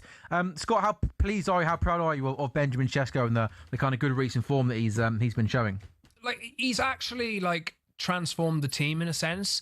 He's just added so much, and he had 7 touches in the first half. United weren't doing anything really to involve him, and he's taken time. Look, we've watched him all season, Sam, and we've thought that he's not been right in certain situations. But to me, if you're looking at a player that like this, he's got all the raw materials really for me to actually go and succeed in the Premier League in the long term. You saw the sprint that he did the other day at Everton. I knew that he had that in him, but it's taken people by surprise that he's actually that quick. United are a team that can probably utilise that on the break. We've seen him today getting up in the air. He's a proper throwback to a centre forward, and it's going to take some time to adjust, to actually playing in the league. Defenders are really physical, and I'm sure is taking him some time to get used to that. But look, he started to hit a good bit of form over the last few weeks. He's scoring a lot of goals as well, and they're big goals. This goal today is good goals. A good goal. And this one is a goal to put United in the lead. He scored against Fulham at Old Trafford to win the game for them. He scored at West Ham for a point. These are big goals in big moments for this team, and I'm really happy for him, I've got to say. Do you think, obviously Michael Carrick's kind of taken care of what he can control in terms of United winning games. It's quite remarkable that Man United are 3rd in the Premier League table. Who'd have thought that a couple of months ago when we were watching the wretched football. It's also down to the fact that everyone else has been pretty poor. No, I'm not trying to take I think that this league really shows, this season, that if you're not on it, absolutely on it on a certain day, you can be beaten by pretty much anybody. You look at Aston Villa the other night going to Wolves. Wolves are bottom of the league. Wolves and Burnley drew at Chelsea last weekend. Exactly, right? And Burnley nearly got a point against Brentford yesterday. Came back and nearly won that game and ended up losing it. But Brentford are a great example of, nobody expected them to do this well. To me, it's about, how well you set up tactically, how well you do in the air, how well you do physically, and what kind of quality you show, and what your mentality is going into every game. You can't expect to turn up in a certain match and just think, all right, we're better than these, so we're going to win. And I really think that has helped United, because they only have the league to focus on, and it really helps them focus on all right, we need to turn up today. And there's a lot of distractions and other competitions for a lot of teams in this league. And I really think there's a lot of quality in a lot of teams across the league, and anybody can beat anybody in any certain week. But if you're just consistent, you throw yourself away from the pack. It's something else that's going to work in Michael Carrick's favour, the lack of other kind of managerial alternatives that are out there for Man United to try and get. I think so. Like the word is, I'm not sure what's happening with Julian Nagelsmann at the moment, but my position on this hasn't changed. I want to give him until the end of the season. I want to make a decision on it, but I put him ahead of most candidates that are out there at the moment. He's in my top 3, absolutely. Who's your favourite that isn't Michael? That's out that isn't, and realistic. If I could pick one, it would be Luis Enrique, but I don't think they'll get him. To be honest, why would you pick him? Just out of curiosity. Just because of what he's done elsewhere in terms of, he's won the Champions League with Barcelona and with PSG, plays football at a way that people can get on board with. I think he said that a few years ago that he wanted to manage in the Premier League as well. I don't think that's going to happen. So, but he's out of contract in 2027. It depends. We'll see what the situation is. But at the moment, I kind of changed my mind between certain situations and think that maybe United would actually be better off just by going with him, because we know what we're getting out of Carrick at the moment, rather than trying a Nagelsmann who's untried. I just sometimes think that having the glossy name or of a foreign manager, etc. I think if he's done a good job, Michael Carrick, I know that there is a bit of PTSD from the Ollie days, but Ollie still did a good job. Yeah, absolutely. I think that there's something that can be built on. And obviously, you don't know what that looks like in terms of having multiple games a week. But I just think that ripping it up and starting again just because Luis Enrique is a bit more of a sexier option, I think that... Look, I wouldn't... I think if you got the chance to get the bloke that won the Champions League, 6 months ago, I think that is one that maybe does elevate. How have you guys got it, William Hilley? Michael Carrick's the 4-6 favourite to be the manager on the 22nd of August, as we put it here, start the season next year. Glasner's 15-2 second favourite, then Roberto De Zerbi 12-1, Southgate 12-1, Nagelsmann 14. Southgate always why there, is Southgate there? Favourite. And why is Glasner second? There's nothing about Glasner to me which suggests he's a fit for Manchester United. No, I agree with you. I don't think that that's a fit at all, and I don't think the way the Palace have set up all season. We talked about this when remember when there was that kind of discussion between Casemiro the save. He's the same as Amorim, really, isn't he? Glasner's probably the similar kind of Amorim style. You want someone who's going to go out and at least attack. But yeah, Enrique's 20-1, by the way, same price as Carlo Ancelotti. And Ancelotti's re-signing with Brazil for 4 years. So Unai Emery's 20-1 as well. So can I say about Unai Emery, by the way, absolutely no chance. No chance. I'm going nowhere near him. Why? Nowhere near him. Liability? The way... He's a good coach. He's a good coach, but I think he's a coach for Aston Villa. Or he's a coach for Villarreal. He's not a coach for... What's that supposed to be? You finished 16th. You finished 15th last season. But we're also third, as it stands, in the Premier League. And catching his team. Who he said a few weeks ago when Aston Villa were actually... Scott, there's absolutely... I appreciate they've had a really tough couple of weeks, but don't downplay the great work he's done at Aston Villa. I'm not. With the resources he's got compared to what he's competing with, he's done a really... I'm not downplaying it at all. But what I'm saying... Absolutely, way above. What I'm saying is... I don't want him at United because of what he said and how he has acted in the press over the last few weeks. Did you see his post-match interview yesterday? Yeah, he's a passionate guy. He's emotional. He is, but that wouldn't fly at Manchester United. People would be talking all week about that. So De Zerbi shouldn't be on that shortlist. De Zerbi, nowhere near him. I have to say, by the way, I'm quite surprised you said that. So if let's just say, I don't think Emery's going to... I'd take Carrick over Emery right now. Absolutely. I've always been a big fan of Emery, and I know there's lots of Arsenal fans that are in this office and that I know that try and put him down after what happened there, but I think he's an outstanding coach. I think the work he's done at Villa, they're punching well above their weight, and I think United could do a lot worse than Emery. I'm not disagreeing with you. I'm not disagreeing with you, but I think, to me, the way that he... When Aston Villa were in the title race a few weeks ago, if they were or if they weren't, the first thing he said was he was looking over his shoulder. We're in a fight for Champions League places and top isn't that just a manager trying to play down expectations? Isn't that quite normal? Yeah, but that doesn't fly at a big club. Doesn't fly at a big club. And the way that, I'm sure he'd probably go, I think Aston Villa win Europa League this season. Probably. And, that'd be fantastic. But that doesn't mean he deserves, to come into Manchester United. Aston Villa, you stay at Manchester United. But you think Michael Carrick is better qualified to take... I'm not saying qualified, just in terms of what I'm seeing out of Carrick at the moment and the way that he acts and the way that he speaks. And let's see how Carrick speaks. If there is a defeat or two in the next couple. Yeah. Let's see how he goes. He's very, cool in a sense. He doesn't. There's no flair. Every manager is when they're winning. And after the Ruben Amorim era, and every news conference was a story for days. I appreciate that. And I just can't be there for that again. It's really interesting. How do you see that? Because I guess I get your point about the kind of you have to be a certain way. maybe someone needs to break out of that mould. But Unai Emery wins trophies. I know he's PSG. He's won at Villarreal. Wins Europa League. Yeah, he's probably going to win. Maybe you have to be called Villa. You have to have Villa in your name, admittedly, to win a European trophy with him. But if he wins with Villa, then he's won 3 European. Yes, but you'd take a Europa League. But he's managing teams. No, man, United should be in the Champions League every year. Yeah, but you would take a Europa League. Competing to win the Champions League. That's where Manchester United won the Europa League last year. You won't win the Champions League, though, will you? No, but I know. But we're talking about Manchester United under Ruben Amorim last year, and now Manchester United, if they hold on to take them to win the. I don't think Carrick's got it in. Based on what? But we don't know. We don't know, but it's a lot, isn't it? I'd rather go with a proven manager, I guess. If anything, to me, what Manchester United and why they've been so far off, out of the conversation for so many years, is because they have not had an aligned structure which is all working in tandem with each other. And Carrick has come in over the last few weeks and just slotted into that perfectly. I'm not saying he should get the job, absolutely, but I'm saying what I've seen so far from him, it's a good fit. Yeah. And United, you look at the signings that United have made. Lamans has been unbelievable. I don't want to put praise on him too much. I know it's just said unbelievable, but the fact that he's doing basics. Yeah. United have spotted him from Antwerp and brought him in, and it's just it's a perfect mix. Perfect fit. Is it ambitious enough, Scott, to be going for a manager who is a good fit rather than going for a manager who can take you to the next level and win trophies? Do you think Unai Emery can win the Premier League with Manchester United?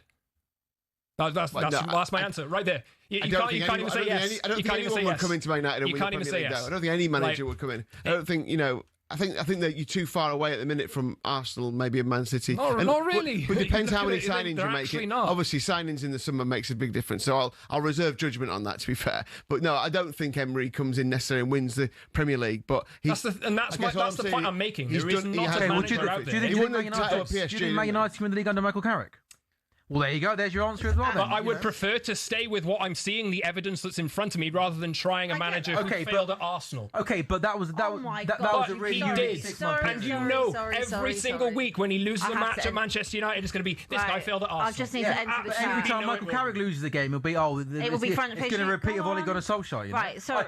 I think that Unai Emery's body of work in terms of what he's done in his career is really, really impressive. And it is. You almost tried to play it down the Europa League, or it's the Europa League, not the Champions League. But the clubs that he was at, winning the Europa League for them is a seriously good that's what I'm saying his level is. So you said I'm saying his level is that. You said to me, or to Lee, sorry, you asked, can Man United win a Premier League under Michael Carrick? Right now, clearly, you'll get it. I appreciate you've had a good run. You've been a long, long way off, haven't you, for a long, long period of time. One thing you have to get better, no matter who's in charge, to state the absolute obvious, is recruitment has got to be better. If you can, it is turning around. The last summer was really, really good. If you can get that in line, it's a big step forward. I honestly think that in terms of all the names that I've seen, this is obviously a big if here, isn't it? It becomes an option to get Unai Emery. I think he's an outstanding coach, and I think for me, The thing is, Sam, I'm not disagreeing with anything that you're saying about him being a good coach.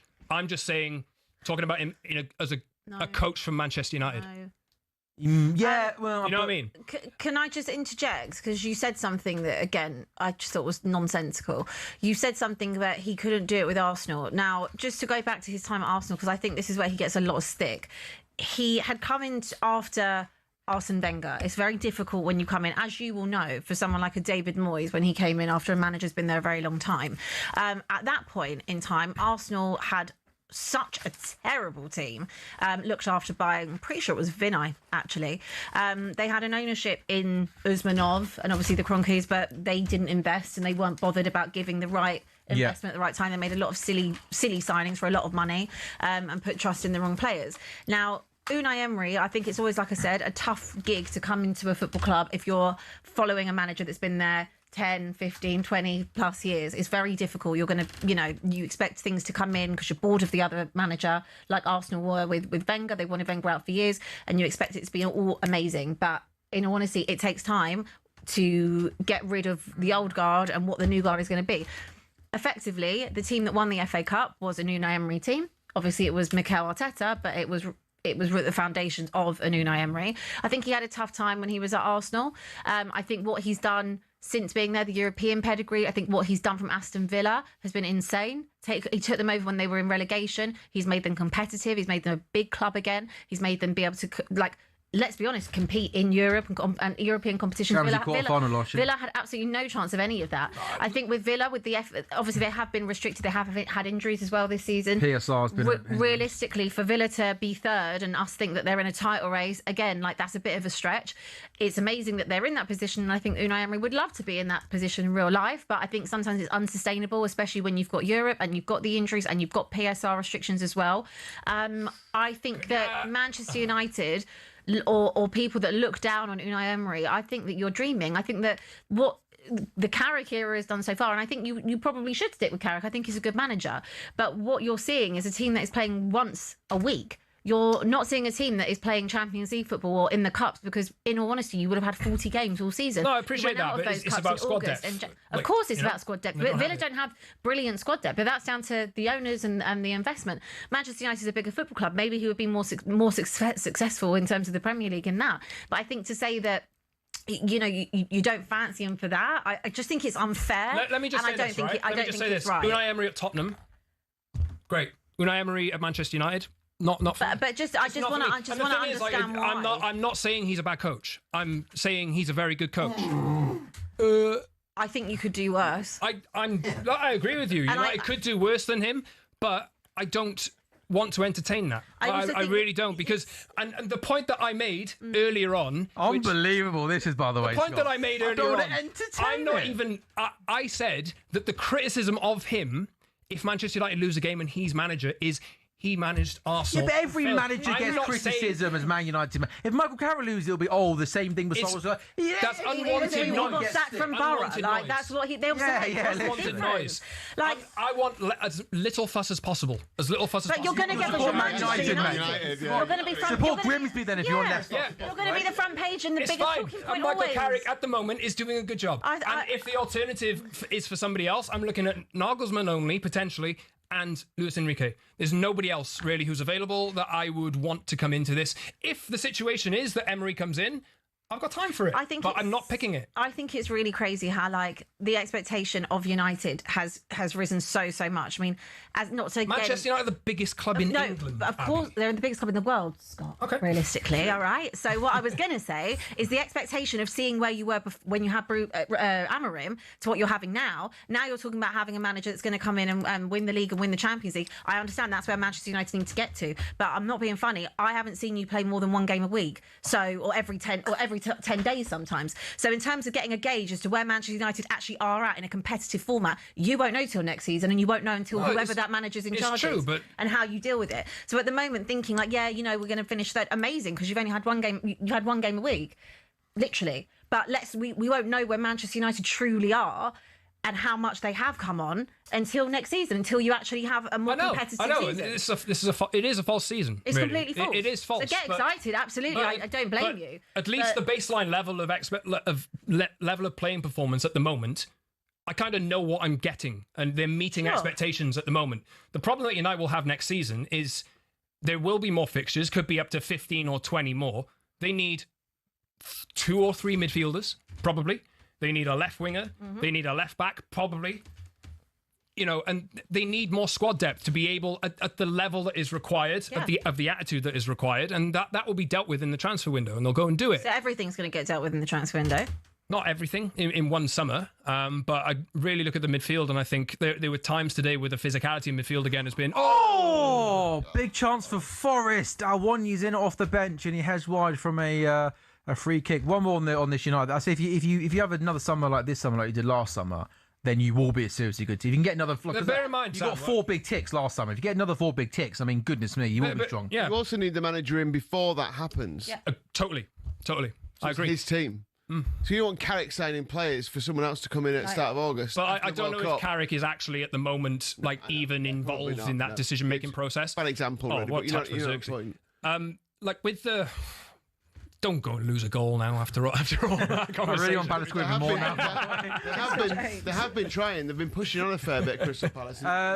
Fulham in here, down the left-hand side. That's a really good ball across the face of goal. And no one gets on the end of it. 85 gone, ballpark. Go on. Quick one on this. Last 5 minutes. Forest are 2-1 down at Brighton. They are throwing everything forward and trying the hardest to get a goal. Tottenham are 2-1 down at Fulham. They can't get the ball off Fulham. Yeah, and Fulham could have a chance here. Session shot is blocked. Look, one player. No. So they go. They get it out. It's just. Happy to be since Spurs. God, they haven't done enough, have they? No, it's just like, again, I'm going back to that kind of knowing you're in a dogfight. They may both end up losing, by the way, Forest and Spurs. But Forest are giving it a go. Forest are actually, they're trying. They're launching it forward. They've got players moving with the pace of play. Tottenham, they get it, they release it, pump it out. Richarlison isn't great at holding the ball up particularly, and the ball just goes straight back again.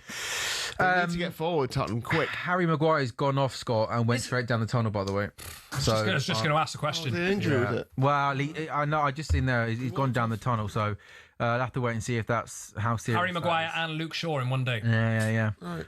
Like coming crumbling down. We'll give it 5-10 minutes and we'll. I actually don't have any feeling about United at all. I could care less. I just think for what it's worth, it's really interesting. I think that whole thing around, we talked about with Spurs, the whole thing around expectation. Yeah. West Ham suffer from it more than any club because they don't deserve to have any expectation. Absolutely. Really. But Tottenham suffer from it this season, and Man United obviously, because you've got such a storied history that now it's like I think, as Abby was saying, now you've had a good run, it's almost like you start to go, ooh, hang on. The expectation, I should should be sitting here every week expecting Man United to win. Every single week. And I'm past not, glory, yeah. I'm not this. No, but that is where they need to get back to. It's a few weeks ago when Ruben Amorim was in charge, or when they've made the change. They've internal messaging as they're targeting to win the Premier League by 2028.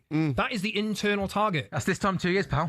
It is. Incredible. That is this time in 2 years. Yeah. But that is what the expectation of Manchester United is. Yeah, and that is what it should be. I shouldn't be coming to this studio every week thinking, oh my God, how many are United going to lose by today? Well, you're not I shouldn't be thinking that. No, you shouldn't. You're right. Of course, no team should be. But I wonder if that's a bit... Premier League in 2 years is a lot, isn't it? Yeah. But that's the target they set. And I'm not sure, that for me is how I align my expectations. Ball quicker. Look at the space you've got. They are. Move the ball quicker.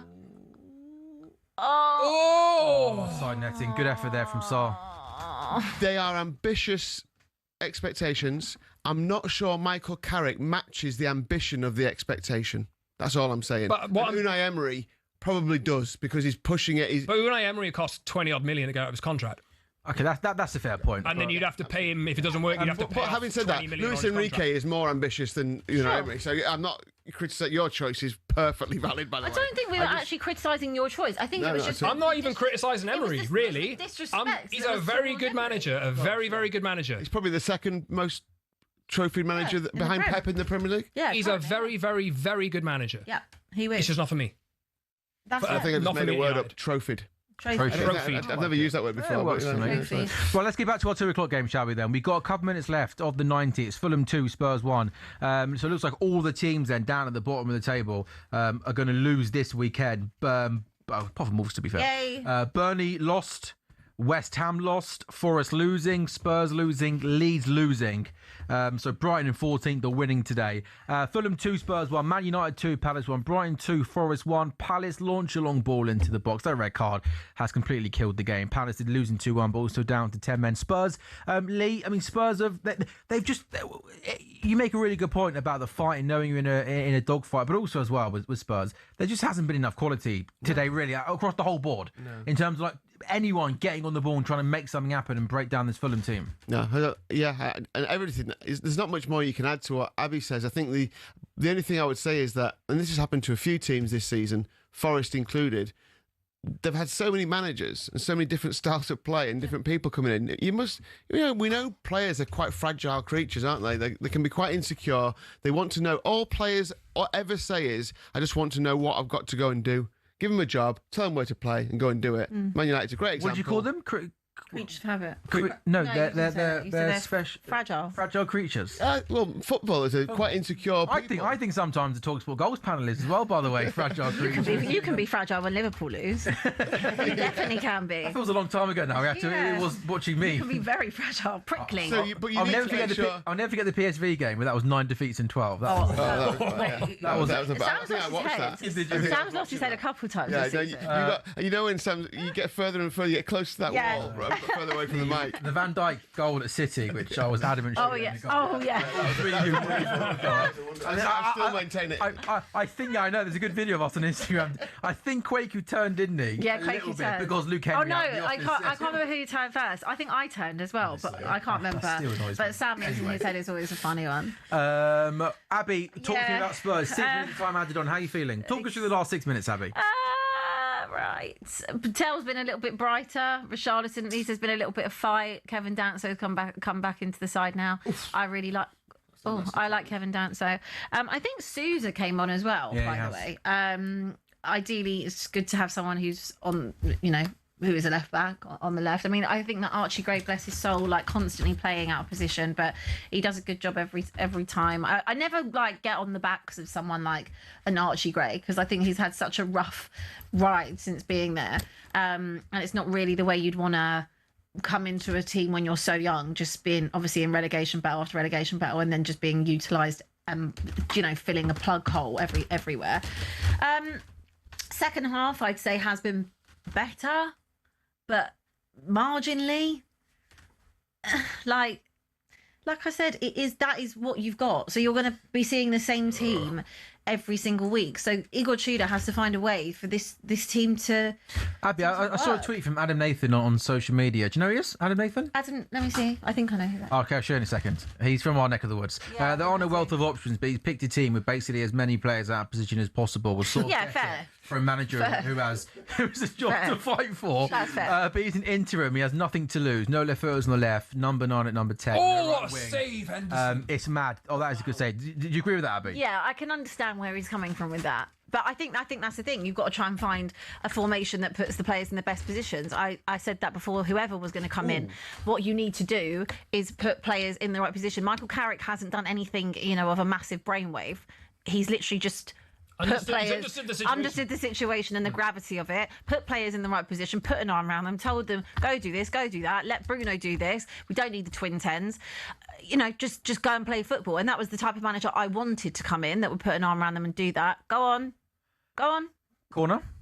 I think it's gone out for a corner. By the way, Scott, you're bang on to it. That was a great save from Dean Henderson. That Ahmad shot with his right foot. Dean Henderson throwing himself to his right-hand side to push the ball away. United 2, Palace 1. 8 added on there. Forest are pushing after an equaliser.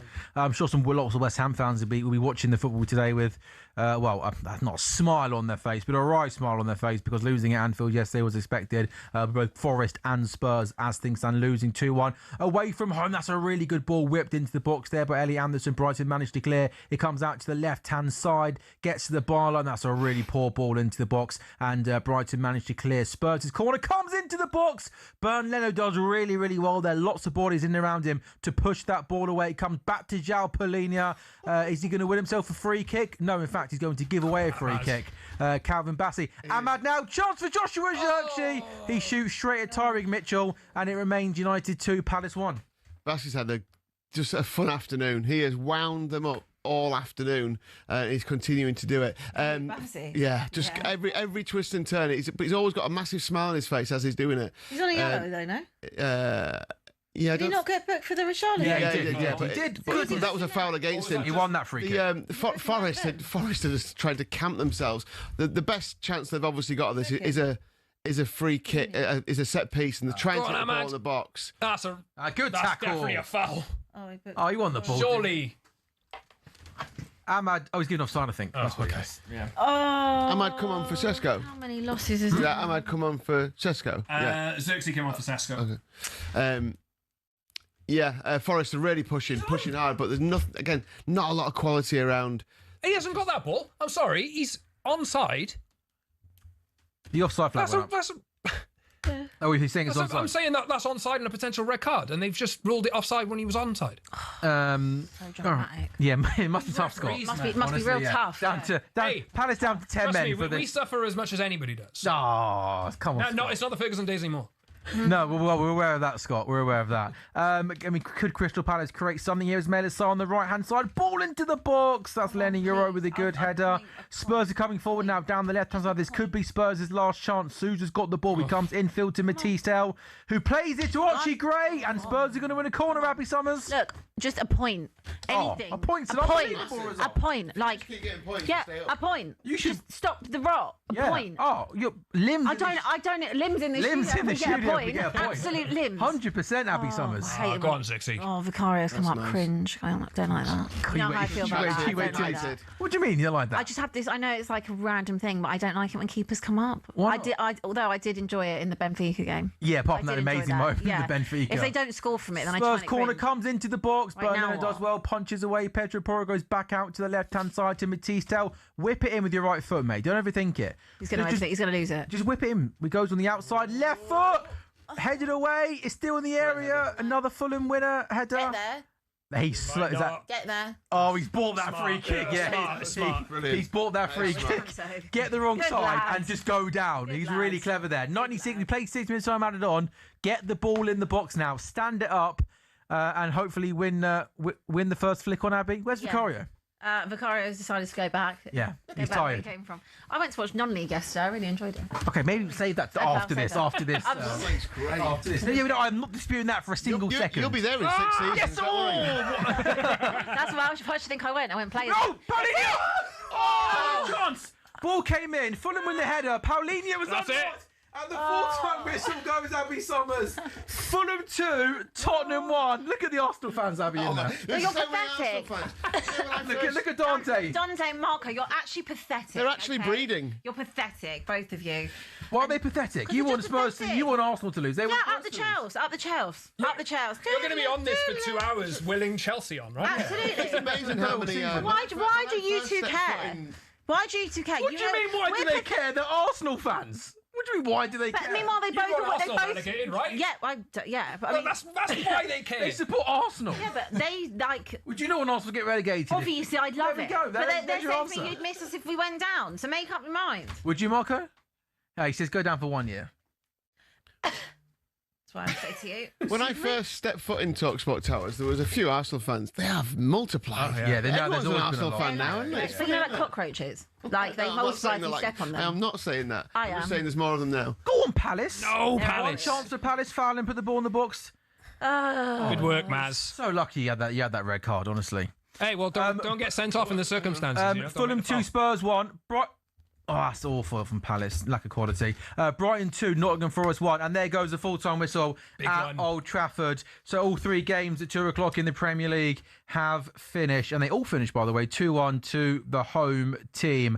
Man United move up to 3rd in the Premier League table. And whatever we say about Michael Carrick, there's no doubt he's doing a seriously good job right now. They had to come from a goal down. Palace played a lot of that game with 10 men. But Man United do beat Crystal Palace by 2-1 to go 3rd in the table. In terms of Forest and in terms of Spurs, both started 2 and 4 points outside of the relegation zone before today's games. And West Ham fans will be happy to know that both sides were beaten today. Brighton 2, Nottingham Forest 1, Fulham 2, Tottenham 1. So what we'll do right now on talkSPORT Goals is take a very, very quick break. And then when we do come back, we will round up everything that's been happening. And what I might do, Abby, is I'm going to read you all of Spurs' fixtures, and you can try and attempt to tell me with a positive mindset, if that's possible, where you actually think some points might come from between now and the end of the season. Tottenham Hotspur still haven't won a game in 2026. Abby Summers, before you go, you're that camera. Are you that camera? Can you please take us into the break, looking into that camera, telling us all how you feel right now, please? Tottenham have lost again. LA. Back in a couple of minutes. That's pathetic. Back in a couple of minutes' time.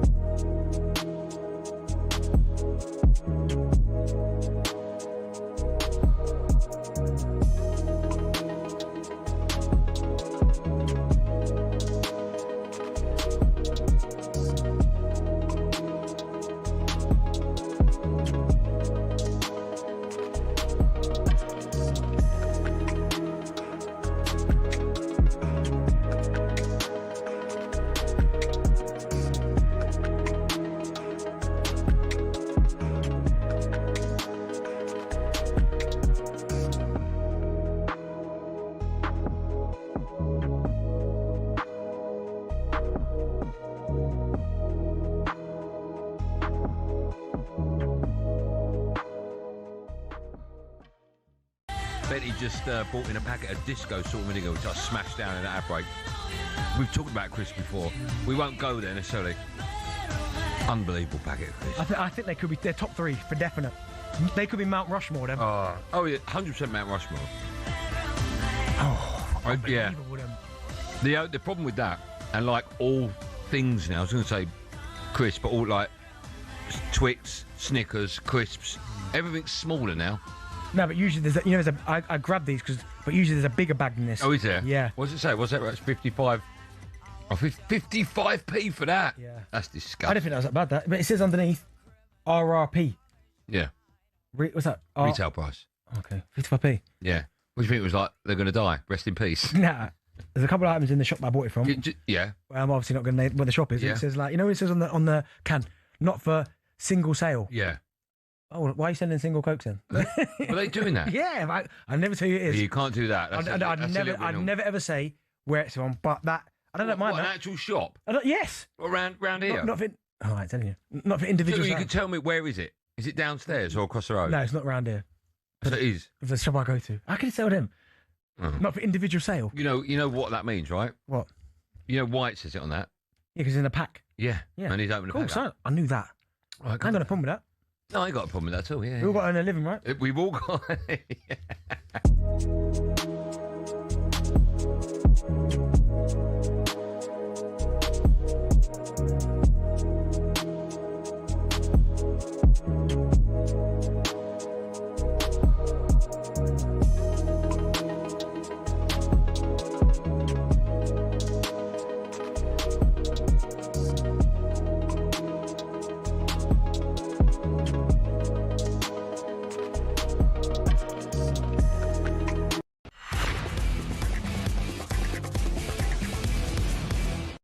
A very good afternoon and welcome back to TalkSport Goals. TalkSport Goals is brought to you by Final One Standing, which is new from William Hill. It's 18 plus. Gamble aware the dog. Terms and conditions apply. We are live on TalkSport's YouTube channel and on your smart TVs for what's been a busy Sunday afternoon of football. Sunday, March the 1st, we started TalkSport Goals with a great game in the William Hill Scottish Premiership. Rangers 2, Celtic 2. Rangers were 2 up at half-time, absolutely flying. Yusuf Chimiti with 2 goals to give them a 2-0 lead at half-time. Celtic, though, much better in the second half, equalised the last-minute penalty.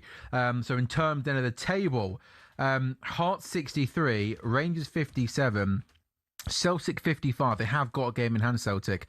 So we've got a few more games to go until the split up in the league. In terms of the Premier League games that have happened at 2 o'clock, Brighton 2, Nottingham Forest 1. Gomez and Welbeck for Brighton.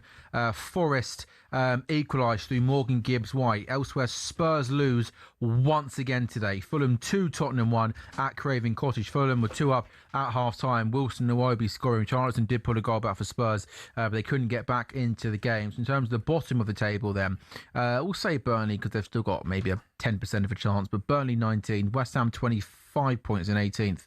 So they're 2 points behind Forest and 4 points behind Spurs. Elsewhere, Manchester United have moved up to 3rd in the Premier League table. They're 8 points behind Man City. And hey, some might want to know, they're 10 points behind top of the table Arsenal. Who knows? Come on, Chelsea. Scott, what did you make of United's performance today against Crystal Palace? United 2, Palace 1. You went 1 down, then you Lacroix scored. You then won a penalty on 57. Lacroix being sent off, taking down Cunha. Bruno equalised. Sheshko scored the winner. Yeah, look, United weren't very good in the first half. It was a reminder of what I'd seen a lot of times under, like, it was lacking energy. The passes were off. There's no real creativity. They were lacking width. And the level of performance just wasn't there. Palace were quite threatening. Scored a goal very early on with a bit of a, I suppose, quite creative way of scoring from a corner. Different way, wasn't it? It's different, especially from what we've seen over the last the entire season in the Premier League, really. It's lofting it into the 6-yard box, putting it on the keeper and causing chaos. This was fly it right to the back post, and it was a bit of a looping header in towards the far corner. And United didn't really respond that well. Half-time, though, I think something changed. I don't know what was said in the dressing room or what was changed or what was tweaked, but they were definitely looking a lot more purposeful in the second half. Benjamin Sesko got involved a lot more. And the way that the goal came about was obviously from a penalty, which, look, they spent enough time on it, didn't they? Penalty and a red card. It completely changed the game. And, like, for me, I just think you shouldn't really you shouldn't really be even motioning to try and pull him back there when Cunha's like right through on goal. I think it's regardless, he has fouled him, and then whatever you think of the red card or the penalty decision, like for me it was, I think the decision was correct, but it'll be debated. Regardless, Bruno Fernandes scored the penalty, and then he's got 13 assists in the Premier League this season now. Bruno Fernandes. Could break the record maybe, or too much work to do. There's what, 9 games left. I think he would need another 7 assists to equal it, which is possible potentially. But he's had a big impact on the game again, and his cross in, he scored the penalty obviously, and his cross in to Benjamin Sesko was for the winner. Brilliant cross. Sesko getting across his man and heading it into the back post. And again, like in the first half, he had 7 touches, Benjamin Sesko, and he wasn't really all involved all that much. United didn't do a lot. But something changed in the second half, and Sesko, I suppose, justified his selection from Michael Carrick. He was pushing for a starting place today. He got it, and he made a difference, and that's another game where he scored a winning goal, or a goal which decides points for Manchester United. And since the turn of the year, he's been really, really good at doing that. Is also a big positive today, the fact that Manchester United were 1-0 down at half-time. Michael Carrick had a really, really big team talk, wouldn't he, to sort of, sort it out, in a game that Man United are expected to win. Is that almost like another thing that he's ticked this season in terms of being able to, go in there, make things happen and change things up? Yeah, absolutely. I think that's one thing I said at the start of the second half. I wanted to see how Carrick could affect the game. And we did see a difference in performance levels.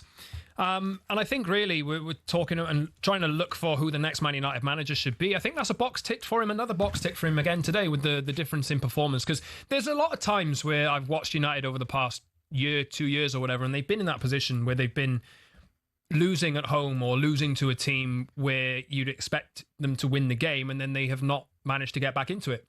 And they're showing a bit of fight. They're showing that they've got a lot of quality in certain areas, and especially in attacking areas as well. And look, I think the big thing for me today was that the fact that United had a task, win the game and go third. And they've managed to do it. It's been so often this season where we've been looking at United. If they go into this game today, they could potentially go fourth, or they could potentially go third, and they failed over and over again. But over the last few weeks, they've taken the opportunities that have been afforded to them.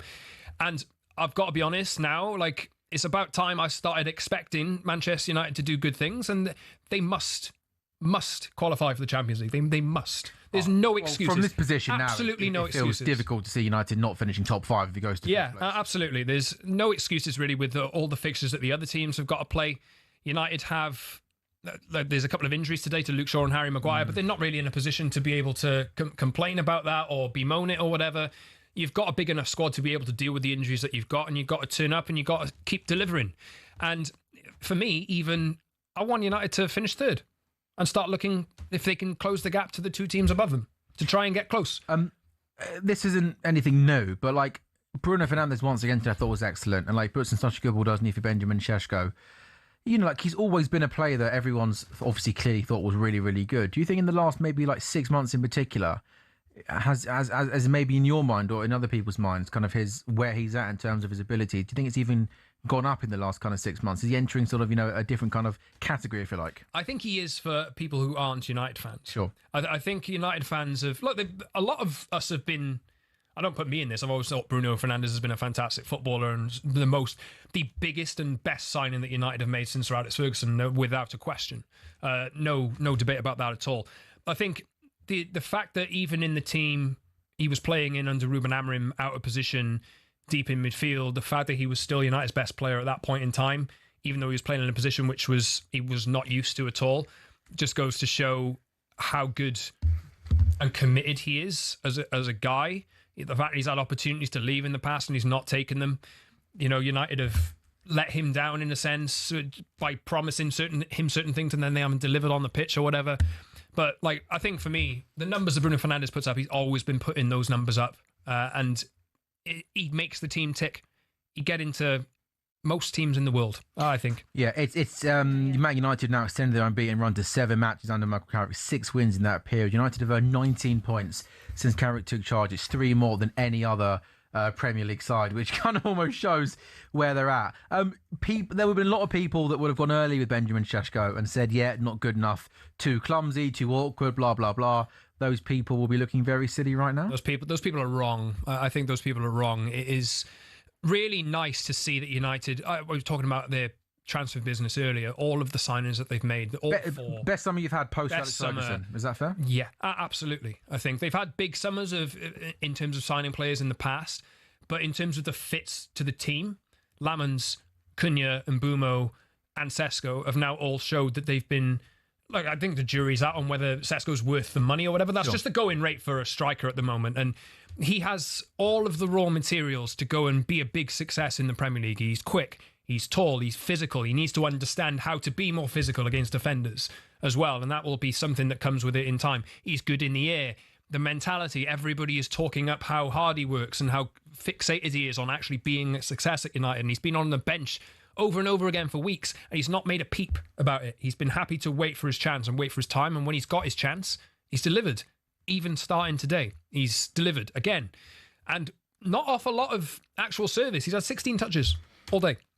I think he had 4 shots and scored one. That's almost kind of a, that's something like Haaland used to do. He used to barely touch the ball when the ball comes in. And I think the goal he scored that. I love that goal. Like, he's just waiting. Great ball, makes a good movement. Make sure he gets there before the 2 Palace centre-backs. It's a proper old school number 9's finish, isn't it? Yes, a proper throwback to like the 90s when I was growing up watching football or whatever. But like, I'm thrilled for him, to be honest, because there's a lot of expectation that comes on.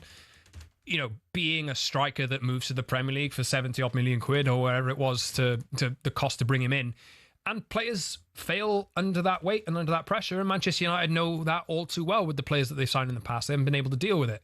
And it really goes to show like how all of United signings have actually dealt with that, and the expectation is going to grow, but they're taking it in their stride so far. And Sesko's done, he had a difficult first 3-6 months or whatever, but it's nice to see him come out the other side of it, and United have a real proper valid, like if you could build a Premier League striker, really, you look at him and you think, right, he's got all the attributes. He's got all the attributes.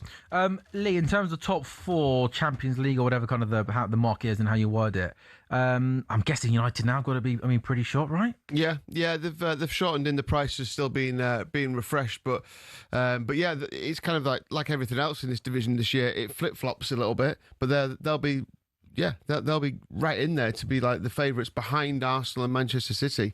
They just keep doing the job, don't they? Yeah. They're great under Carrick. There's no getting away from the fact that they've really improved. But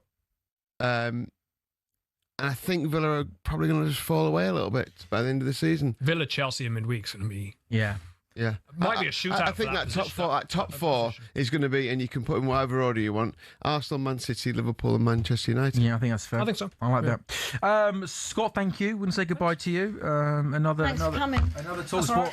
Sorry. Another talkSPORT goal shift where you watch Man United and win, right? I could get used to this. Yeah, I'm getting a bit sick and tired of this, mate. Not going to lie. I don't like this. Scott comes in and watches Man United win. He's feeling really happy. Where you going, Jim? But what I like it.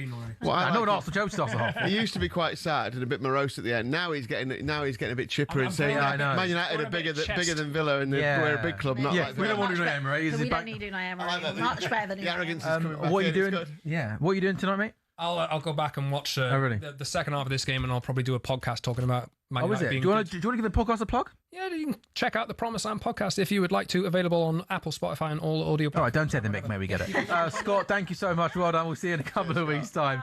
Up next, Abby, we're coming to you. I'd rather we didn't. Well, we're going to. I'm not staying for this, but Spurs lost again, by the way. Abby's going to moan and complain and rant, and we'll bring in an Arsenal fan to sit alongside you because he might have something to say as well.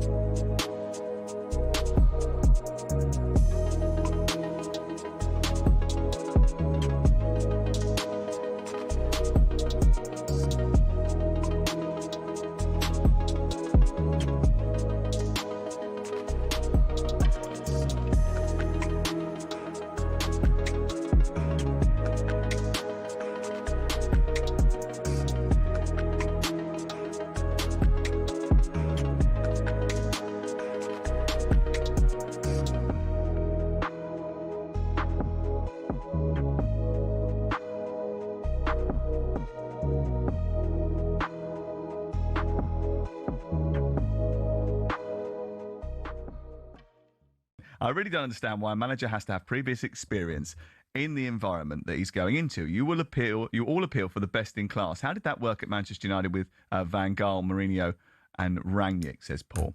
Morning, guys. Well, 2 of them won trophies. Southgate could only handle the British players.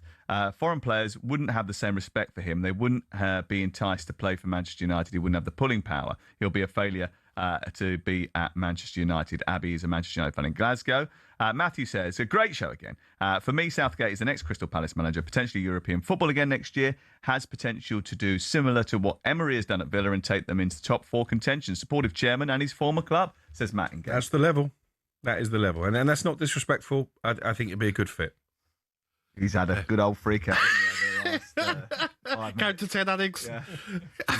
He's not a happy boy there. Because you asked him. No, I'm not happy boy because you didn't want to have the same debate we've had over and over again, and then you had the same debate we've had over and over again. I tried to. You two did. I told you not to do that, but you did it anyway. What as well, on a serious note though, how much does Gareth Southgate want to manage? Well, that's one of the key questions actually. Then because I've always had the impression that he doesn't want to go back into it unless it's a job that he cannot turn down. Yes. Because the pressure was so high on him. And I remember speaking to him after he'd resigned from England and he was over in on a holiday, chilling out, and he was like, I've got absolutely no desire to come back. No desire. I just need the time off. I can imagine it's a lot of pressure. All that pressure. It's all the pressure, all the attention. You can't go anywhere. You can't do anything. Your whole life is completely ensconced in analysing players and thousands of them over the course of the year.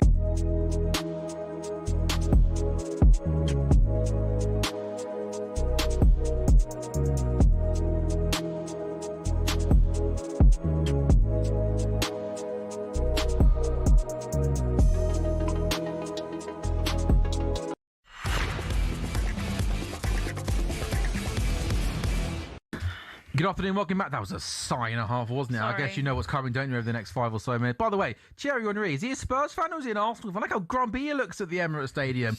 He's up in his box, ready for the big game. Give us a smile, Thierry. Come on, big man. This is talkSPORT Goals. Is brought to you by Final One Standing is new from William Hill, 18 plus. Gamble aware the dog. Terms and conditions apply. Confirmation of the 3 results in the Premier League. Man United 2, Palace 1, Fulham 2, Spurs 1, Brighton 2, Nottingham Forest 1. It's still Sam Ellard, it's still Lee Phelps, and it's still Abby Summers. Plus, James Bayliss is back with us in talkSPORT Goals. And James, I believe we have some, it's not an exclusive, is it? Because it's not something you know that no one else knows, but it's a fact. We have some big breaking news, which I wasn't aware of, but you can now bring us all up to date with. Take it away, my friend. Well, big up to production. Apparently it's the earliest St Tostringham's Day in history. Oh! Congratulations. The earliest March the 1st. Everyone in the gallery standing up. Thanks, guys. They all clapping. Thank you. Come on, thank you. Don't feel left out. And for March the 9th was the second earliest in 2007-8 season. Yeah, mate, take it away. And this is the earliest ever. James, on a serious note, mate. James, how proud are you? Can we get some live emotion from a bit of an Arsenal fan? How do you feel, mate? You proud? It's great to be here to celebrate. Good to have you here, mate. Thank you so much. I've missed you. No, I've missed this. Looking smart today, boy. By the way, I like thought, that little coddy. Got to look smart when Spurs lose. You could do a cardigan, I know we love a half zip, but you could do a cardi. Yeah, I could do it anyway. No shack it Back to all right, chill out. Back to St Tostringham's Day, please. As a quick token northerner here in the studio, can we just explain what? Because there might be people watching who might not know what St Tostringham's Day is. It's a good point. Excuse my ignorance. No, it's fine. James, what is St Tostringham's Day? St Tostringham's Day is the annual event in which Arsenal confirmed that they will be finishing above Tottenham. You didn't do it for 6 years, though, did you? It wasn't. We took a break. It's an otherwise annual event. There were some disruptions. We took a break. Annual means it happens every year, but there was six or so years it's now an annual event again. Cool. I believe that's 4 on the trot. Cool. And yeah, it's good. It's good to, it's a special day for us all. What will you do to celebrate? I don't know. I mean, all focus on the football.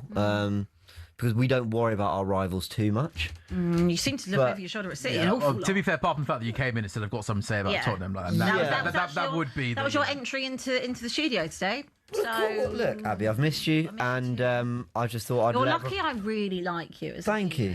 I'm also just like I'm a stats person, I know so I you thought are. I'd just bring the data. I was talking about you this morning, actually. Okay, well, why?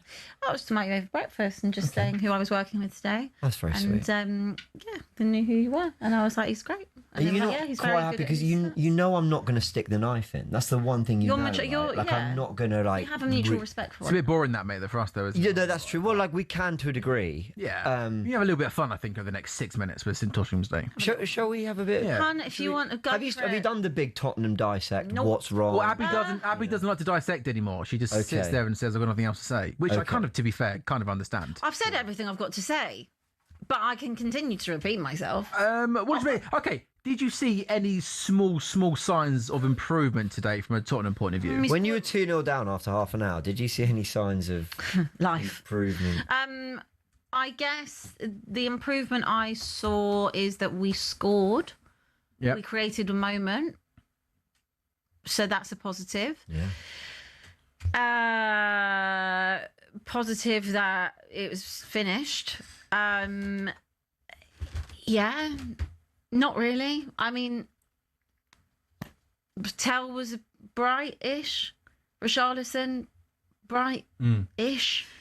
James, do you think Spurs will get relegated this season? Do you know how much I'd love to sit here and genuinely entertain the thought? But why do you think not? I still think West Ham are a bit worse than you. I think West Ham. I have to say though, I tell you what West Ham have. I think they're a bit more spirited. They have less injuries. Sure. But I mean, Tottenham is still getting an 11 out there. But the amount of injuries is colossal. To be fair, I'm not sure I've ever known a team to have that many. I do think that needs to be acknowledged. Though Tottenham should still never be in this position. What I think West Ham have, they're a bit more spirited, and I think, and I'd love your take on this, Abby. They will play like they're in a relegation battle. Yeah. Whereas I think Spurs, like away at Fulham, I caught a bit of the game. I can imagine whatever the manager, whatever the setup, whatever the tactics, there's a degree of, well, we're Tottenham. We kind of have a go here. And in reality, and I'm not trying to mock, I'm not trying to like I said, go over the top with it. In reality, it would have been a good point. Like a team in a relegation battle away at Fulham in the form they're in. West Ham go there Wednesday night. A point's a good point. All Spurs need to do is pick up points now.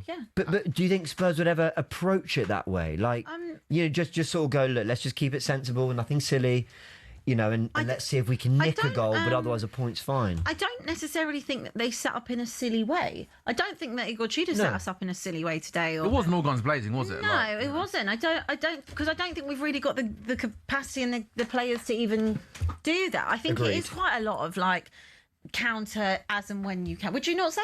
I think it is kind of that type of football at the minute because I agree. There's no one really to create. I mean, Xavi Simons was completely non-existent and he came off. I think a priority should be in the week, in the next couple of days, work out a way to try and get more out of Xavi Simons. So quiet, so ineffective. He got hooked after 58 minutes. Do you know what? Spurs are 2 down in relegation battle. You're subbing a £60 million playmaker. But he's not the kind of player. Kind of to your point, he's not the sort of player you need in a relegation dog. But that's what I'm saying. I think Spurs, then in their setup, need to do more to try and find space for him, to try and get him more involved in the game. I don't think he was anonymous. But I'll be honest, I don't. It's such a weird thing to say because obviously the one thing we need the most is some creativity and is a 10. But he's not the 10 you want in a relegation battle because he's not strong enough. And again, if you play him in midfield, that means you're going to have even more space to be overrun. If you play him on the wing, he's completely non-existent. But if you don't have him in the team at all, then any chance you have of someone being able to create anything, even just a moment, then there's no one there to do it. Look, he is on paper, and there are moments where I think that there is a player in there, 100%, but he's a luxury player. Yeah, Tottenham sure. are not in a luxury position right now. You need workhorses, you need dogs that are ready for the fight. And this team don't have dogs for the fight. The only one I would say that has probably any spirit about them, I'd probably actually say... Van de Ven works. I'd say Richarlison. Again, but not the quality. No. I would say that Polinia has the dog in him, but again, not the passing ability to create anything. He's not very good with the ball. Can I throw in a player I quite like who I think has what you're talking about there? Yeah. I think Archie Gray. Yeah. I think and you'd expect Gallagher to come in and have a bit of something about him, wouldn't you? I would, but I've seen from Gallagher, terrible. Really? Just terrible. And I actually that's a player I've wanted for a couple of years, but woeful since he's come to Tottenham. You made a really good point that Igor Tudor and same with the manager before, Thomas Frank, they weren't exactly playing expansive football. No. So I don't think I mean necessarily tactically. Like I don't think you went into this game, all out attack to try and win it. But I think it's more of like a mindset. I can't even explain what I'm trying to say. But it's You're almost talking like about mentality, right? basically like, let's readdress the thinking. A point of Fulham's fine. Yeah. Almost. Whereas I think there might have been a feeling amongst the few Spurs accounts I follow, the few Spurs YouTubers I tune into, maybe of like, we need a win. You just need a couple of points on the board. I think just what it is keep that we moving. need a win because we haven't won this year. Which I But totally I think acknowledge, anybody would have taken a point at Fulham. Like, we have not a very good record at all at Fulham anyway. Yeah. Same as we don't have a good record at home in general. I think that you just go and you hope you can get something. Now, one thing that I would say that Thomas Frank actually improved us on was set pieces. Now, if that is how you have to win games, very Arsenal of me to say. But then if that is your strongest, if that's your strongest asset, like you guys yesterday, I'm not complaining. then use that as your asset. Don't worry about creating stuff because you can't actually create anyway. You've got no one to join the dots. So focus on that. I'm not seeing that either. So I think that there's a lot of work to be done. I always question the mentality of Tottenham in this team anyway. And I said it earlier that this team is not too big to go down. These players are not good enough to go down. They absolutely are, because look at how they've played this season and last season. Yes, we've got horrific injuries, and there needs to be that needs to seriously be looked into why we keep getting so many long-term bad injuries. But it is what it is. And as I've said to Sam and I've said to Lee and I've said to everybody that unfortunately have to listen to me moan every single week at the minute because I ain't got anything positive to say, this is what you're going to be seeing. This team is the team. Kudus will be the only one that makes a return before the end of the season. Maybe Destiny Udogie, maybe. But apart from that, this is it. In terms of attacking options, you're looking at it. Look at that for a banner there. James Bayless at the Emirates Stadium. This game's got that big game feel to it, Abby, as if your afternoon is about to get even worse. You're not about to watch. But you might not. That's a good point. Arsenal-Chelsea, one more quick break. Big game at the top of the Premier League. Here we go.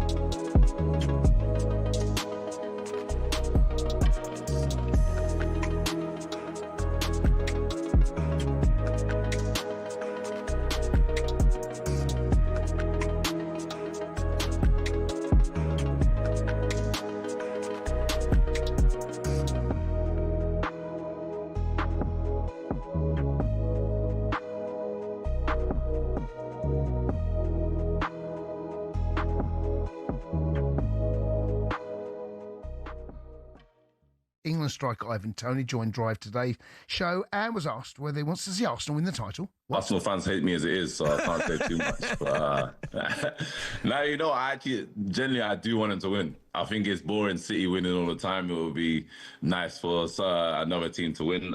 Also, a couple friends at Arsenal also. So I think, it'll be special for them. Obviously being so close for so long, and hopefully they can finally get over the line. But I think they know City have been there, done it. So City have that little advantage, but I feel like Arsenal maybe can do it this time. Yuck. That's what I'm going to say. Do not want Arsenal winning the title. I'm a Chelsea fan, right? It's the way it should be, right? It's the way it should be, Dina. Don't look at me like that. I don't want Arsenal winning the title, mate. All right? I've said all season they will, and I fear I'm going to be proven right. All right? I don't want to win the title. Right. I thought the massive London derby was Spurs-Tottenham. Spurs-Arsenal. Yes, right? They're North London derby, yeah. So who's Chelsea's biggest rivals? Spurs? In London, Spurs. I mean, they say Fulham and QPR and Brentford. They're not. No. So why do you hate Arsenal then? No, I don't hate Arsenal. I just don't want Arsenal to win the title. Why? Because they're London.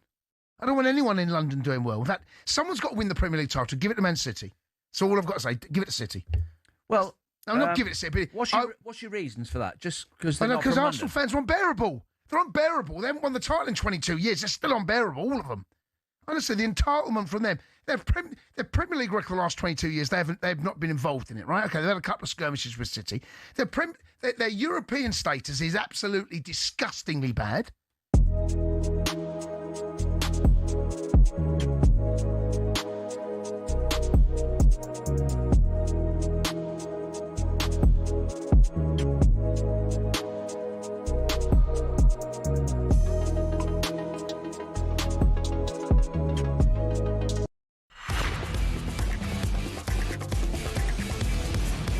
you've never seen him. A very good afternoon. Welcome back to talkSPORT Goals. We're live on talkSPORT's YouTube channel and on your smart TV. Sam Ellard, Lee Phelps, James Bayliss, Abby Summers with you until 6:30. Brighton 2, Nottingham Forest 1, Fulham 2, Spurs 1, Man United 2, Crystal Palace 1. Now all of our attention, though, turns onto the massive game at the top of the Premier League. It's Arsenal-Chelsea. Arsenal have got Raya in goal, Timber, Saliba, Gabriel, Hincapié, the midfield three, Zubimendi, Rice, Eze, Saka, Trossard, Gyökeres. Chelsea goes Sanchez in goal, James, Sarr, Chalobah, Hato, Caicedo, Andre Santos, Palmer, Fernandes, Neto, João Pedro.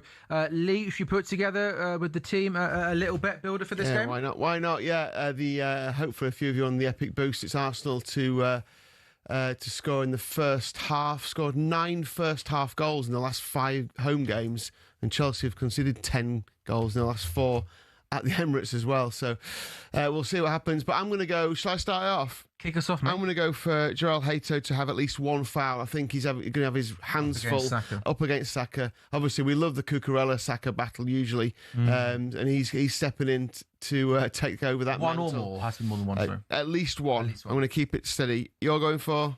I'm going to go. So I actually want to go Caicedo yellow card, but then I think Caicedo is 2 away from a 2-game suspension through yellow cards, and I think that runs out in a couple of days' time. So I think Caicedo is going to be even more cautious, perhaps, than Andre Santos. So therefore, I think if anyone's getting a yellow card in that midfield, it's going to be Andre Santos. Yellow card. Yeah, the most ill-disciplined team in the Premier League. Yeah, sure.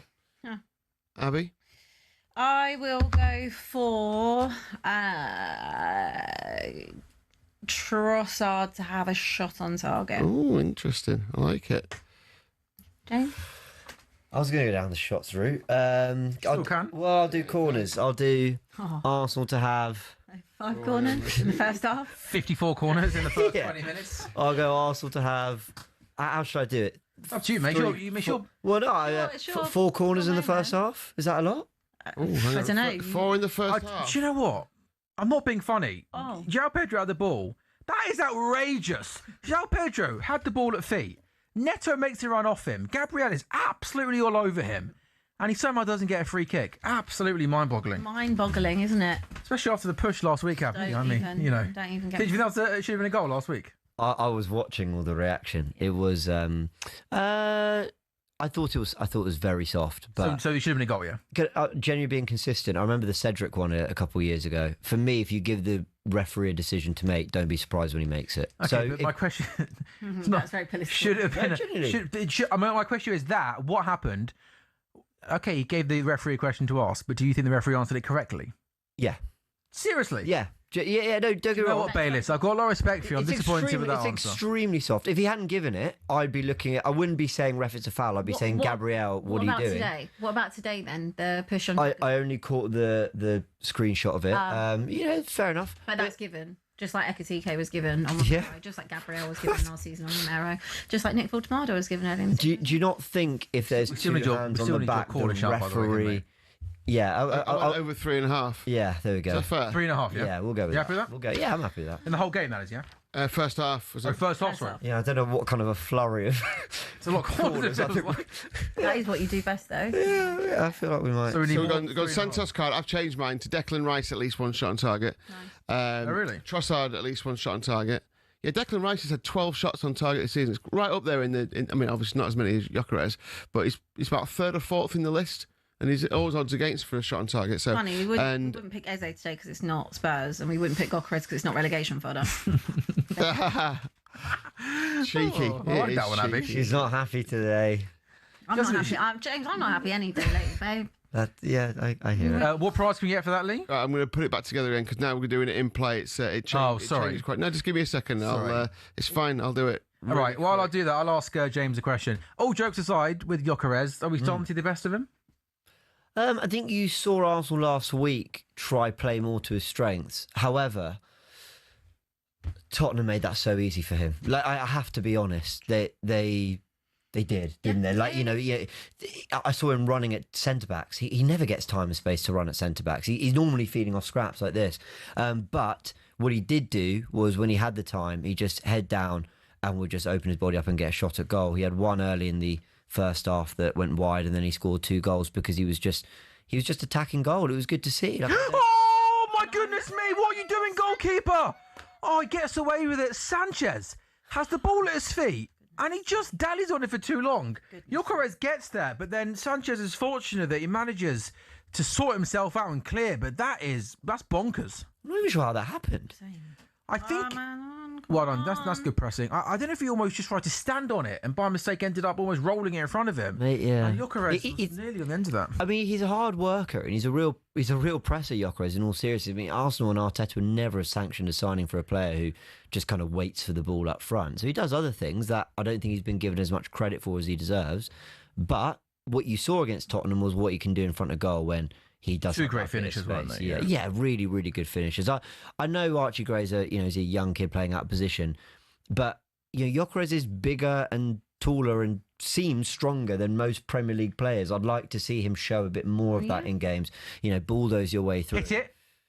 Oh, he does hit it. Sorry, ball fell to Palmer there. It's about 25 yards out, but it fell to him on his left foot, and I thought it was worth having a go from that distance. But yeah, and I really liked that first goal because he received it. He didn't take too long. He didn't look for a pass. He said, I've got a night goal. So what's he do here? So, it's just he just overhits it. So lucky there.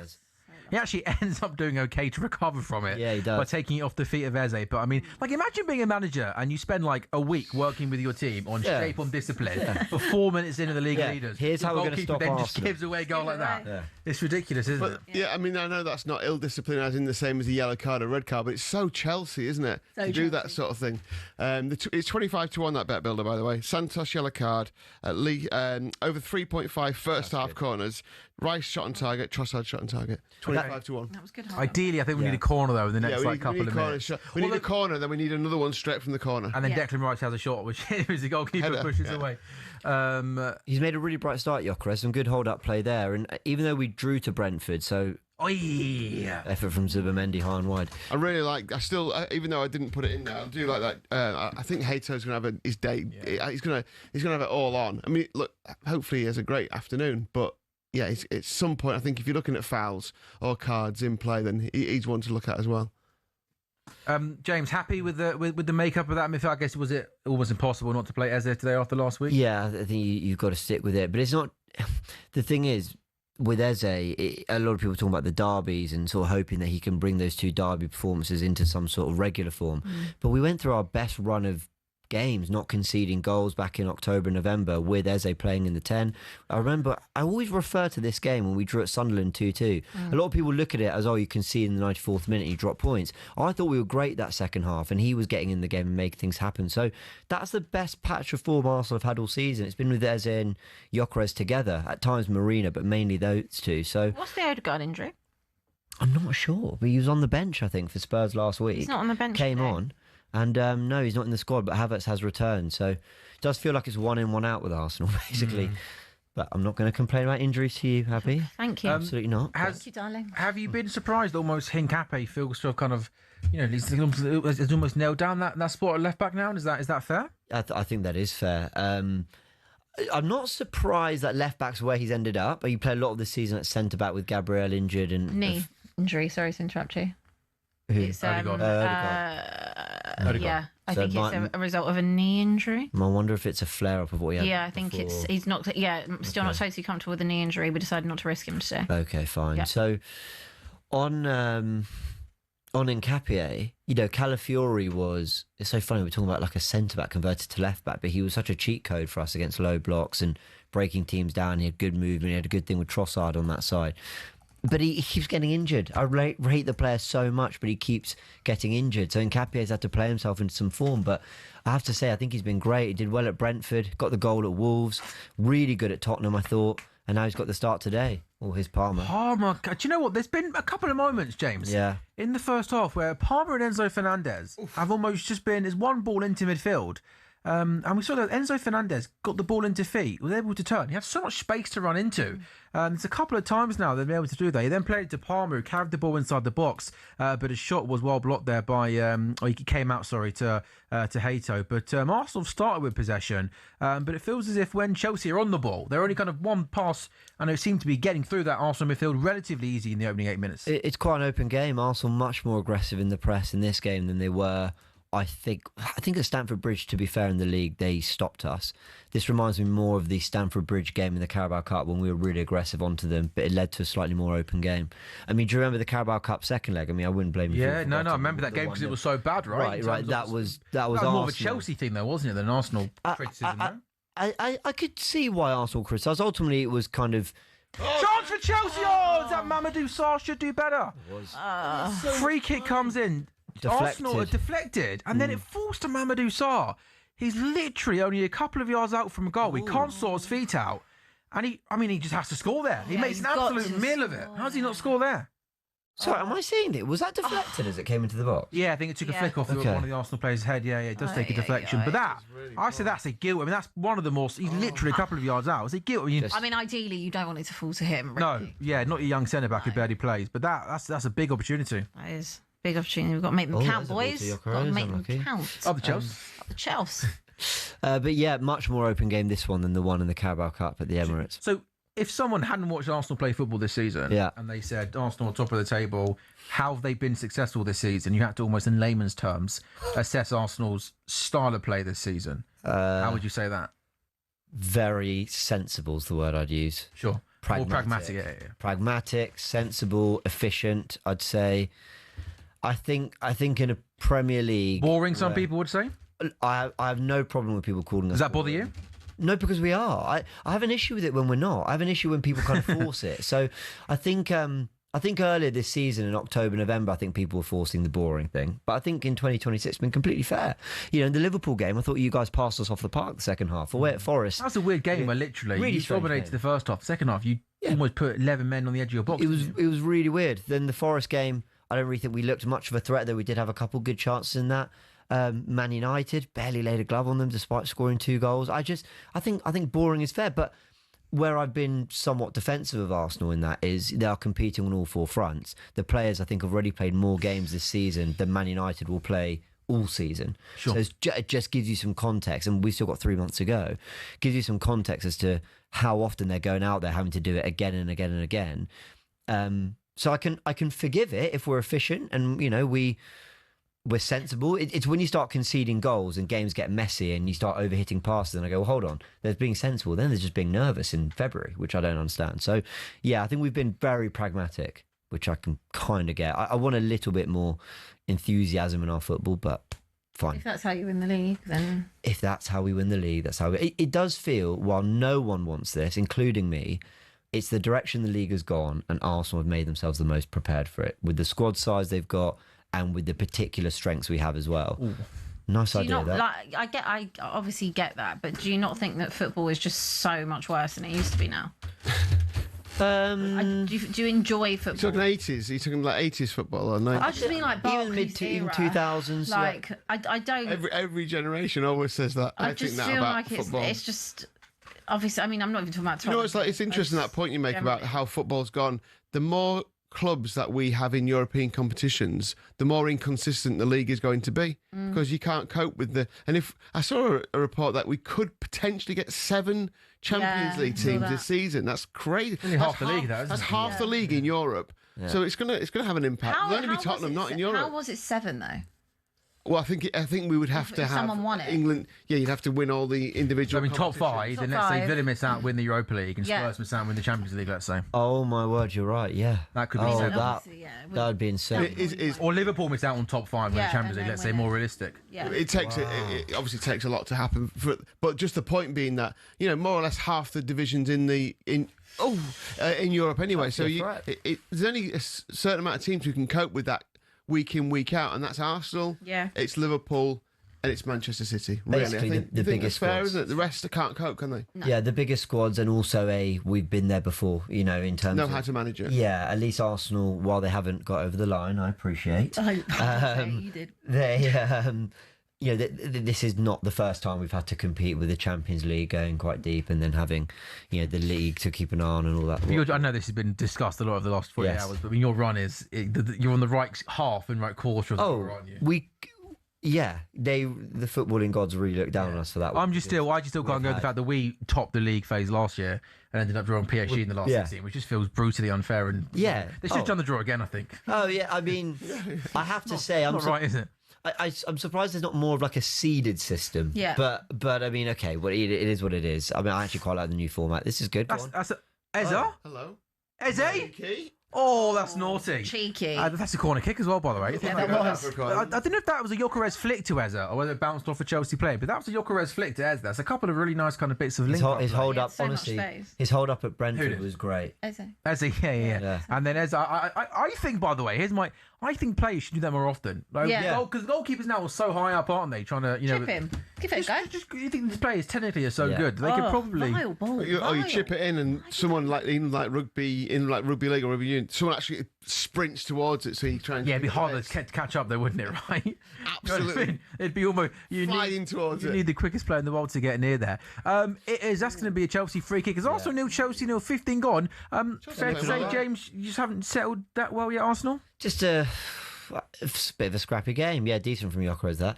I don't think either team's looking amazing, but considering Chelsea are the away side, they're coming. That did go out for a that corner. should have been a corner, yeah. Right. The first line, though, is miles off it for obvious reasons, but that should have been a corner. Oh, there's our corner! You gave us that corner. Give us that corner. That would have been a one. corner. Well, we finised on 3 corners for the first half. Yeah. I feel robbed. Going to email at William Hill. Yeah. Please don't. Yeah, just so you know, on a technicality. Do you know, Abby asked a really good question there, by the way, which was, do I basically think football's more... am I enjoying football less? Do I think it's basically not as good? You're asking the wrong person. Because you're quite a pragmatist. Because my team we're benefiting from it. We're winning. Yeah. You basically need to find someone who can watch football really neutrally. I for a while of this man then. Yeah, League One supporting Grimsby fan. Yeah, well, I look, I am older than you guys, and I really enjoy the physical aspect of football. Always have done. Love proper tackles being put in. And so I miss that. I do miss that. I think it's a very sanitised product now.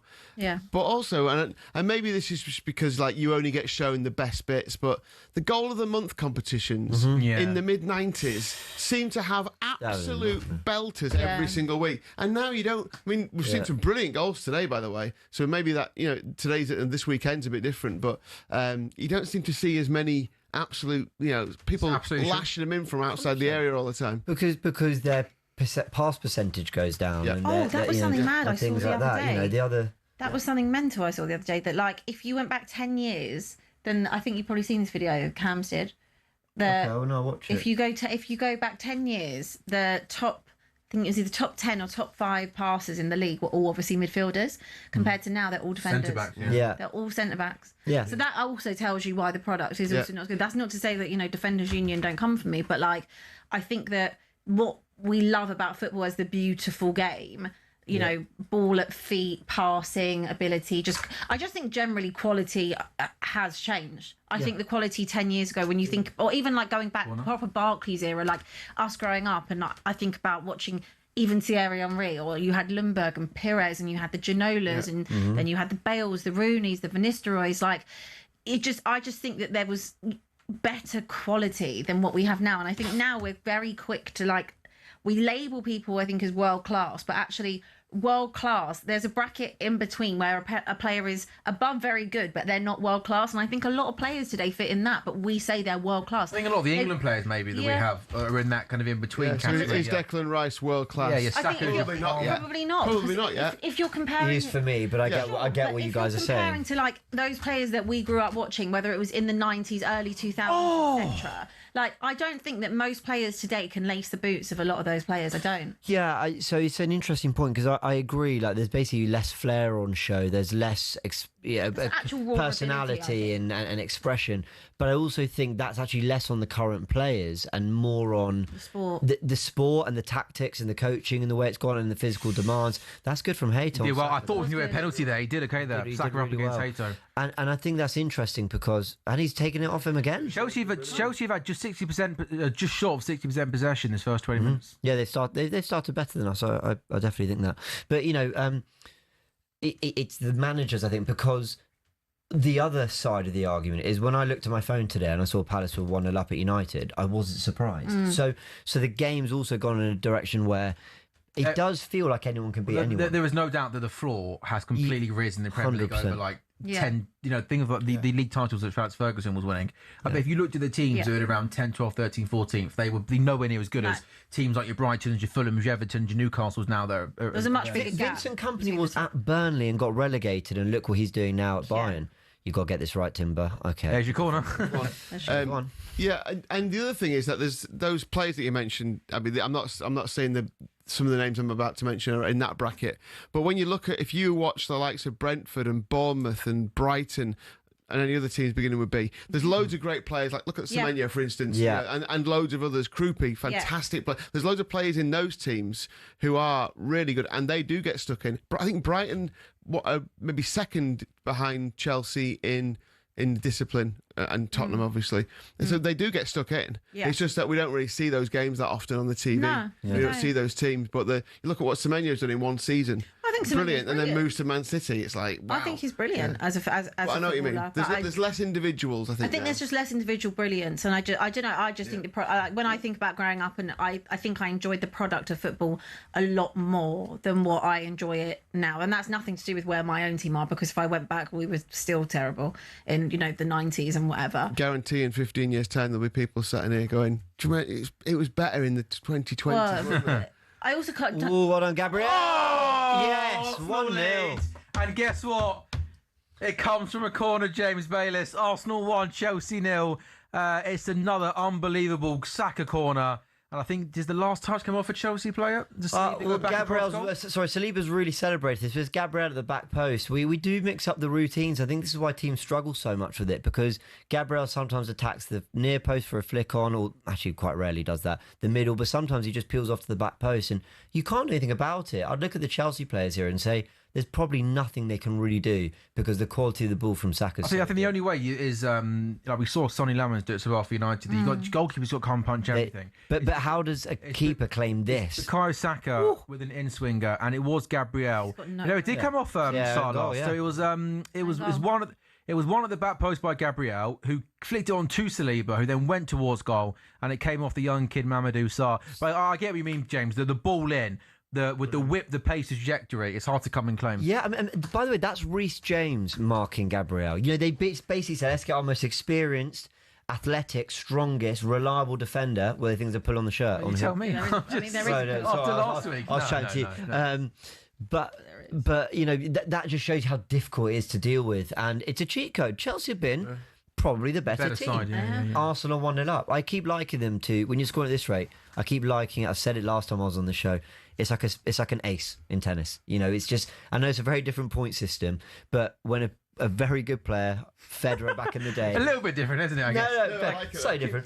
But it would be quite cool if unreturnable. It would. It's basically like how about if Arsenal went 15-love up right now? I'd like that. That'd be cool. I mean, I'd like a little bit more. It is their FIFA move, though, isn't it? When your mate always had that FIFA move, that cheat code, that kind of like you could not defend it. They would always.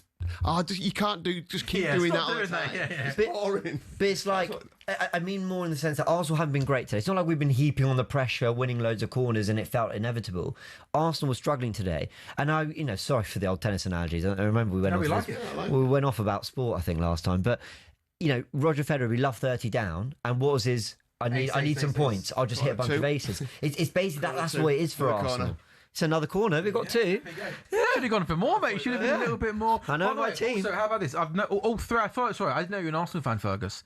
All three of the lads working behind the glass today are all Arsenal fans. Dante, Marco, and no wonder they clap. Was it Yeovil fan? And it's disgusting. Oh, so sorry. So he just said he's a fake. He's a Yeovil Town fan as well. Who, Ferg? Yeah. He celebrated the Arsenal. He's got. Who's your Premier League team? I haven't got one. Oh, there you go. Yeah. When I was a kid, I was a Liverpool fan in the 80s. Yeah. I can't say that. As a neutral, then, who would you... Another ball from Declan Rice. As a neutral, who would you genuinely like to win the league this season? Because I feel, as an Arsenal fan, I feel like everyone hates us. Can I, before you... for me, Arsenal 100%. Okay, thank you. I don't know why I'd want a team that's won 6 of the last 7 Premier Leagues to win another one. I think it's better for the league, an Arsenal team winning it for the first time in 22 years. I think it's much... the idea of Arsenal winning has got to be... And also, the fact that there's now this thing that Arsenal fans are cringe and everyone hates them, I think it'd be quite funny to see how other people would deal with Arsenal winning the league. It's also like... a touch. You're a Spurs fan, so you're different. I get you. Absolutely mental. No, but I don't think I'm mental. Every Arsenal fan that I know, the boys here, my mates, they're completely normal football fans. Right, like but this you is and the thing. everyone We're else. talking about online, and not I everyone. don't care There's about lovely online people. Arsenal fans. Arsenal fans. Sorry? Is that normal? He's enjoying his team being 1-up in the Premier League. You know a lot of lovely Arsenal fans. There are. Look, there's a lot of Arsenal They're fans great, in my aren't life. they? I adore you. My best friend is an Arsenal fan. I love her. You know. What's her name? Demi. Oh, really? Yep. Currently dating an Arsenal fan. It's tough. I thought you were saying Arsenal player then. I was like, yeah, they're that'd be everywhere, quite aren't good, they? isn't They're it? everywhere. But I There feel is a lot like of them the there. Arsenal fans I have in and around my life are not irritating ones because I couldn't do it. Like there are a few of you that aren't. Obviously, But basically just there are log many off that I have. Twitter There are and, many that I have as friends, but like just. Yeah, I just think if you live in London, you don't want it. I do think the summer will be all red and white. I mean, we are like the I'm off. Arsenal shirts will be I'm out so off and out. if it's a let's get it done, please. Your shirts are on regardless. Like you, one thing I always say about you, you you're always wear right, the merch. you do, You do create nice clothing. I will give you that. We do have a great merch do. line. That is true. Why do you think Arsenal fans get so much like? There was a piece actually in the Did you see a journalist did a piece in Telegraph a couple of weeks ago? Yeah, I Do you did. remember roughly like, how he worded it? He said was quite we're the outrageous. flat earthers of football fans. or Yeah. something. That's It jokes. was just like it was a little bit like. But apparently he's an Arsenal fan. Apparently he is an Arsenal fan, and he was just basically. I haven't actually read the piece The flat earthers. because I almost didn't want to. I almost thought I don't put really. you in that bracket. That's very kind. Do you want to hear this? From George Chesterton, his words, not mine. I am an Arsenal supporter. We have the most insufferable fans in football. Reputation far cry from the days of Highbury, with embarrassing tifos, panic attacks, and conspiracy theories now part of matchday experience. So true. It's a bit harsh, isn't it, Georgie? I think it's so harsh, but I mean, yeah, whatever. I mean, yeah. look, you worked at AFTV. I work in the same building. And Did you work at AFTV? I was at AFTV for 5 years. Yeah. Yeah, but and they've given us some, and I love them very, very, very much. All of the people in that building, but God, they've given us some corkers over the edge. You've given us a corker. Oh, mate, there's a clip of you that I sometimes see randomly on The Twitter. celebration one. Yeah. What? Do it. Yeah. Do it for us. Well, no. Can we run it back? No, if we. For people that don't know what I'm talking about. Is it over?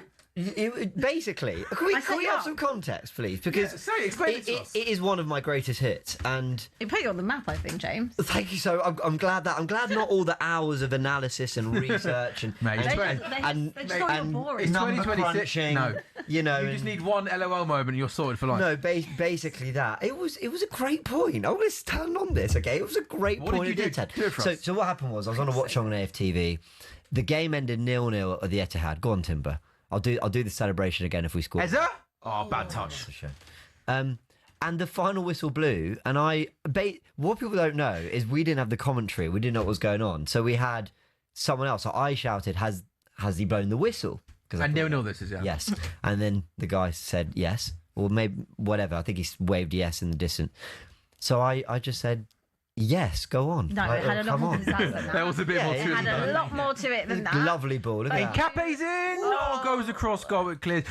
I didn't get why it went viral because it wasn't that bad. But To this day, I don't understand why it went viral. It was just taking the mick out of you lot.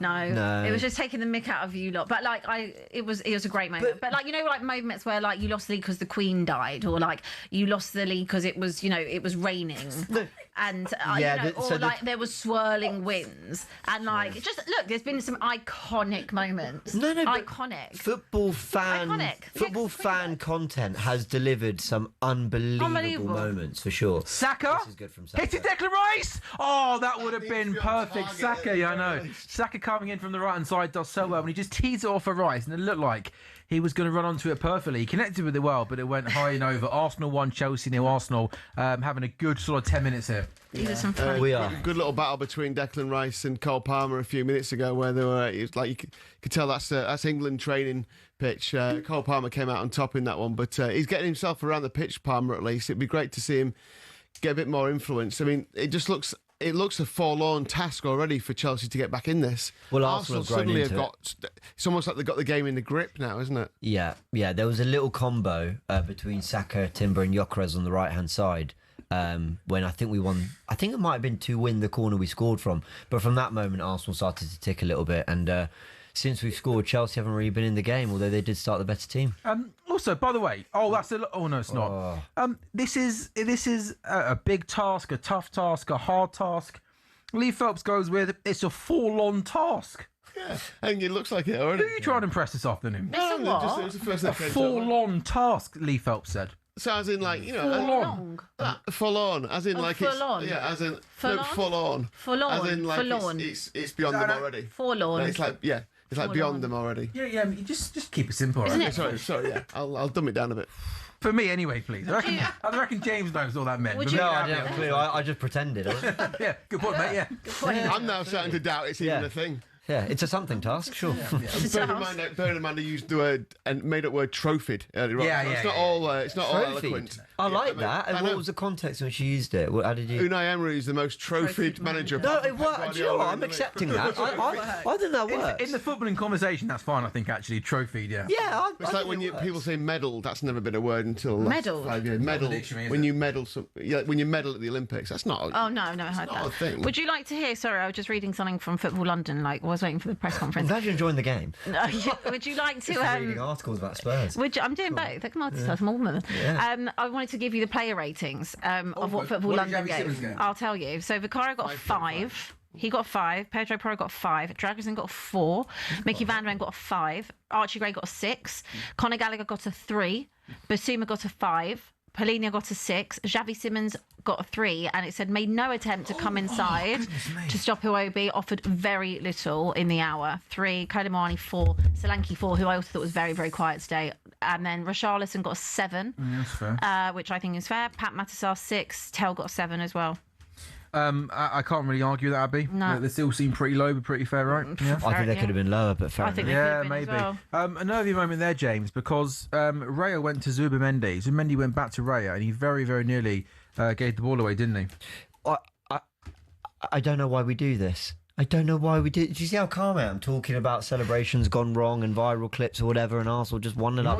Today makes play cards, right? It's like Zubimendi's in on the chat and sort of lost concentration because we do this. We do this every week. No problem at Spurs. Totally in control. The most one-sided North London derby I've ever seen in my life. Declan Rice. More than November. I thought November was more. Yeah, I agree with that. I think November was the Emirates one was more. Sure. At least both the first half. In my lifetime, the two most. Yeah. Yeah. Okay, fair enough. But Zubimendi, against Manchester United, 1-0 up, fairly comfortable, gives the ball away, they score. Declan Rice error, we see it all the time. I think the goal at Wolves, the equaliser, I think that was an error when David Raya came to claim for it. We have so many errors that lead to goal. Why is that, do you think? Someone described Arteta's football as high risk out the back and low risk in front of the other goal, and I thought that's amazing analysis, but why do we do that? I've never known anything like it, but this is good from Trossard. So yeah, anyway, we've got Eze chance. Oh, it's a really good tackle there from Caicedo, who does that so well. The ball from Trossard went to Eze, and I thought he was going to get shot away at the edge of the box, but Caicedo, like all good sixes do, read it really well and stopped the shot. Look how open this game is. I think Chelsea have had moments in possession. They're playing through the Arsenal midfield like they're not even there. This is much better from Chelsea than the Carabao Cup game, where that was pathetic, wasn't it? They looked quite passive. Delap on the right in a sort of a 5-4-1. Agree. This has a lot more just personality in the team, Enzo, Caicedo. And Palmer's playing as well, so you always think they got half a chance when Palmer's on the pitch. Pedro's just a problem. Like, I think he was really good in that Carabao Cup game at the Emirates. I've not noticed him as much today. I feel like he might have had a few fouls been waved away by the referee, but he's just someone who keeps your defenders constantly occupied and might cause you a problem. So, yeah, there he is. I mean, he's in a war right now, isn't he? But it is open, but it's not. Chelsea aren't doing much with it, are they? It's not easy to get anywhere near the Arsenal, box. Oh, that's not a good sign.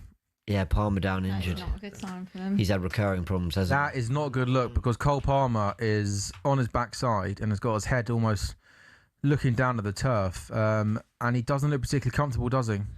Well, it's a real shame. I don't know what happened, but he doesn't look happy, does he? He doesn't look happy. I don't know if this is recurring issues that they keep kind of getting him onto the pitch when he's not as recovered. Obviously, there'll be a medical team, assessing him. But this is pure sort of social media rumour. But I think one of the here we go. So he just goes down. Yeah.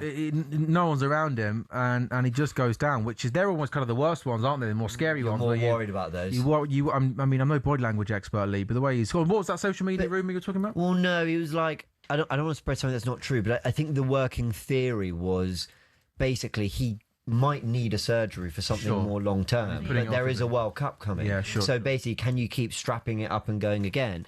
To be fair, it looks like the answer to that question is no. Well, although it doesn't look like they're more dealing with his knee here. So I don't know. Maybe it's something new from the game that they can kind of. Also, on a serious note, genuinely, when Gabriel wins that header from that corner, he is literally trying to take off the Chelsea player's shirt, and that wasn't given as a foul. Of course not. Yeah, last week the slightest smidgens of push you get. That's where the lack of. And I'm not a Spurs fan, James, so I haven't got a dog in the fight. But that's where the lack of consistency across the board, not just Arsenal, obviously, it's so infuriating. I've always felt that referees should be much stronger on shirt grabs because I think they're so easy to spot. Very few things in football are kind of really clear, and a shirt grab is. So I always just think, but it's kind of been accepted in the game as a part of showing strength. And something else that they don't realise is that if they had a weekend where they were all really consistent with it and carried on being consistent with it, it would just stop happening. Players aren't stupid; they'd realise they can't do it. But early rounds of the World Cup 2022, weren't they giving loads of decisions? And I think the referee said early on, we are going to clamp down on this. And I think there were quite a few penalties early for those kind of situations, and then teams stopped doing it. Yeah. But we see this all the time where there's a rule brought in. Like the time-wasting 2 yellows. No, the best one they got this year, I actually saw this. Copon was back on, by the way, so thankfully that maybe isn't serious is what I first thought. So I actually saw, I was at the Chelsea-Burnley game last weekend, and they implied this rule. Yeah. Implied this rule? Implicated this rule? Use this rule? Applied. Applied this rule. Not implied. Applied this rule. We won't clip that. Implemented. That's the That's the shout, Marco boy. It was the one where I've never seen it this season, where Robert Sanchez had the ball in his hand for more than 80 seconds, and he gave a corner to Burnley. Yeah. And have you ever seen that this season, Lee? No. Where and that is a rule, but it never gets given. No. It's nice to see. That's great from Declan Rice. That it's good to see them following through on one of these rules. But also, did any of us at one point this season go, "Hold on, he's had it 8 seconds"? No, do you know what? Can you give a corner? After I saw that last week, every time I watch it, I'm like 1, 2, and it's every game. It's every time they have a goal kick. Now. What can Gyökeres do here? He's up against Chalobah, 1-on-1 inside the box, left hand side. Can he cut on that right foot? Can he get a shot away? He can. Takes the deflection. Eza to Saka to just Timber. Hit it, Timber. Oh, that's good. That's should have better there. Nearly good. Good footwork. I think I'm just going to give it up and watch non-league. I preferred it. Oh, where did you go yesterday? I was in Kent yesterday. Okay, what game did you go to? I went to Punjab United. Yeah. Against Downton. What division was it? Step 5, quarter-final of the FA Vase Trophy. I did the FA Vase Trophy draw, by the way. I know. Are you doing it tomorrow night as well? How did you know I did that? What, the draw? Yeah. There's no way you knew that I did that. Well, for that round? Yeah. I did. How did you know that? Because I knew who did it. I knew it was on talkSPORT. Oh, did you? Cool. Yeah, no, I'm not doing the one tomorrow, by the way. And why are you laughing at that? How did you know I did that? Yeah, that's why. I'm sat there thinking, you're friends. Yeah, but and you're on the radio. And you're on the radio. Yeah. Oh, yeah, we did it on the radio. People did it on the radio. In your flat on your own. Yeah. There are people watching this right now. You did it. No, the reason why I said it's surprised, I didn't think you'd be tuning in. No, but obviously on a Monday afternoon, 3:15. No, I wasn't tuning into it, but obviously there was a reason why I knew it was you that was doing it, and I knew it was on. Right. I'm just having a laugh with you. Anyway, was it a good game? It was very non-league. Oh, was it? It was very. No VAR though, right? No VAR, but. Who'd you go with? Oh, that's genius. Nice. That's another Arsenal corner. Is that 3? Oh, we got 3. 3 Arsenal. Got one more to go. Come on, one more. One more. We need from this corner another corner. Yeah. We've had Rice shot, right? You can't. No, not on target. No, that's the only one, isn't it? You didn't say first half. No. Oh, fine. Of course not. The only one first half is the corners. They're going to clip me actually celebrating a corner. This is going to go triple platinum. Can you give us another yes? Yeah. Come on. I want to find that and show it to Lee because you're playing it down. You actually are. Of course I am. It's the most amazing clip. I don't fancy recreating it.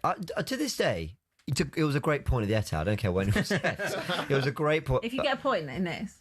Excuse me. So it was the fact that you were celebrating the draw. That's that. Yeah. It was the way you did it. Viral. No, I celebrated it. I said, it's not a win, but it's a great effort.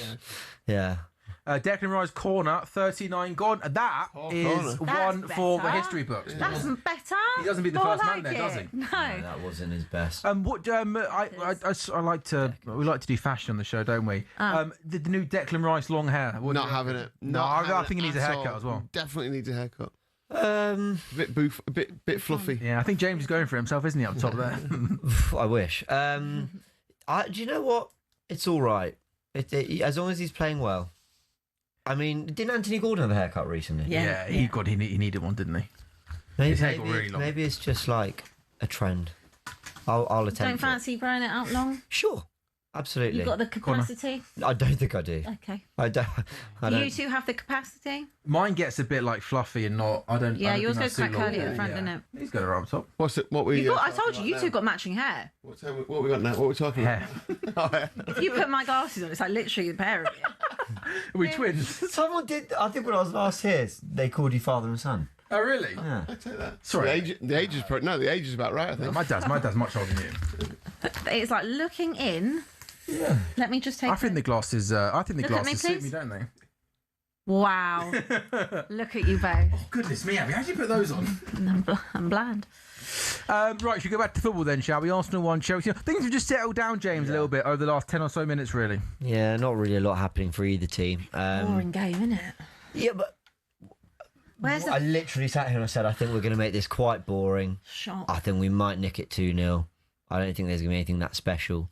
That's just how we approach league games. We're not entertainers. Arsenal. But would you not rather be boring Arsenal? Just all the fun out, all the games, 16. and it's just boring. You're 16. I know, but at least you laugh at us. Sure. Like, I don't really think what we play is football. In all honesty, I don't think we can really call it football. All right. It's just 11 men and probably about 13 in total men turning up to fulfil a fixture. They're coming forward here, Chelsea. I think Chelsea have. Come on. They've not done a lot. The question you said. He's just done the whole splits as well. Oh, Trossard.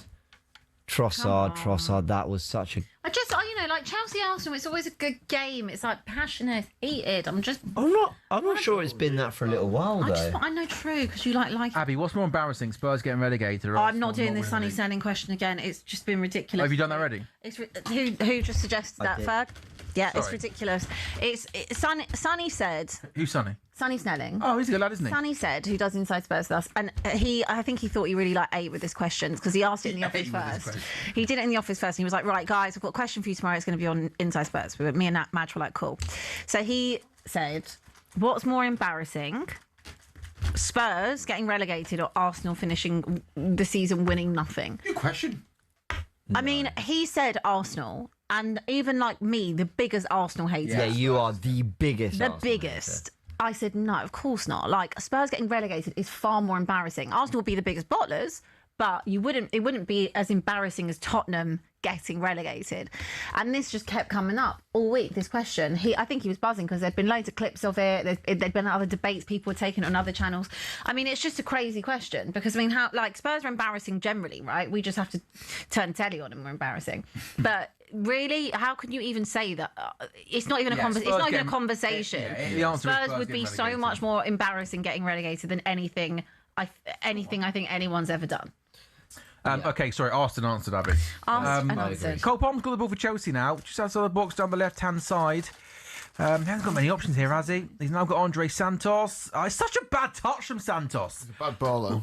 Yeah, the touch wasn't much better there, was it? And now Gyökeres. That's just a punt down the line to victory, Gyökeres, isn't the it? 1-1 against Chalobah. Go on your left. Oh, that's really good Chalobah's defending from done really Chalobah. well. That might not be so good. No. Oh, he's getting in the face of Gyökeres, telling him to get up. Chalobah does this all the time, and it's like, just stop It's a bit screaming much in their Chelsea faces. players telling other players to get off, isn't it? Jeez. They could literally have a pen every game. Well, yeah, it's like, I also think Neto, can he get a shot away? He can, corner kick. I also think, I think if you're going to shout in someone's face, I think you have to be absolutely sure you're not going to make a mistake in the second half. And it feels like Chalobah's not a player that's good enough. I also think he does well there. I think it's not the greatest technique, that is it? Almost a closed leg slide tackle. Did he get the ball first? I'm not 100% convinced. On the he second gets one? this ball first. No, he might. Let's have a little look. On this one here? I think he does. He does. The other angle looked more compelling. Very close, though, wasn't it? He does. Yeah, I don't think I there's. think he's just shouting saying stop cheating. Gyökeres. Yeah. Again, it's a bit rich, a Chelsea player saying that to other players, because Chelsea players like a roll around, don't they? Yeah, well, everyone does nowadays, don't they? Yeah. He shouted at. He's going to score now. That I'm sorry. Yeah, probably. Wait for this corner. He already scored. Chance! Where's that gone? Has he saved that? They want a handball. Enzo Fernandez wants a handball. Has he saved that? David Raya. I think he might have. Enzo Fernandez, you should never just judge a decision on the player's reaction, but Enzo Fernandez was appealing for a yellow card. Then the camera panned to Declan. The corner comes in towards the near post. Declan Rice has got two hands around Hato, and then it comes off the left arm. Don't even. How is that not a foul? How is that not two arms around him? How is that not a foul? If VAR look at this, I think it could be an for the handball or the foul? I think the foul's more. I think the foul's more. I think there's more in the foul because he's got his arms quite clearly around him. He's got two arms around him, hasn't he? Don't infuriate. Holding him down though. He's not like this. If they're wrestling, that's one thing. Let's have a little look. Yeah, no. You surely can't do that. You can't have two arms. They won't give that. They will not give that. That's why football's not as good. Football is corrupt. I'm telling you, there is corruption in it. There is absolute corruption. But then also leaked. Do you not think that it's even more infuriating when we sat here and watched what we watched last week, right? Yeah. Yep. With the Spurs goal, Don't get me started. Don't even get me guys, started. I agree. Do you know what I say? If you give the referee a decision to make, I can't complain if they give a penalty there. But I will say that we see that all the time. It's never given. I also said 10 minutes ago that I want to see referees stricter with that because I don't think it's going to should be allowed. Honestly, this stuff drives me insane. I know. I've got nothing to say anymore about this. James, over to you. What he'll do, he'll give him a talking to. The corner will come in, he'll blow up straight away. Oh right, and then he'll give it as a foul, and it'll be like, well, Declan Rice was just holding him. So yeah, look, they could do a lot more. Sense. I was interested. Do you guys think it was a penalty on Nunes yesterday in the City Leeds game? Remind me. Ball into the box, and Nunes is he's got Calvert-Lewin behind him, and it bounces off his arm in the penalty area. Oh no! Yesterday, I didn't think it was a penalty. I don't even remember seeing that. Yeah, that's why. I watched the whole game yesterday. Sorry, that's also saying. How is that not? If that's come off his arm, and that's not in a natural position. It doesn't matter. I think Reece James scored straight from the corner, hasn't he? I think he might. I think Reece James has just scored straight from the corner. So I guess penalty or no penalty, who cares? Arsenal won, Chelsea won. Reece James scoring straight from the corner, Abby. Absolutely love to see that. From the Arsenal player. Maybe. That's justice. Maybe, yeah. That's justice for that hold earlier. That's justice for that probably did come off the arm. That's justice.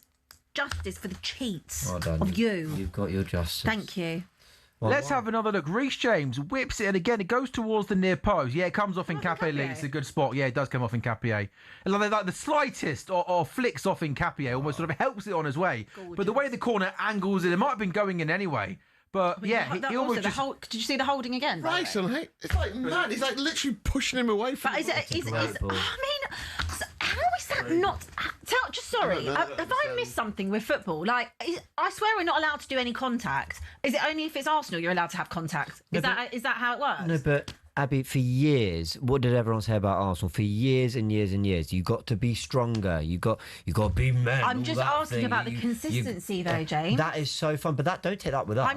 That's with the referees. That's with, across the whole league. We see for years soft underbelly. You got to be stronger. Now Arsenal are mixing it with the dark arts. People don't love it. I'm not even. It's not even necessarily about Arsenal, but it just. I've got a problem with you. I've got a problem with the officials. I'm not blaming Arsenal. The last 2 weeks, I've sat and watched you in this studio. And I've seen dark arts, and it's not like nothing's given against you. But then I look at my own team, for example, or I look at Chelsea just then, and obviously there's been a bit of justice there. But I look at it and I'm like, how? Like that's been given. I would love the game to be more punishing of grabbing and shirt holding and all that. I said it before all this, like 20 minutes ago. And I think with VAR as well, like it's not difficult now to look back and spot. And again, I think such an important point of this is what also like. If the referee started to be consistent with this, I promise you that the players will stop pulling the players' shirts. Yeah. Like if you had 1 or 2 crazy weekends where you give all of them, you might end up giving away a few a few penalties. Yeah, we're going to be one short, aren't we? Yeah. Well, I thought that went out for a corner. We nearly got it. Bet builder over, James. Oh no, well, we're not quite done yet. I just think the consistency. It's not even necessarily an Arsenal thing. I just think it's the consistency. It's a refereeing thing. Winds me up. Ridiculously. But yeah, consistency in officiating has been shocking for a long, long time. Yeah. We saw so many second We saw so many yellow cards go ungiven for kicking the ball away last season when we had 2 players sent off for it, and it drove Arsenal fans mental. I agree with you. Declan Rice could easily have been punished for the handball or for the arms around the player. But but then could you guys say that everyone gets away with that? Yeah. A lot of them do. It's not just Arsenal. It's not just an Arsenal thing. I'm just using you as an example because it was against us last week and I'm watching you this week. You said the words. Is it an Arsenal just thing? because it's Arsenal? Yeah, you did say that. All right, well, is it just an Arsenal? Is it? Is it? No. This is now like a dark arts thing that Arsenal do to help you win the league. I'm all into to be fair, I don't think last week the Gabriel one was dark arts. I think it was just a defender being lazy and taking a big gamble and getting away with it. Really. Yeah, obviously. What about when he brought down Colin Marnie? Remind me of that.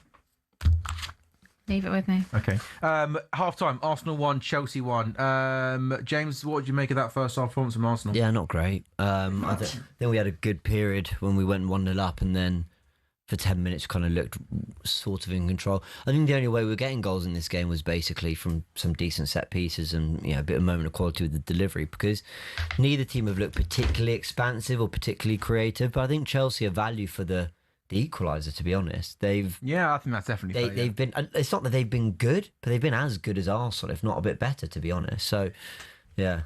No, that's not a penalty. Gabriel and Colin Moani. Arsenal 1, Chelsea 1 at half time at the Emirates. TalkSport Goals is back in a couple of minutes' time. You wanted a red card.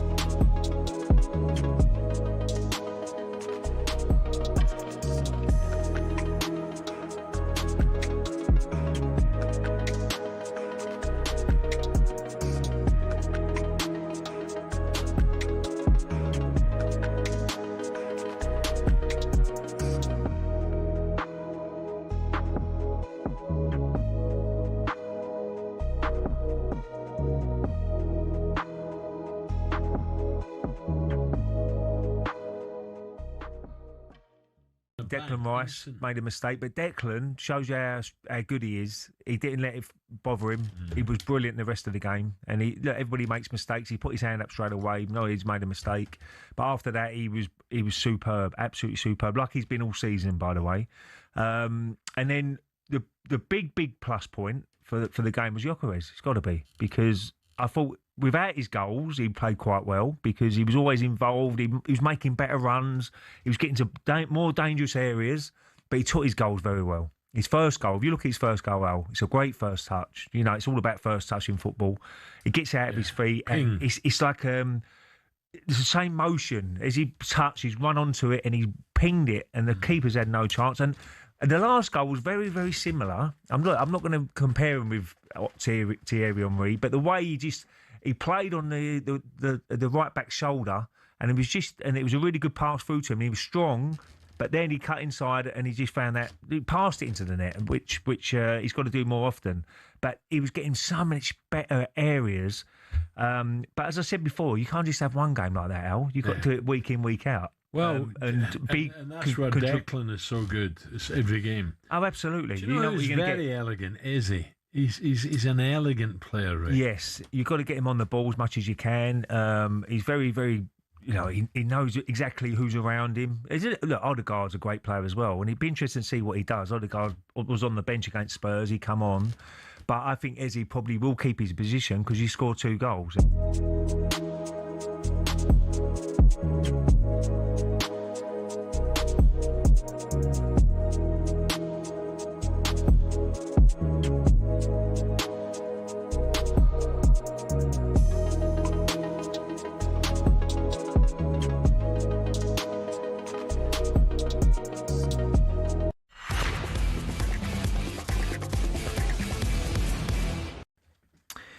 Good afternoon, welcome back to TalkSport Goals. TalkSport Goals is live on TalkSport's YouTube channel and in smart TVs. It's Sam Ellard, Abby Summers, James Bayliss and Lee Phelps in studio. We've had a fun day, haven't we, together? I mean, Abby's been brilliant too, but both teams scoring every single game. Yeah. I mean, goals. It's a goals weekend. I mean, going back to yesterday, Lee, every team scored yesterday, apart from Leeds. I mean, this weekend, the only team that West Ham got 2. Oh, of course, it was 5-2 in the end. Yeah. So the only team not to score this weekend is Leeds. Imagine you had both teams to score Aka in every single one. We watched Rangers 2, Celtic 2. Then in the Premier League, home wins for Brighton, Fulham and Manchester United. In the process, Man United moving up to 3rd in the Premier League table above Aston Villa. In terms of the bottom, it kind of is how it started, as it was. West Ham in 18th on 25, Forest 27, Spurs 29. So half time at the Emirates Stadium. Arsenal 1, Chelsea 1. Arsenal took the lead in the first half. It was going to go down as a William Saliba goal, isn't it? I guess his header was going on target, but did go in off the young centre back Mamadou Sarr. Nkape scored an own goal for Arsenal just before half time from a Reece James corner. How are we feeling, team? Have you enjoyed, Lee, the marathon sprint today that we've done? Superb. It doesn't feel like work, does it? No. It feels like we've been in it half an hour. Yeah, something like that. We're off for next week as well, aren't we? Next week's FA Cup? Next week FA Cup weekend. We're doing a show in the week, though, aren't we? We are. Wednesday night, by the way, is a good night of football. Who have we got? Aston Villa, Chelsea, Brighton, Arsenal, Fulham, West Ham fighting relegation, Man City, Nottingham Forest, a big game of both top and bottom, and Newcastle, Man United. That's a good night. Are you doing Wednesday, mate? You're not. I think Jamie's back. Is Jamie back? What's happened to Jamie Lee, by the way? Do we know? No, I've not seen it. He's been on a stag do. How long? No, literally the world's longest stag do. It's got 3 skiing holidays already. And a 4th, maybe. That is, I mean, and a 4th. Apparently so, yeah. Wow. I mean, that's. Who has a week-long stag? Yeah, I know, but probably him. It's not his stag, but yeah. No, I know it's not his stag, but yeah. Have you noticed Lee never likes to joke about Jamie? I've noticed that. Yeah, you don't. We be love so him, you know that. Don't be so sensitive. He's not going to sack you, mate. Don't worry. He can't, can he? He would have sacked me. He would have sacked me a long time ago. I said he would have sacked me a long time ago if I was nasty about him. Yeah. Joking. If you're watching. Cheltenham. Are you there the whole week for Cheltenham? I am, yeah. You doing Cheltenham? I think I am doing Cheltenham, yes. Yeah, nice. Yeah. James, Cheltenham? No, same. I'm not doing the whole week, though. I'm only going for one day. A day. Are you working or just there for fun? Working. You are working? Mm-hmm. Yeah, we go on the Monday, back on the Friday after racing. Yeah, long old week. So there's no... Have you invited us? I know, unbelievable. You'd have thought... You think you work, you work with someone. I've sat next to... I've done about 250 hours of content with Leah over the last 7 months. You know, the big dogs, William Hill, are up there, got their own box and everything. I thought possibly I'd have had a... Well, you know what happens? Do you want to come down for one day? Not even for a beer. Yeah, literally. Just pop in. The higher ups go, yeah, we'll invite all the bosses. So I think names. I don't know the names. They're just too high. Right. But people from this building will have been invited, but it never with William Hill. It never comes down to this load, does it? Oh, what, the people that carry the show in one day to? It's always the management, isn't it? Who do the deals? They're the ones who always get the invites, aren't they? Is Jamie going? Not that I know. I bet Where there's a will, there's a way. I bet he's somehow doing the whole week there. You can come with me. Whole week. You come with me. You haven't got a name who you're working with, but are you working busy all day, or is it? I will be busy all day, but I should have a few. Is it talkSPORT related or not? They sponsor some other shows. Oh, okay, cool. Yeah, fair enough. Yeah. I get you. Let's move on to that one. Yeah. This lose, you lose. Because I just want William Hill. Like I've turned down loads of offers to be at Cheltenham all week. You know, I've just about half a dozen because we're waiting for. I thought you'd be working. If you actually want to come, you can come. Okay, I'll let you know. Yeah. James, have you got a big week lined up? Fly to Cape Town on Wednesday. Oh, that's a belter, mate. Yeah, it's for a friend's wedding, so that'll be fun. Hot take: weddings abroad. I think they're selfish. Interesting. Because if you I just think I'm trying to imagine there'll be people that would want to go and feel like they need to go, but it's expensive, man. Not everyone can afford it. That is, I think, the point. I just think if you want to go and have a wedding abroad, take just your family. But if you start inviting people, but it comes expensively, doesn't it? Yeah. But I think that's I can see that. I've been on a couple, and yeah, it is expensive. It's Cape Town, miles away. But you make a nice holiday out of it. Yeah, brilliant, great. Make a nice holiday out of That's it. the point. To be fair to them, it's because they lived in London for years and then they moved to Melbourne for the last 2 years. So, to be fair, it's a bit closer than Melbourne. Yeah, it's a bit, and you don't really get the time, the jet lag. Yeah, as well. Yeah, that's true. That's a good point. I think it's nice, but I think that people do it because you have basically it's a good way to be like, if you want to come, obs come, but like we're trying to keep numbers low, so we've made it difficult. Yeah, I get that. And guaranteed good weather. Yes. You'd hope so, wouldn't you, in Cape Town? Beautiful. Yeah. I've been to Cape Town before. It's lovely. Yeah, looking forward to lovely it. there. 28 degrees, I think. Right, great. I do like a little bit of small talk at half time. Yeah, one other quick thing. You mentioned earlier on about the amount of goals this weekend. How many? 35 goals this weekend. The record is 45. Oh, when was that? 23, 24, Feb 24. Feb 24? What's that in a Premier League weekend? Yeah. Okay. I think the previous record was 44 in 2021. So there you go. 44. 45 is. Also, we've had more than 35 goals this weekend. I thought we had 35 goals just in in that Burnley, weekend. I think it was like, there were like Brentford it was like a 4-4 in that weekend, and I think Arsenal might have beaten Liverpool 3-1, and City scored a few. And you've always got the star having your lines up your sleeve. It's a big. We have no idea if you're lying or not. You have a big 45 minutes of football coming up. Arsenal 1, Chelsea 1. talkSPORT Goals takes a quick break. Then we're taking through the second half.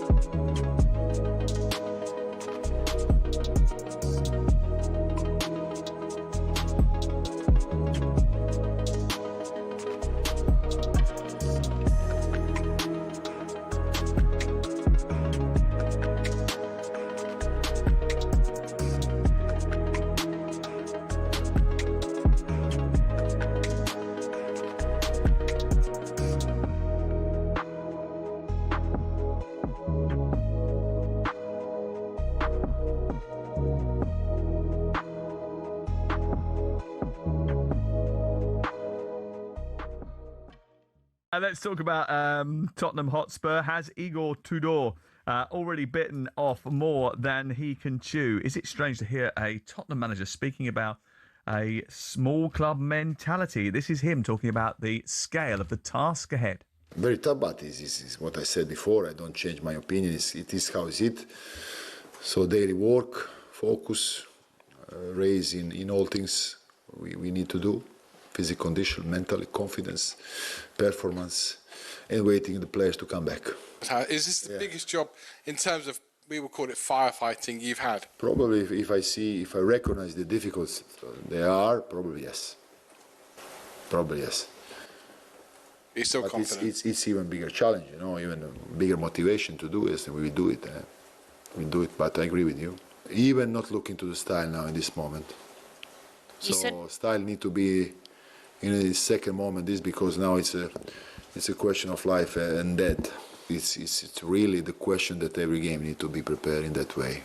How we gonna take these points? One way, other way. In Italy they use the terms, like have a mentality of a small team. We use it in Italy that kind. So that's the key always. With the handles, with the willing, with the wish to have always motivation, like you play against bigger teams. So that's the start, of course, and we work a lot of that. They are aware of everything.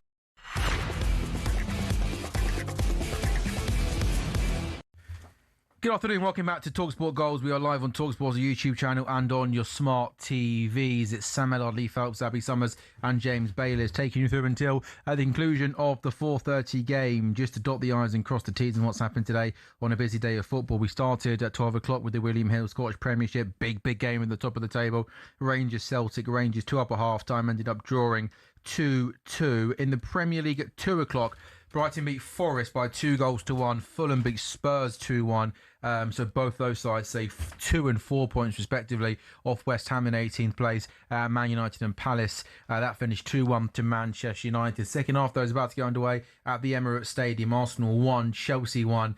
James, what did you make of that first half? Arsenal taking the lead and Chelsea scoring just before half time.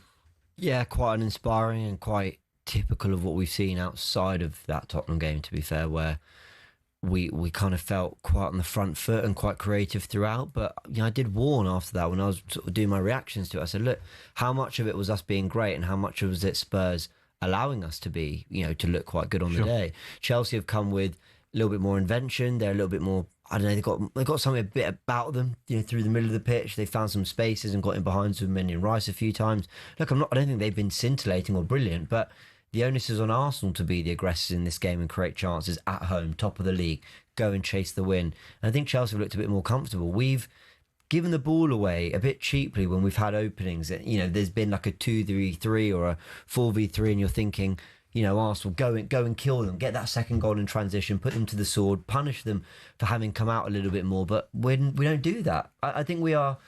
pound for pound, the worst counter-attacking team in the league. And I mean, for the level we're supposedly at, the players we've got, I don't think anyone, for the resources we have, counter-attack worse than us in the league. We're not good at going from one end of the pitch to the other quickly. So Chelsea get a little bit of encouragement, a flurry of corners. They could easily have had a penalty for the first one, but no matter, they scored from the second one. So, yeah, 1-1. Good ball. That is interesting.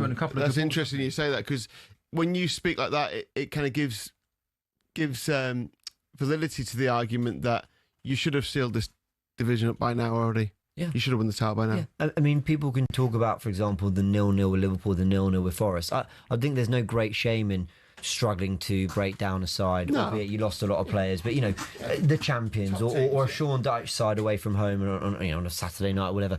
For me, it's when you've got the lead at... He got sacked off. But for me, it's when you've got the lead against Brentford, you've got the 2-0 lead against Wolves, you've had the lead here. You had the leads against Man United. So if we don't win this, that's 2 times 4, that's 8 points that we've just kind of thrown away from winning positions. And you can maybe account for that once or twice, but when it's becoming a regular thing in a short span of time, it becomes a real concern.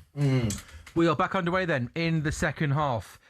Lee, do you want to bring us some odds? No, yeah, I will do. And even you might have said it, sorry if you did, but even the reverse fixture in this, when they went down to 10, that was like the first time we saw, you thought, why don't they just go after him? Yeah. What are Chelsea going to do? Chelsea were very good that day. Yeah. Chelsea were very good that day. Chelsea it was frustrating, I think, as a neutral, because, the Caicedo red, I feel like it kind of not killed the game, but just what we were seeing from Chelsea that day, we didn't get to really see the full impact, but...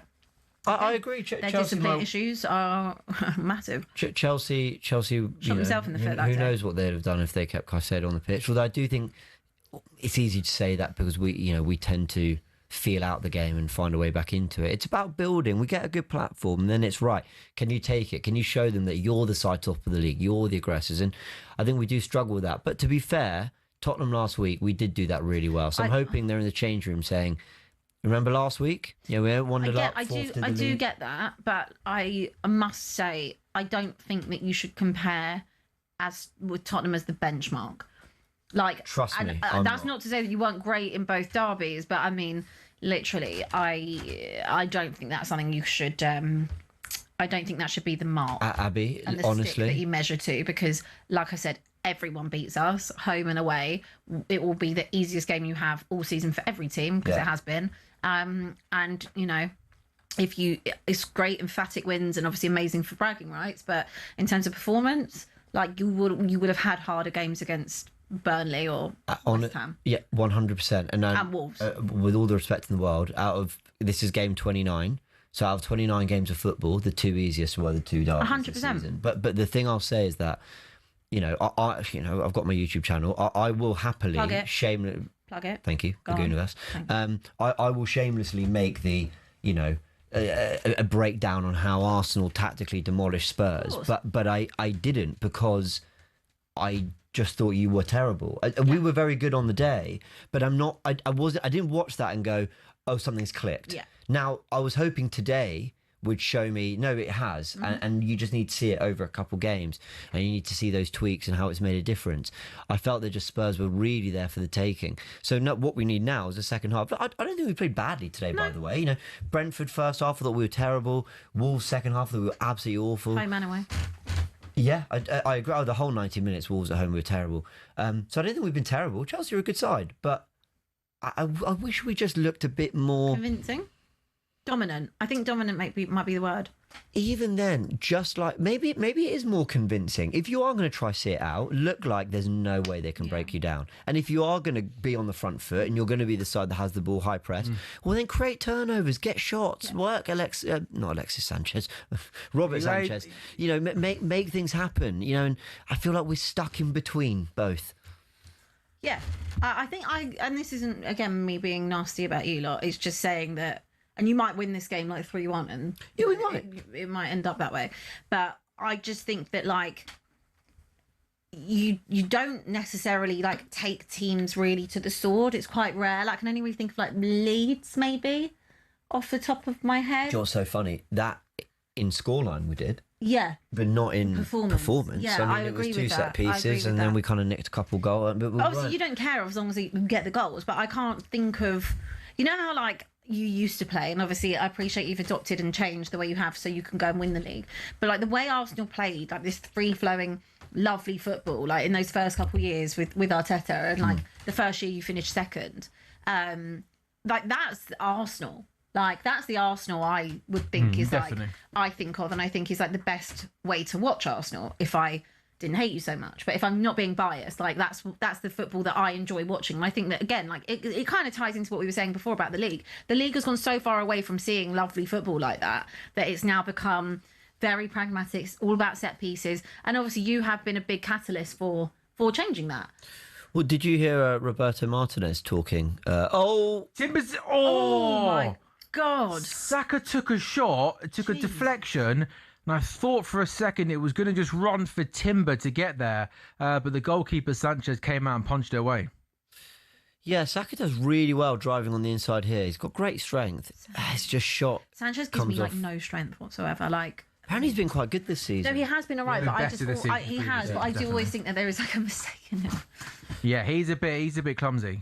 But I think he's been less clumsy this season than the last year. Like, he used to make mistakes every week. I thought they should have signed a new goalkeeper in the summer, but I think he has done better, although he hasn't covered himself in glory too much. A couple of moments, hasn't there, where he's just about held on to the ball. Go on, James. So I was going to ask you, did you hear what Roberto Martinez said? No, go on. He basically said that a lot of teams in Europe, and I appreciate it's just kind of one person's insight, but, you know, I imagine as a... Enzo Fernandez has a shot from outside the box, and David Raya has to get down and push it out for a corner kick. Arsenal won, Chelsea won, 50 gone. Chelsea got a corner. Yeah, they did really well there. Am I passing these over? I don't know. That was really random. We've got some Percy pigs here, haven't we? We have. We've got Percy pigs. Did anyone order a Percy pig? Huh? No, I'm okay, thank you. But thank you, Marco. I thought it was a note with some feedback or something. I thought it was like a delivery. Whatever you need, production. Yeah. Okay. They're fizzy tails. Sorry, mate. Thank you. More pressing matters, though. Chelsea have got a corner. Yeah, it's a good effort from Enzo. And Ryan makes a big save, and now this is the first corner we're going to defend since the one they scored. So I wonder if we've learned anything from it. I wonder if anything would have been said in the changing room. But I wonder if Rice will hold him again and wrestle him. I wonder if the referee will penalise him this time. That would I doubt it. I doubt the blow up for it. Avi, it's okay. Oh yeah, there was a hell of a lot of wrestling there. There was hell of a lot. João Pedro has gone down. He's rolled all the way over one way and then all the way back again. Oh, in Capia, don't do that. I wouldn't start Gabriel, that's for sure, after your heroics last week.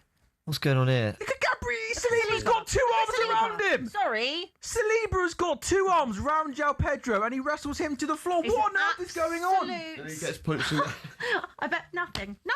They're not even going to check it. Not even going to check it. Nope. Genuinely, like... I don't know what's going on anymore. I don't know what's going on anymore. I don't understand. Have they changed the rules? I would love to speak to a referee and just say, when there's a corner being taken, do you suspend all the rules of football? Because that's what's happening here. They are suspending all the rules, aren't they? Incredible. Because people are wrestling each other to the floor. But that's okay. It can't be but right. God forbid you go like that. Literally just... Yeah, touch someone. I agree. I'm tweeting about it, Abby. I absolutely flicked onto the near post. Oh my goodness me, João Pedro! It's flicked onto the near post, and João Pedro heads towards goal, and Raya makes a good save. It's a great save. But what have they done here? What's going on here? What have they done? Maybe. For what? I'm not sure. It's just a bit of like shoulder barging the keeper. Yeah. Well, yeah, so there's a free kick because someone shoulder barged the keeper a little bit. Oh, but that's okay. Yeah, but you can't. God forbid someone touched David Raya. So I'm sorry, someone touched an Arsenal player. God, mustn't. I would like to see mustn't. Say what I'd like to see. I'd like to see an attacker. Yeah. Get their arms around the goalkeeper from behind and hold him and drag him down and see what happens. Yep. They will give a free kick for that. Well, you can just see an attacker push a defender in the back again, like today, and see it get given as a goal. But if it's the other, go back last week and it's not given as a goal, so make sense. They should have scored there. Make sense. Decent header, but a bit more power behind it. I mean, it's a good save. He's going the right way, isn't he? Coming back towards goal, but if you put that towards the bottom corner, then he's nowhere. He's not getting it. Yeah, good chance, wasn't it? Yeah, it is a good chance. I think could we argue he's probably done as much as he can to redirect it towards goal, and Raya's kind of got there. Just on the holding and yeah. Are you bored of it, James? We're doing a heading with it. No, I'm sort of quite glad that it's being highlighted, but it does feel like Arsenal, when they do something wrong, will bring it. And I get it's the live game and everyone's watching it, but holding has happened for years. I do agree with that. But I also think because of the foul that Gabriel earned last week as well. I appreciate that. Oh, is Gyökeres? What's he going to do? Oh, nothing. Back heel, could he? Went for the back heel. He still got it. Gives it to Mendy. Trossard! What's he doing? Oh, he can't sort his feet out, and Reece James is going to clear the ball away. Still Arsenal 1, Chelsea 1. I don't know. I get that. Okay, he's given a foul. And then he gave it. So then a long ball comes up the pitch, and there's a shoulder barge in the back of João Pedro, and that's given us a foul. Maybe do you think we should stop moaning about this now? We're getting a little bit. No, but okay. Well, here's a question: do you think there should be a higher threshold for fouls in the penalty area, or do you think it should be anything you give outside? No, I think 100%. I think if you're yanking people's shirts, and you've got two arms wrapped around someone, dragging them to the floor, I think that should be given as a foul. It's a mockery of it. But you are right, James. The fact that it's not obviously just an Arsenal thing. They never, ever, very rarely get given.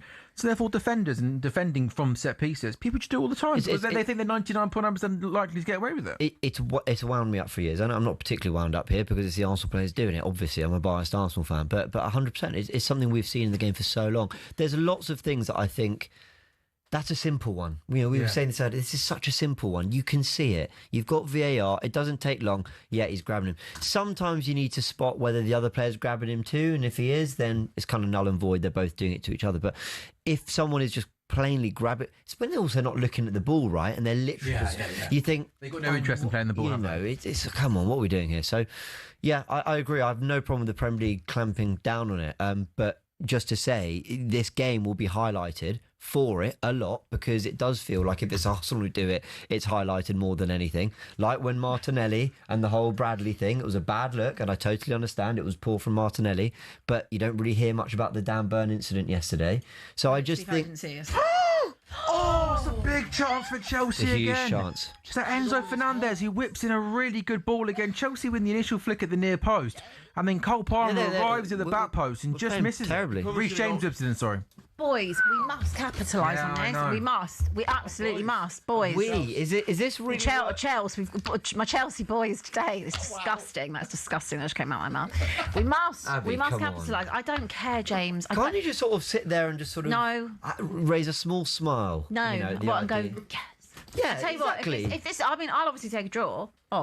Yeah. See, so sometimes draws are good. This is Paul from Arsenal here. Chelsea are in the capitalise on this. We look terrible. You do. Also, I mean, by the way, I think Chelsea have looked pretty decent today. I watched them labour to a 1-1 draw last week against Burnley. They were awful, and they've just played a little bit more intent today. Cole Palmer's coming short, getting involved. I think João Pedro's made some good runs. I like it when Reece James comes in field. He sees more of the ball and can start attacks. And at the moment, Lee, I mean, it feels like Chelsea are on top here, just. Yeah, Arsenal are 21-20, so just odds against to win the game. The draw is 13-10, and Chelsea are just under 5-1 to win this match, which is very even at the moment, isn't it? I mean, I think Arsenal have got that. That the kind of the cheat code is they've got it earlier on up the sleeve. And you've always got to be wary of that. But yeah, Chelsea look controlled at the moment. Have they got that quality to kind of break through? I think they do. You've got Palmer, João Pedro, Enzo Fernandez. It's over 2-1 for Cole Palmer to have a shot on target, by the way, which I do like. Corner. Another corner, yeah.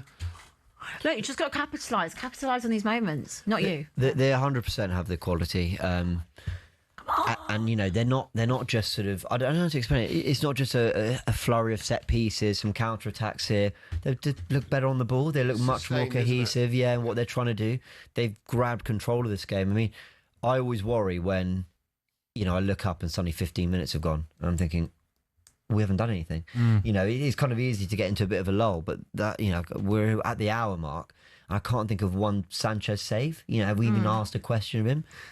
So it's a bit is concerning, and now they've got another set piece. Let's see what happens here. Chelsea corner comes, and that's good goalkeeping there from I mean, David all of Raya. us as neutrals, apart from James in this room, like, don't we all want to see a title race? Yeah, 100%. 100%. I've said all season that So what's the referee done here?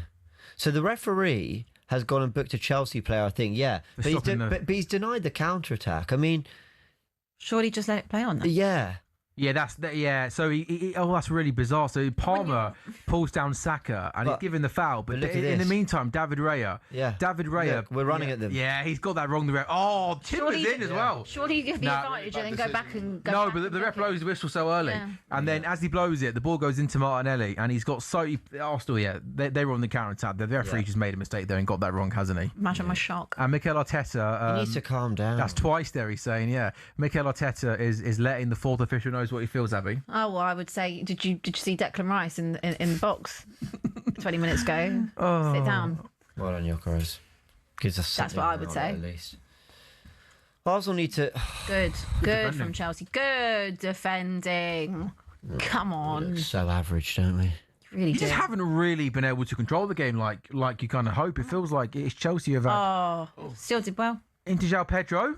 Can he make something happen outside of the box? Oh, he tries to get a shot away. To be fair to him, I don't mind that. He kind of created, he had quick feet, correct space for himself on his left foot, but the execution was poor, and it goes way over. Someone's like, we can't hear the sound. No. But you'd imagine that at this kind of stage of the game, City go to Leeds yesterday and win that.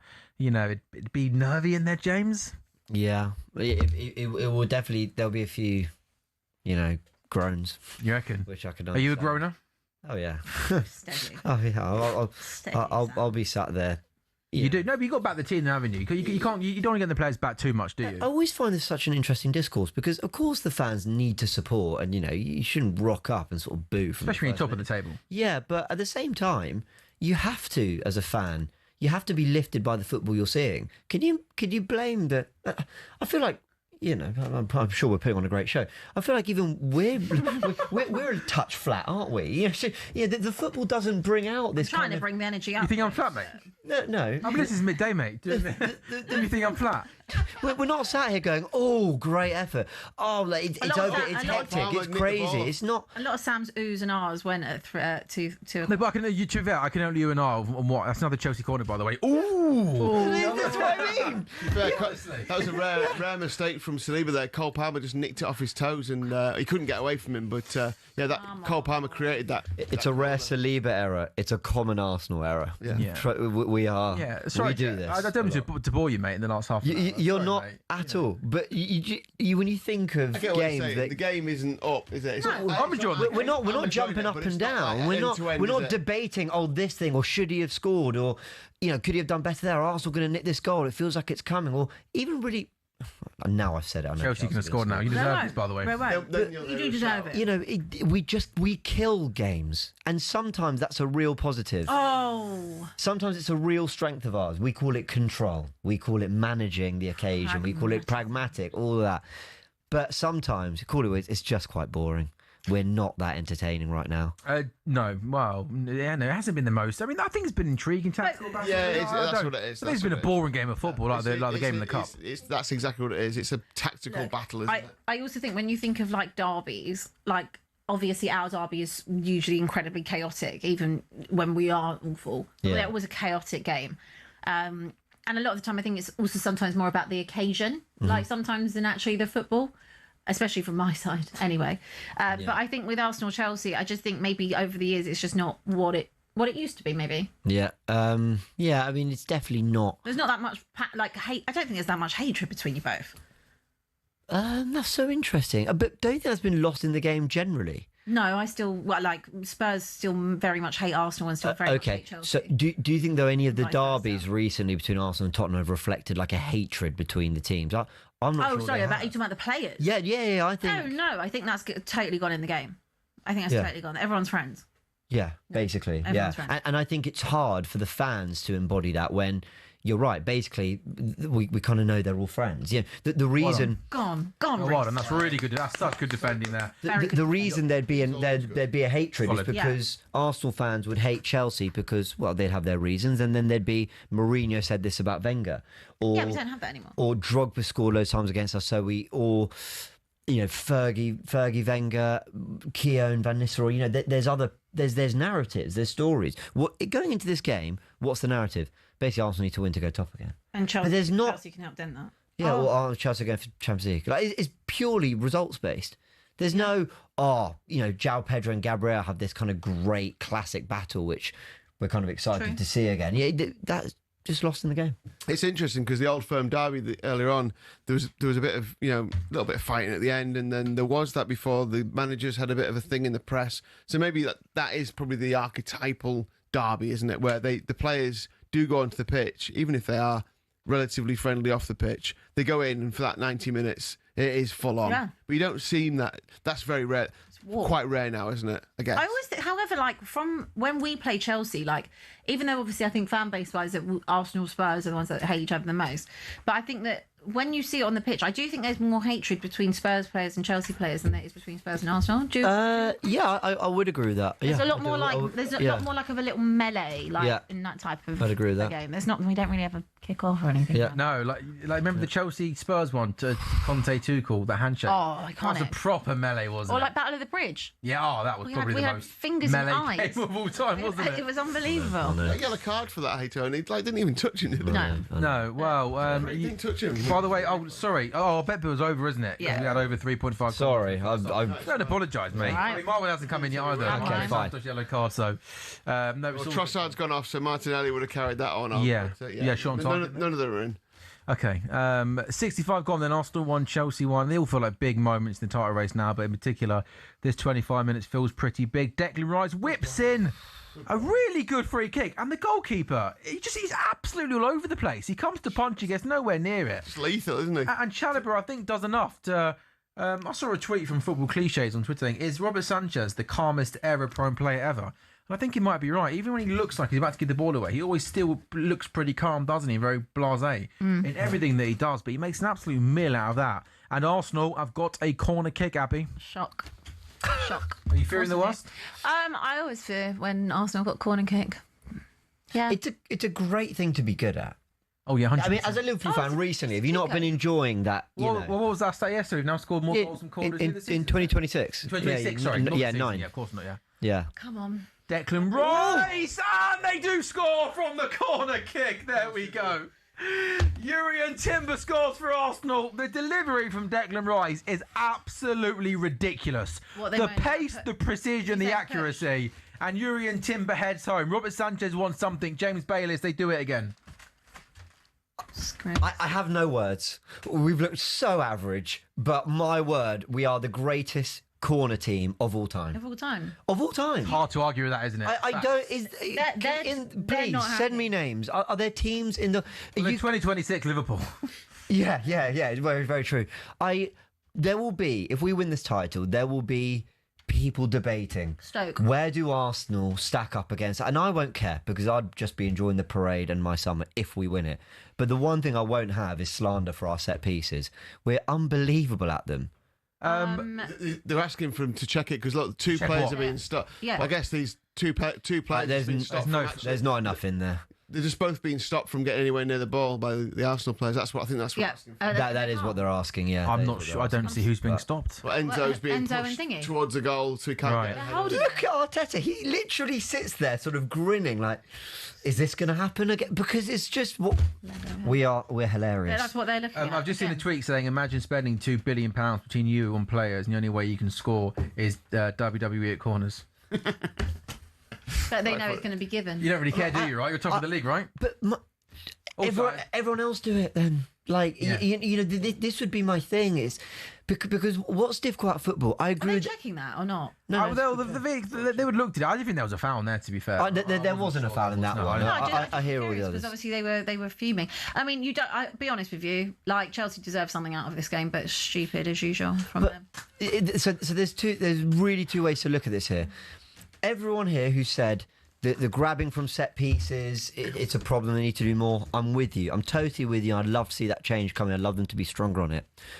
But there is if you can't beat them, join them. That, if you're Arsenal and you're the Arsenal staff and you're looking at every little margin, you're going to go, they never punish that. Mm-hmm. They never punish it. So do it, because others will do it to you. It's an Arsenal thing, by the way. It's a 100. Well, Abby, where have you gone? It's not an Arsenal thing, Abby. It's definitely not an Arsenal thing. It's everyone. Everyone does it. Yeah. No, I agree with that, but I think that it's like you are extremely good at it, and I just think that some teams get it and some teams don't get it. Like, it just seems to me that you never get penalised for the wrestling. And it's just that you benefit from it more because you're better at corners than everyone. Well done, Declan Rice. That is so good. The way he reads the game and gets. Okay. The way he came across and intercepted the Pedro Neto counter-attack was really good. Come on. He's then played an awful back pass to the goalkeeper, and that's going to be a Chelsea. But Lee, he's still very good though, isn't he? Can we acknowledge that? I've just recreated it. The old celebration. Shame, I wish you would have chipped What did he do there? I think he's got a little bit of a limp. Come on. When he was running after the ball. I'm worried that Declan Rice. He's playing himself into the ground at the World Cup. I didn't want to say he's going to get injured for the World Cup, but like every time he sprints like that, I'm like, please be careful before the World Cup. He's an absolute machine. Yeah, he is. He's a ridiculous football player. Look at the holding. Corner comes in, and this time from Pedro Neto, it's he's really, so really strong cool. as well. He just holds them there on the corner. Got this, Gabby. Who's that? No. Declan Rice. Yeah. Whoever he's got, does. he just holds them. Oh, get up, carry on. Yeah, you carry on. Yeah. Martinelli's gone past Pedro Neto. He's got to give the foul. Oh, this ref. No, referee, you can't. Oh, the second yellow card. Chelsea red. Chelsea red card. Why did we not put that in the bet builder? Can I say he can technically? That's stupid. Can you not technically allow the advantage? By the way, to go on and then book it? by the way, I think Pedro Neto got booked 2 minutes ago for complaining. Yeah, he did. Just oh my gosh. Oh wow. Do you know what? These Chelsea players are absolute idiots. Idiots. They are. Another red card. He got booked, didn't he, for moaning from the set piece. This guy, by the way, his team go 2-1 down the way at Arsenal. He gets booked for dissent at the referee. And then on a yellow card 2 minutes later, he tries to take out Gabriel Martinelli on the counter-attack. He is an absolute moron. Why the hell are you going to ground making that tackle in the first place? Arguing that it's not a booking. I mean, how is it not? No, it's a booking. I think he might be arguing the first one more, but I mean, still. Oh, is that Chelsea's because he doesn't play on because it's a yellow card. You can't. So is that a rule? You can't. I think the rule is you're giving a second yellow card and sending off. You stop the game. Yeah, I'm fairly certain that is. Yeah, that's a 10th red card, isn't it? Yeah, I think it was 9. I've lost count. I think it is. I think they were on 9. Do you know what? Roy Keane called it. I just think, as a footballer though, Abby, when you're Pedro Neto on the yellow card and you've got Martinelli doing that, I'm sorry, you got to let him. You got to let him go to ground. Here we go. This is what you got booked for. How comes he? Out of all of them, though, I don't know why I picked. I mean, look. I mean, what's he booked for? Did he kick the ball away? I think he got booked for dissent, didn't he? Is that what he got booked for? I'm not even sure. Yeah, that was what he got booked for. Well, he just came up as after the goal had gone in. It came up as a Neto yellow card, so presumably it was. I mean, this is a real grey area, I have to say, because we almost, as fans, we almost just accept. Oh, dissent. Okay, yellow. What's he said? Well, yeah, I mean, obviously, like what constitutes as dissent? If you're just protesting and you're asking the question with a degree of energy, I agree you don't deserve a yellow card for that. That's another thing I keep mentioning all the time on this show. I think he's saying he doesn't know he's got a yellow. Though. Oh, really? I think he said I didn't realise I had a yellow. I didn't realise. In that clip, he said, "I don't know. I've been booked." In that clip, they didn't show him get the yellow. By the way, that's also a good point. They didn't show him because then you wouldn't make. He said, "I wouldn't make the challenge." I mean, that who knows? But where? But actually, they didn't show him get the yellow. I've got to be honest. I'm very perplexed by this. I'm not sure what's happened here. Because you're right, it's a stupid tackle to make on a yellow, but you've got to assume. I obviously said that thinking he knew. No, but you're right. Did you know he was on a yellow? Not when he made that tackle. I didn't know. No. It flashed up after the goal. Foul given. We still missed. Okay, Guys, it's very confusing. I'd like them to show the footage again of where they gave him the yellow. Yeah, he definitely got booked in the 6th, 7th minute. I mean, that's. But you're saying that you thought he said to the referee. I think he was saying I only had one. Yeah. Okay. He might be being clever, mate. I don't know whether he's saying that was the first tackle I made. Maybe that's what he's saying.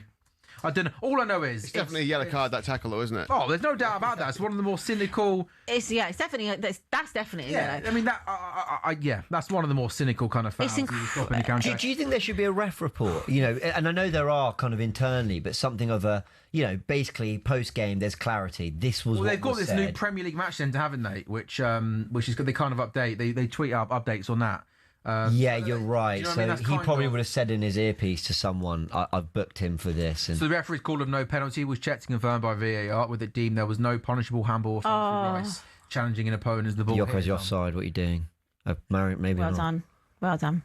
No, he was onside, I think. Yeah, I think he might have been. Well, it's also a shame because I thought Chelsea were pretty good with 11 men. Hey, they did well with 10 against us. But again, you don't take your chances, then I think that's the 7th in the Premier League this season. 7th in the Premier, 10 in all comps. Extraordinary. But that's 10 in all comps, isn't it? Crazy, isn't it? And also, you had 10 men in the last fixture of this. I wonder how many points Chelsea might have had this season, or where they would be if they hadn't had 7 red cards in the Prem. Yeah. Well, a lot higher up. I mean, it's I probably would have beaten Burnley. Definitely beaten Burnley. I mean, there's no doubt about that.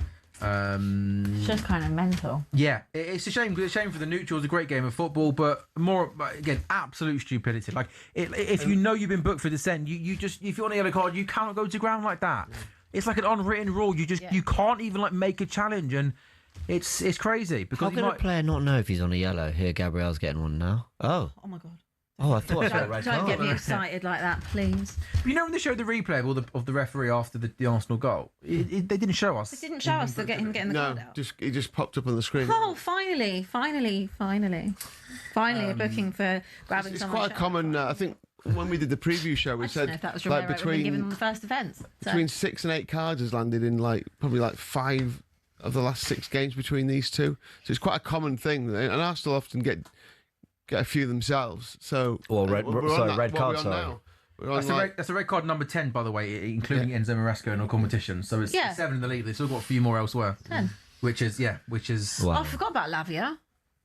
Is he coming on? Yeah. Very good player. Very good player, but literally barely seen him since he moved. Injuries. Yeah, right. All the time. Do you know what? I think this is a smart move getting Rice off. Big Deckers. He's been everywhere. He's not had his best game, That's what they call him, isn't it? We do call him Deckers, yeah. Don't know why. I don't know if we do call him that. I've heard you not say Deckers. He has been called that. Christian Norgard hasn't really been used as much this season, maybe I thought. Arteta doesn't really want to ever rotate Declan Rice too many, does he? They kind of the two that are in all the time, they're never coming in and out. Basically, those two and the centre backs and the goalkeepers, the only 5. Everything around that, can be absolutely played with. 8 different defenders to choose from, and 6 different attackers, but those two. He likes what he likes. Which I slightly get, keep your spine in place and all that. But I think Norgard has been better than his minutes have reflected. To be fair, I think he's deserved a little bit more. This is after the Wolves game. I mean, people were saying this could be an Arsenal team that I guess the usual choke bottle, but to go to Spurs and then to beat Chelsea 6 from 6 is. Please stop putting us in this conversation. No, but it's a North London derby, so it could have been a tough game. Stop putting us in this conversation. To win the North London derby and then beat Chelsea, it is an emphatic way to respond. 10-man Chelsea and Spurs, who are literally haven't won this year. It's March. But Abby, worse Spurs sides have given much better Arsenal sides. Agreed. So I'm saying don't compare it to what you're watching at the minute. But it's still, you still had the stadium rocking. We're nervous, we're ready, all that. Look what Paul Coit says. What Paul Coit says, it's nothing to do with and me. we responded to the pressure well. Pressure. We haven't. Come on. There was Havertz. Oh, there was pressure on Arsenal. Come on, Chelsea. I need you to do something for me here. Absolutely annoyed me beyond belief because the reverse fixture of this, they annoyed me then. They were the better team that day. Why can't anything just ever go my way? Honestly, and I know because what about your own team? They can't do anything. They literally can't do anything. It's amazing they haven't managed to even get themselves to games. Okay, and get themselves dressed and put the shirt on. That'd be funny if they wore their own kit once the next game. I wouldn't be surprised. On Thursday, you going Thursday night? Well, I actually might go Thursday night. Hey, Well, I'm going to. We finished with work early, and I'm not here, so I think I might, because there'll be. How long do I know? You know how many more times I can see us in the Prem? Could be your last ever Premier League It home could match. be. So I'm going to go. I text our group before, and I said I think I'm going to come Thursday night. Good. There we go. Get me on the I am going to the Atletico game. Not away. I'm going home. Okay, nice. Yeah. I have a sneaky feeling you might do something in that one, you know. Did you know that we might meet in the semis? Yeah. That would be Could you insane, imagine? wouldn't it? Could you imagine me? What? I'd be beside myself. What? Spurs the Champions League semi-final? Oh my God, against Arsenal. Yeah, I no, mean, I for the can neutral, imagine. obviously that is like a game I think everyone would love to see. But wouldn't it be really funny if, after all these years, you know, just getting pumped and battered by them every single time, if that's the one time we turned up? Yeah, it would. It feels unlikely though, given It's unlikely. over 180 minutes. It Of feels... very unlikely with no players still. But yeah. You'd have to get Kudos past might be back. you'd have we to just- get past Atletico and Barcelona or Newcastle. Which... Strange things happened. No, I hear it. You went I mean, on a great... I obviously don't think this is going to happen, by the way. But wouldn't it also be funny if you lot were just really cocky and then like went out to Leverkusen, or even better, went out to Bodo? When I was told repeatedly last season, you know, oh, you won the Europa League and you only beat Bodo. These teams aren't in the Champions League. What a load of rubbish. Have you guys noticed the last 2-3 minutes has been basically what ifs for Abby? Just trying to look at a James, future that I've seems... got nothing left. I've got nothing left. Just projecting... Projecting. Look, my year next year futures for could your be team. up and down the motorway, right? That on a Tuesday night. So while I've ask you a random question. Yeah. Why are you now going to start going to games of the Championship, but you're not going to be working? because I'm here. Well, unless I'm here every week doing goals. Okay, all right. Then I will have time. So you're assuming you're not going to be working with us next year? Well, no, Is that what? I assume that. Oh, it's a really good save. What are you doing, Zubi? Yeah, that was a really, really weird shot. What are you doing? Enzo Fernandez got booked, by the way, for just throwing the ball away. More Chelsea. I assume that I'll still be ruled out to hate watch OBS, but like I feel like. Well, actually, to be fair, we do look at the Championship scores. I do, yeah. So, or maybe we do a EFL talkSPORT goals. Yeah, Lee, you want to sponsor that? We do the Championship stuff on. Yeah, of course on we it, do. don't we? We talk about Yeah, we talk about. Millwall, big season. Coventry. I've got to do an interview at 7:25 in the morning about Coventry. Why? With who? I can't tell you who, but Okay. you won't want What, me to. a player? No, you won't want me to tell you who is what I mean. But Oh. just betting on the Championship and Coventry. Why? Well, it's just because it's a rival. Oh, really? Write it down for me. Wait, sorry, why are you talking about it? Well, because You're I'm not the a Coventry fan, are you? spokesperson, For and they who? want me to For William Hill? Yeah, so they want me to do a piece on it for local local radio. On the odds. Yeah. Oh, Okay. right. All right, that's a Got bit you, rogue. Got you. So yeah, so we do champion. We do like. So okay, so well, no, I guess I won't be going to Deep Dive, then I'll be here. No, go to Deep Dale. Deep Dale's great. We can get a replacement for you. You can't. We've got to try and find a new Abby can't. Summers You League. literally- I've got a couple of ideas. They literally don't exist, but it's okay. Yeah? You could look, try it. You had a couple of months without me. Oh, Martinelli's burnt Reece James there.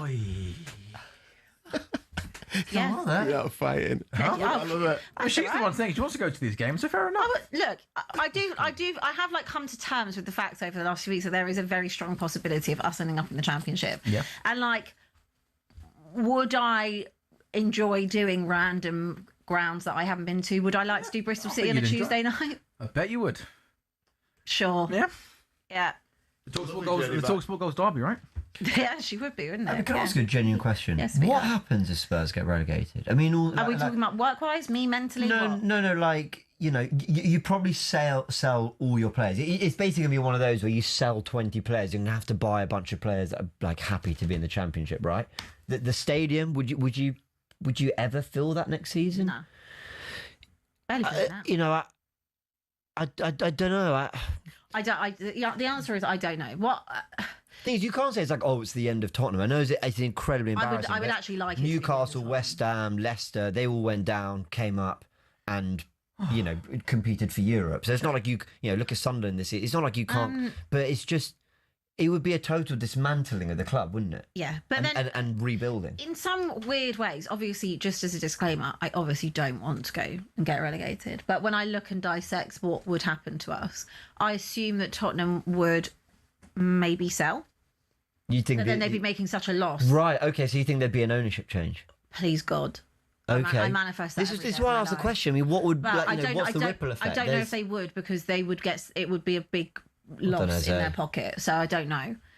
In terms of who they'd sell, I said it actually before you came. The only players I really care that I would want to keep would be Bergvall.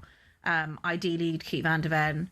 Happy to keep Archie Gray, and who else did I say? No, but none of them would stay. Bergvall, Gray, maybe Danso, because but none of them have a relegation clause. Yeah, but it's unthinkable. It's you can't keep them. Like you can't. Well, I get you. But you say that, but you're not going to have a fire sale of every single player that's at the club. You're not going to. But I think some of them will be staying. I think that for sure. But I think there is a good chance that not 10 to 15 go. We're the 9th richest club in the world. We technically don't have to sell anybody.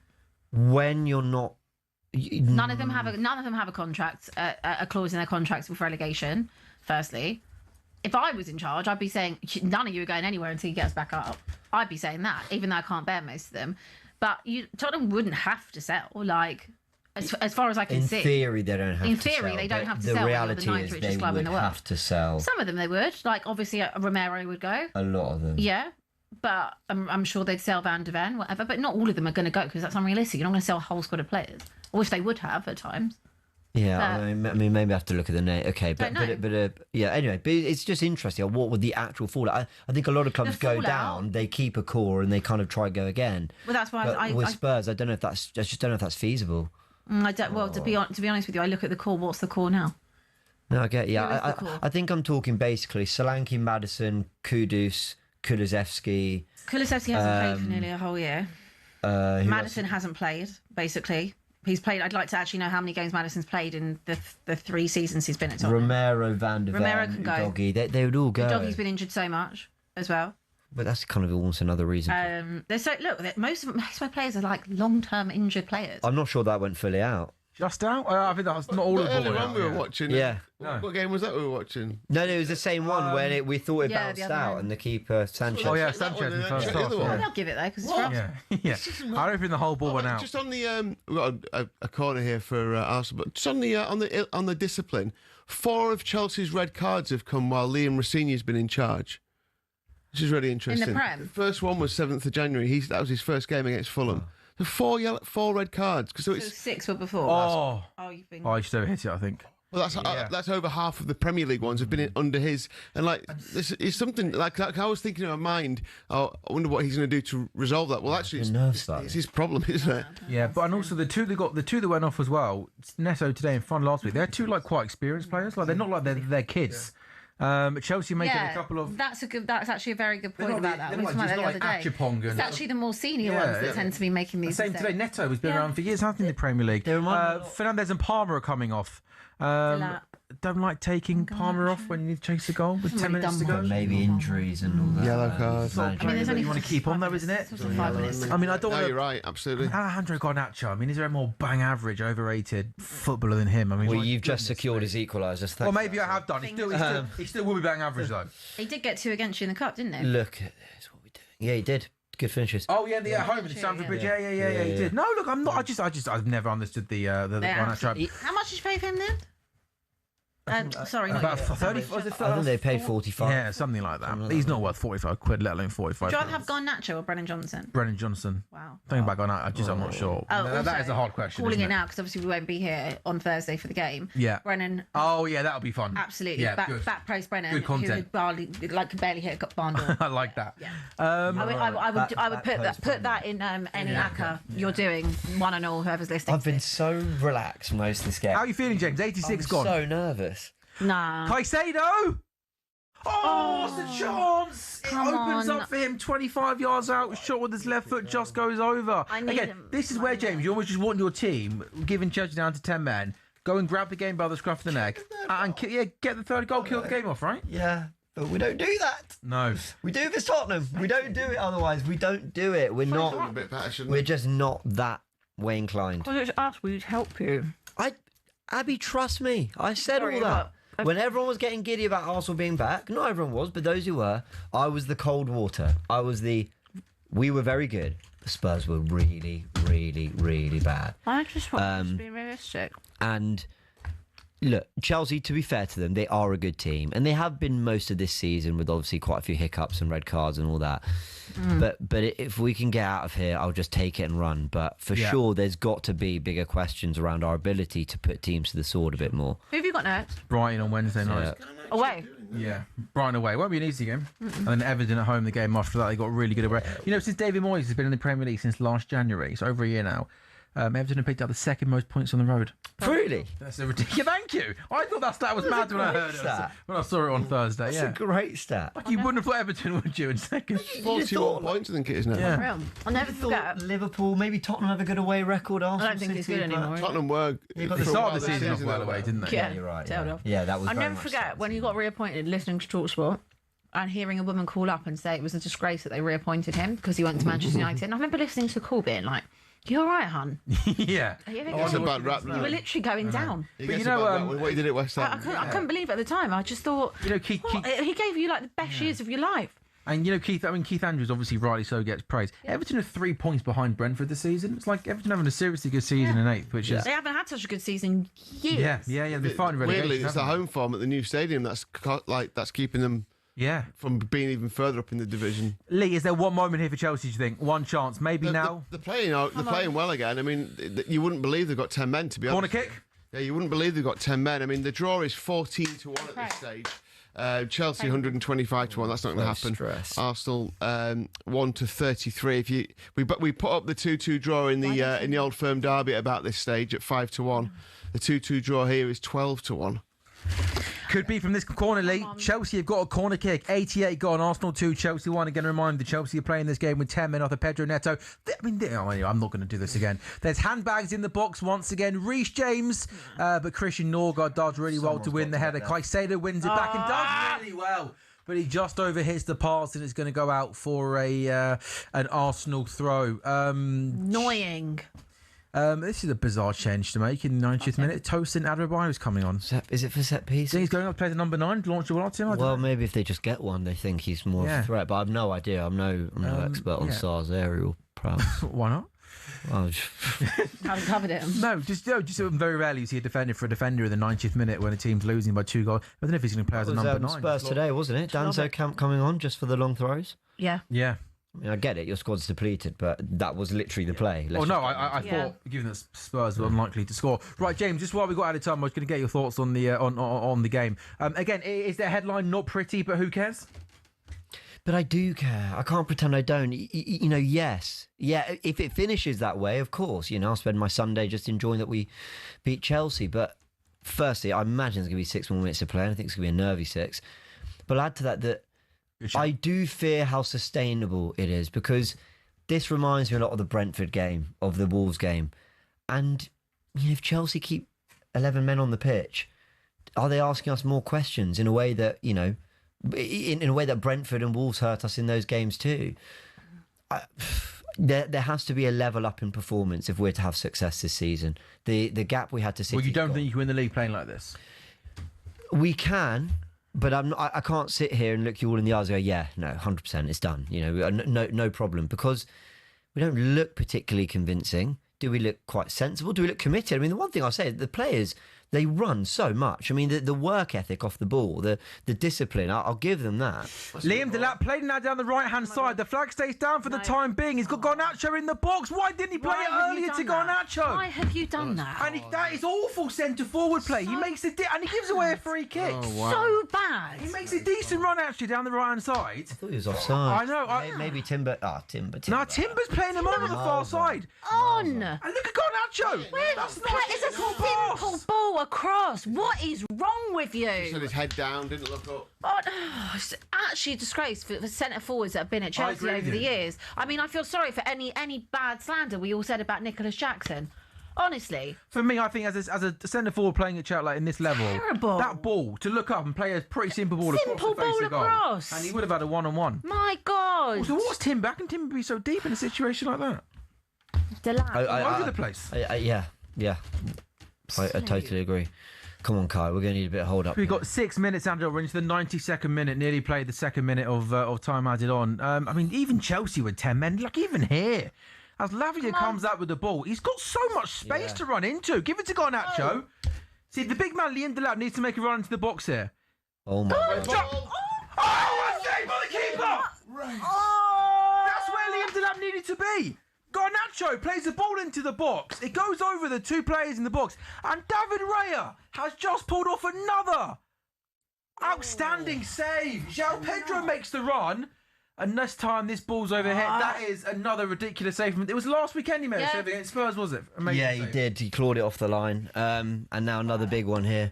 He made it. Made a good one from a header earlier. It's a really good save. I have to say that's a really, really, really good save. And what makes it's not because Garnacho's like perfectly picked up the corner or the pace. It's the fact that he thinks there could be a touch at any point. So he actually can't react till he almost knows it's past the Chelsea player. Yeah.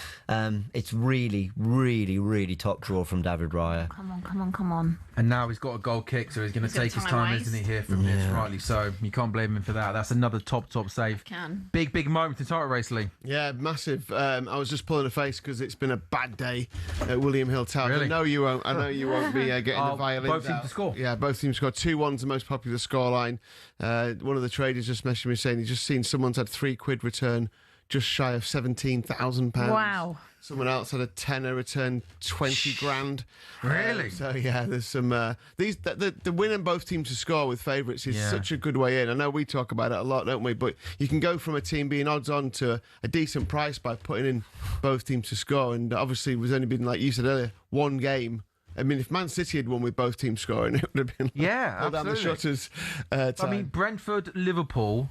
Arsenal, Fulham, Man United, Brighton. That's kind of like the 7 favourites, all winning with both teams to score. Yeah. How do you guys deal with that tomorrow morning? Is it get into the office? The boss go again?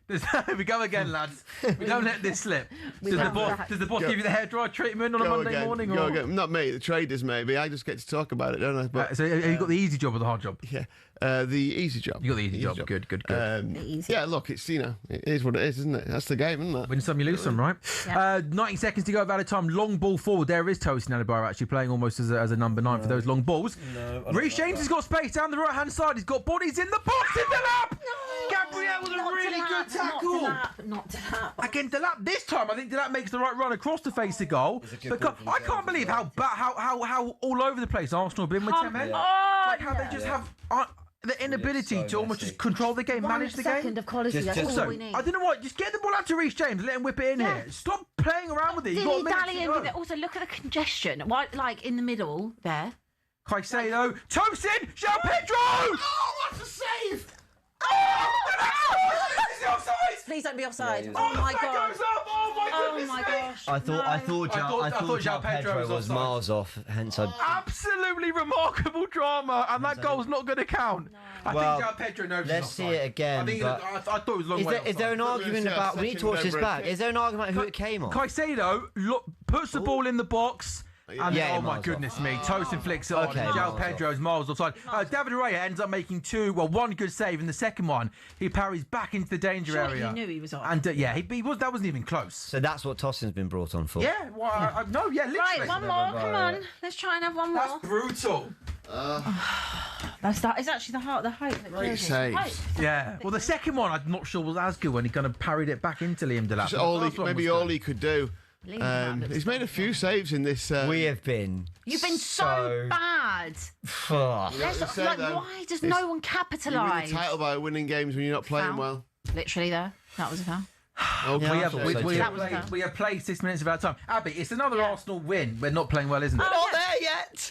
We're not there yet. We're not there yet. Right, it's another Arsenal win, but again, Chelsea have let themselves down again because they've been in this the whole game, going down to 10 men, regardless of whether or not he knew. He didn't know about the first booking. Like they've let themselves down. Chelsea, second time this season, they've probably been the better team across both, and they've not come out as winners. So it's more point shot for them in terms of what they're trying to do.